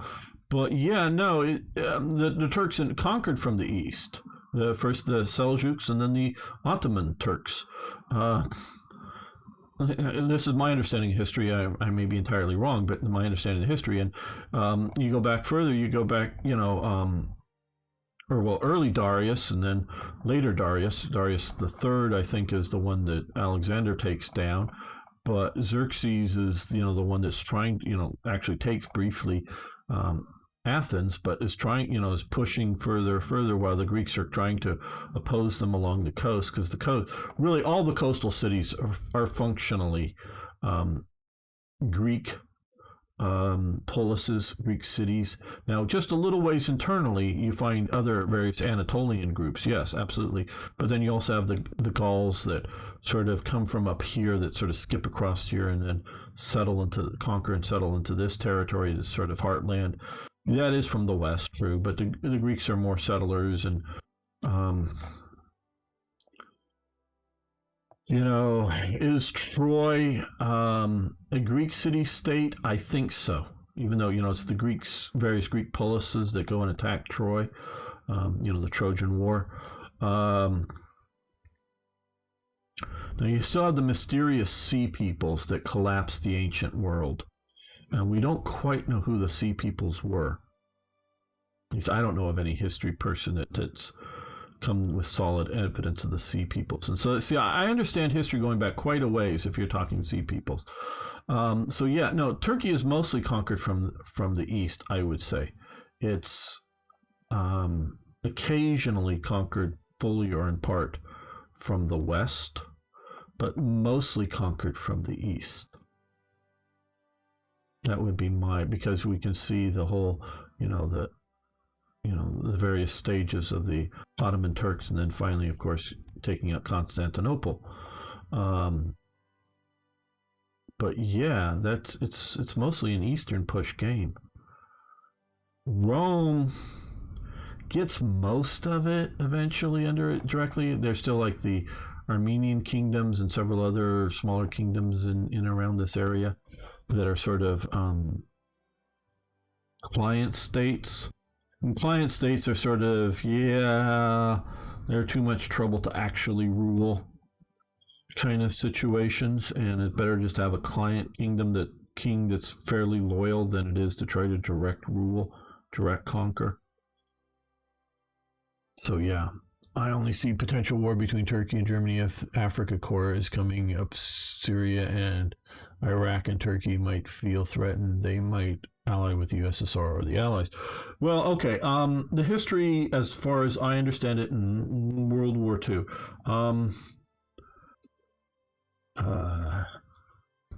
Ataturk realizes that it was a stupid mistake to get into World War I, and tries to set Turkey on, and that the Ottoman Empire has collapsed, sets up modern day Turkey. So it's a bit of a break with the Ottoman Empire, but I think he establishes within his military, and at that stage, even though Ataturk is dead by this period, or yeah, I'm pretty sure by this period, his army that he's left basically in charge of Turkey, it's basically a military government in Turkey, or it's a government that's propped up by the military, as far as I get it. I understands that it is not a good idea to become, with one side or another, involved in another war with an attempt to reconquer lost territories, because that's sort of what the Ottoman Turks wanted to do in World War I, was reconquer lost territories from the Russians or the Italians or the British, because they saw the British as controlling in here. So the Turkish army does not want to get involved in World War II, but is very, very afraid of the communists, somewhat afraid of the Italians. So they do join the Non-Comintern Pact, or the Anti-Comintern Pact, I should say, and have generally friendly relations with the Germans during World War II. I have a photo or a series of photos of Turkish officers looking at a Tiger tank. They were invited to look at our new Tiger tank. I don't know why they were showing them to the Turks, letting the Turks climb all over the Tiger tank. Was it like, yeah, we're strong, we have tigers, join our side? Or was it like, hey, you want to buy some tigers? You can't imagine them selling tigers because they needed all their tigers. So I don't know quite why they were showing them off to the Turkish military delegation.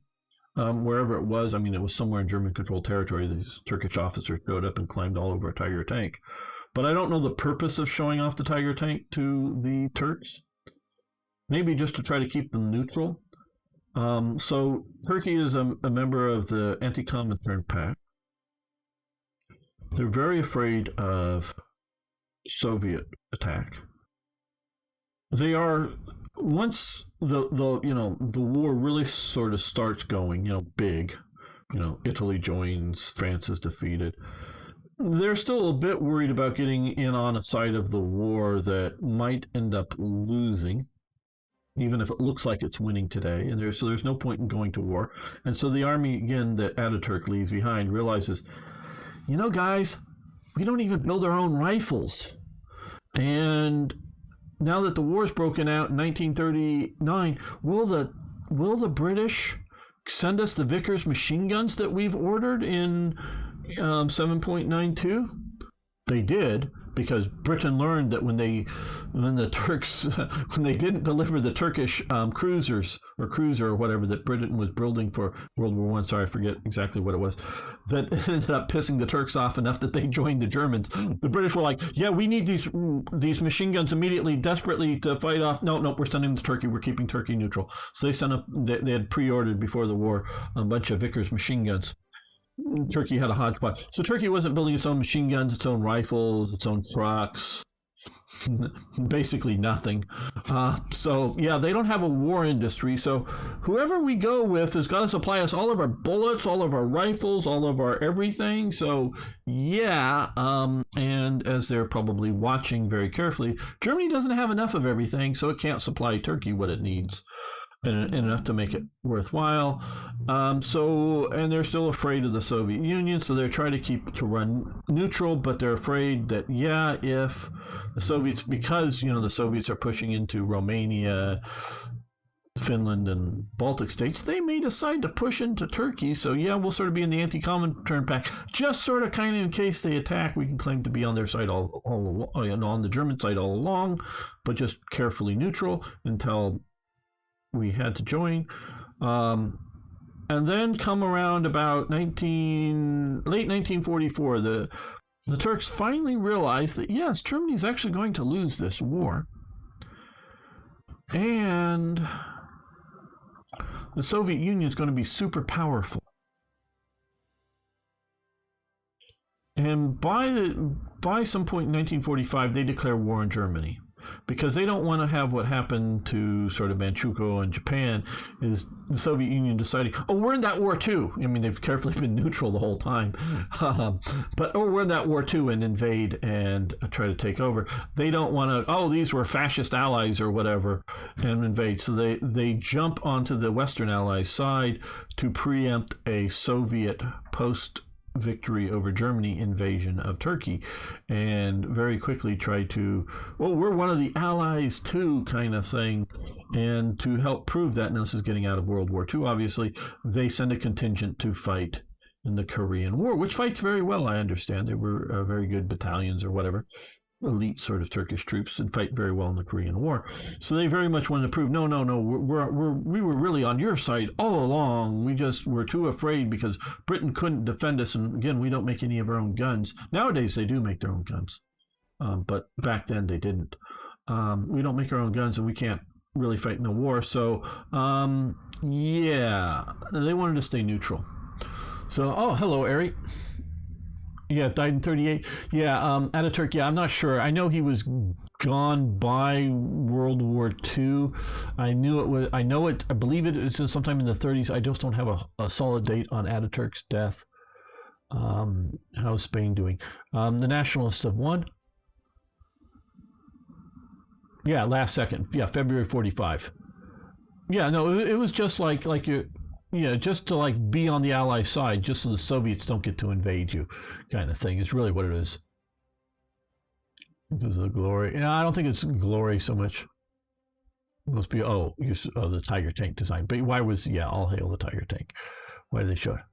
Once crawled around a Panther, but no one mentioned anything about sales. But I would be positive. But I wouldn't be positive. Yes, many Panthers. You would like it. Same day delivery. I would need a platoon minimum. Yeah, I wish I could have a platoon of Panthers. That would be fun. Can't afford one. Can't even afford a place to park them all. But yeah, that would be cool. So yeah, Turkey in World War II, for its own, benefit, is best to stay neutral. It is just, Turkey industrially is not capable of fighting much. I can afford the fuel. No, I can afford the fuel. And yes, I could buy a place out in the desert. I could afford a place out in the desert. I'm serious. Actual building to put 5 Panther tanks in. So I could buy a place in the desert and have a metal shed type building put around them, and park five Panthers in the desert. I can't afford one Panther, but I can afford the fuel and I can afford the shed to park them in. And having them out in the desert would be a good place to go drive them. So, I can't afford it in the city, like at a house, kind of. That would be too expensive. You need a big garage, and I think more than $1 million just for the garage in the cities that I live in for it probably. But okay, $500,000 maybe that would fit them in the city. But yeah, out in the desert, I can afford a desert property right now. I literally could afford a desert property, and I could afford to have one of those pre-made buildings that would fit, garage kind of buildings that would fit 5 Panther tanks. Yeah, I could do that. And I could afford the gas. Can't afford the tanks or the ammo. I could afford, well, not now because the ammo shortage in America, but under normal circumstances, I could afford the machine gun ammo, the small arms ammo. So I can afford the ammo, I can afford the gas, I can afford the oil, and I can afford the building to park them in, but I can't afford the tanks. So if somebody wants to buy me 5 Tiger tanks or even 1 Tiger tank, I'll take it. I'll get, because right now my dad has property enough to actually, I could put the building on for 1 tank on his property out in Arizona. But I could afford to buy property to park, to have a building stick up to park 5 Panther tanks. Now I would prefer one of several, one of each of different models instead of 5 Panthers, but yeah, 1 Panther would be cool. So if one of you guys wanted to donate a Panther to me, and it could be either an original Panther from World War II or I don't mean some model replica, but I mean an actual working 100%, modern production replica. I'll take that too if one of you want to donate it. Well, the Panthers never made it to the Africa court, but yeah, Tiger. Now we can do a early model Tiger like 131, a modern replica, and I could drive that. I don't mean it's a sort of silly thing from Kelly's Heroes. It's a tiger-looking thing stuck on a T-34 body, but a proper one. Well, yeah, the 75 millimeter ammunition would be a problem. That's a destructive device. So to have the gun in a functional way, for the machine guns, I don't know if you could build. I don't know if I could build a MG34 that would satisfy the ATF that it's a semi-auto gun. Because it's an open bolt gun. No, I'm pretty sure it's open bolt. Yeah, no, I think I would have to have a machine gun license for the machine guns. And since I have a machine gun license, might as well have a destructive device, because that's what a 75 millimeter gun is, a destructive device. So if I have a destructive device license, I could do it. Now, just Beam Slam, I used to have from the U.S. government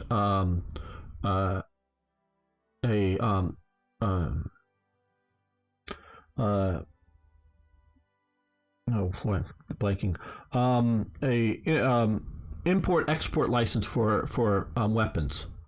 I used to have a small business that would have allowed me to buy 75 millimeter ammunition for a Panther and buy tanks and sell them, buy and sell tanks and ammunition. Now I couldn't sell them to the civilian populace, but yeah, I could buy the tank, I could buy the Panther, I could buy the ammunition. Who would I sell it to? Well, the U.S. government or South American government or whoever. Mainly, we were dealing with stuff at the breakup of the Cold War. Never really got to actually buying any big hardware from Soviet bloc countries, and that's not what we were looking to do. We were looking to buy small arms. But it's the same import-export license. It covered everything except for NBC, any weapons except for NBC. Does anybody know what NBC stands for? So all weapons but NBC. I think the war would be if the Italians were competent.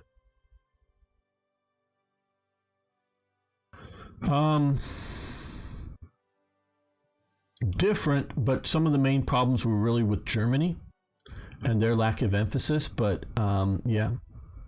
So I'm looking for the current Panther price. I sadly can't afford one. Best I can get you is a little kiddie's bike. Yeah, Lum, I'm sure you could get me a little kiddie's bike, but I don't need it. I can stick a little airsoft gun if you want. Yeah. No thanks, Lum. No thanks. But thank you for looking. Thank you for considering a Panther as a possibility. But yeah, no, if somebody wants to get me a Panther tank or any German Panzer from World War II. And again, it could be a nice modern replica. I mean, you know, I don't mean just like a plastic fiberglass replica, because like I say, I could stick that out in the desert somewhere, but I don't really care about that. But if you actually have like a working, you know, Panzer I, Panzer II, Panzer III, I'll take any of the Panzers of World War II. Like I say, Dad has property. I can park it out there, get a metal shed built. Yep, no problem. But yeah, nobody's coming up with what NBC is. Yes, I had a license for anything but NBC. It's a bike with two MG42s. Yeah. NBC. Figured somebody would have either known or guessed what NBC was. Anything but NBC. Any weapons but NBC. Just sort of giving chat and the delay time to come up with it. Think about NBC.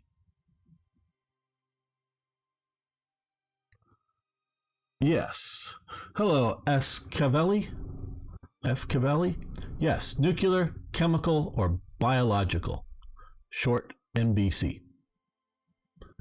So any import-export license from the ATF here in America. I had one as part of a small business that I was nuclear, chemical, and biological. So anything that's short of that. So include 75. Looking at former Comm Block stuff, and I was getting price lists for various Comm Block ammunition and tanks and whatnot. Wouldn't be acceptable for civilian sales in America. I could, and the point was to buy things like SKSs and other sort of, Makarov pistols and whatnot, and try to sell those to the civilian population. Those would be fine. But if you have somebody who has a destructive devices license, because you can find on YouTube as one of the videos in Forgotten Weapons, them firing a PaK-40 anti-tank gun. So you can get a destructive device license that would allow you to have an anti-tank gun, and you can have ammunition for it if you have the license for the gun. You can have ammunition for it. But if you don't have license for the gun and you have the ammunition, that'd be illegal. Or if you have the gun, that'd be illegal. But if you have the right license, and you can get them, best if you live in a state like Arizona or Texas or Nevada, but you can get them. There's the group Drive Tanks in Texas. They're a private company, and you can drive tanks and fire real guns because they have like a Sherman with a 75 millimeter gun on it, and you can shoot the rounds out of it, and they're not just blank rounds. You shoot them at cars, and I'm sure it's going to cost you multiple hundreds of dollars just to shoot one round. It's not cheap, But yeah, and that would, be a problem, that kind of stuff. Non-ballistic boomers. Okay, there we go. That's cool. Almost it. Chem, yeah. Looking around now. I don't know. Kind of hard to get, but I can get 2 MG3s. Yeah, MG3s wouldn't be too bad. Yeah, I know you can get those fairly easy there. I just wish they were easier to import into the USA right now. It's basically to be of an affordable, well, even then they're not affordable price now because you can't import new ones. And proper MG42s are damned expensive over here. Very expensive, yeah. But yeah, so if anybody wants to donate a tank, could even be an American tank from World War II or other tank from World War II, I'd take. I'd find a place for it. I'll give you an address to deliver it in Arizona. And yep, even if all the weapons were non-functional and just get to drive it around, that'd be fun. Yeah, firing an MG42 would be fun. I've not done it. I've been very close to one being fired. I mean, within feet. But I've not actually pulled the trigger and fired it myself. Demand a golf cart with a 50 cal. I think the 50 cal, or with 550 cals, but I think even a single 50 cal would tip a golf cart over. Hey, thanks for following the channel. Do appreciate it very much. Well, guys, if you haven't already, please follow on Twitch and subscribe on YouTube. But I think we're going to end the live stream. I will also end the episode here now. But we'll end the live stream. I will be streaming tomorrow morning, War Thunder. Everyone is invited to come play with me as well as watch if you just want to watch. Either way, I will rotate through people. But yeah, come drive tanks, maybe drive some boats, and yeah, I don't know if we're going to play any full air missions, but of course, in realistic, you can jump into some aircraft if you want. I'm trained on the successor of the MG. Yeah, the MG3, as Lum is saying, or other designations similar to that, maybe in other armies, but that is the MG3. Functionally, as Lum's saying, is the same gun. There may be some minor cosmetic or material sort of differences. And they're probably not using the original Bakelite plastic stocks. They're using a modern plastic or whatever for the stock, and they're in what I would call 308 or 7.62 by 51 NATO. Basically the same round. I mean, we get into technicalities how they're not, but they're basically the same round. And so yeah, can't do golf carts. Sorry, you don't have golf in minor. Yeah, I got what you're saying. And so yeah, so MG3s are really cool. Of the modern guns, I think the FNMAG, or the M240 now, that the US finally went back to. They rejected back in the late 50s, early 60s, excuse me, for the M60, which sucked. But I think the FN is better. But the MG3 is very good. And it's a close call between the two guns, but maybe it's my love of Browning's designs, because it is sort of a Browning design, taking the BAR, flipping it over. But I love Dieudonné Salve's work anyways. He's the designer of the FN MAG. Love his work. I mean, I have a bunch of his fouls that he designed, and his rework of the Browning High Power. So yeah, I think the FN MAG is a better gun, but the MG3 is very, very good. It's a close call, maybe I would admit, but I still like the FN MAG better. Paddle cars. How about instead of golf cart, I could get a shopping cart? Better horse-drawn cart. You guys got horse-drawn carts in Switzerland? Our biggest problem would be getting the horses here, I know. Not the carts, but the horses would be the problem. Yeah. even putting a 50 caliber on an old Willys Jeep is starting to stress that a little bit. Not too much, really, obviously, because they did it a lot. But that's sort of about as small a platform as I would like to put a 50 caliber on it, and try to make it, practically functional.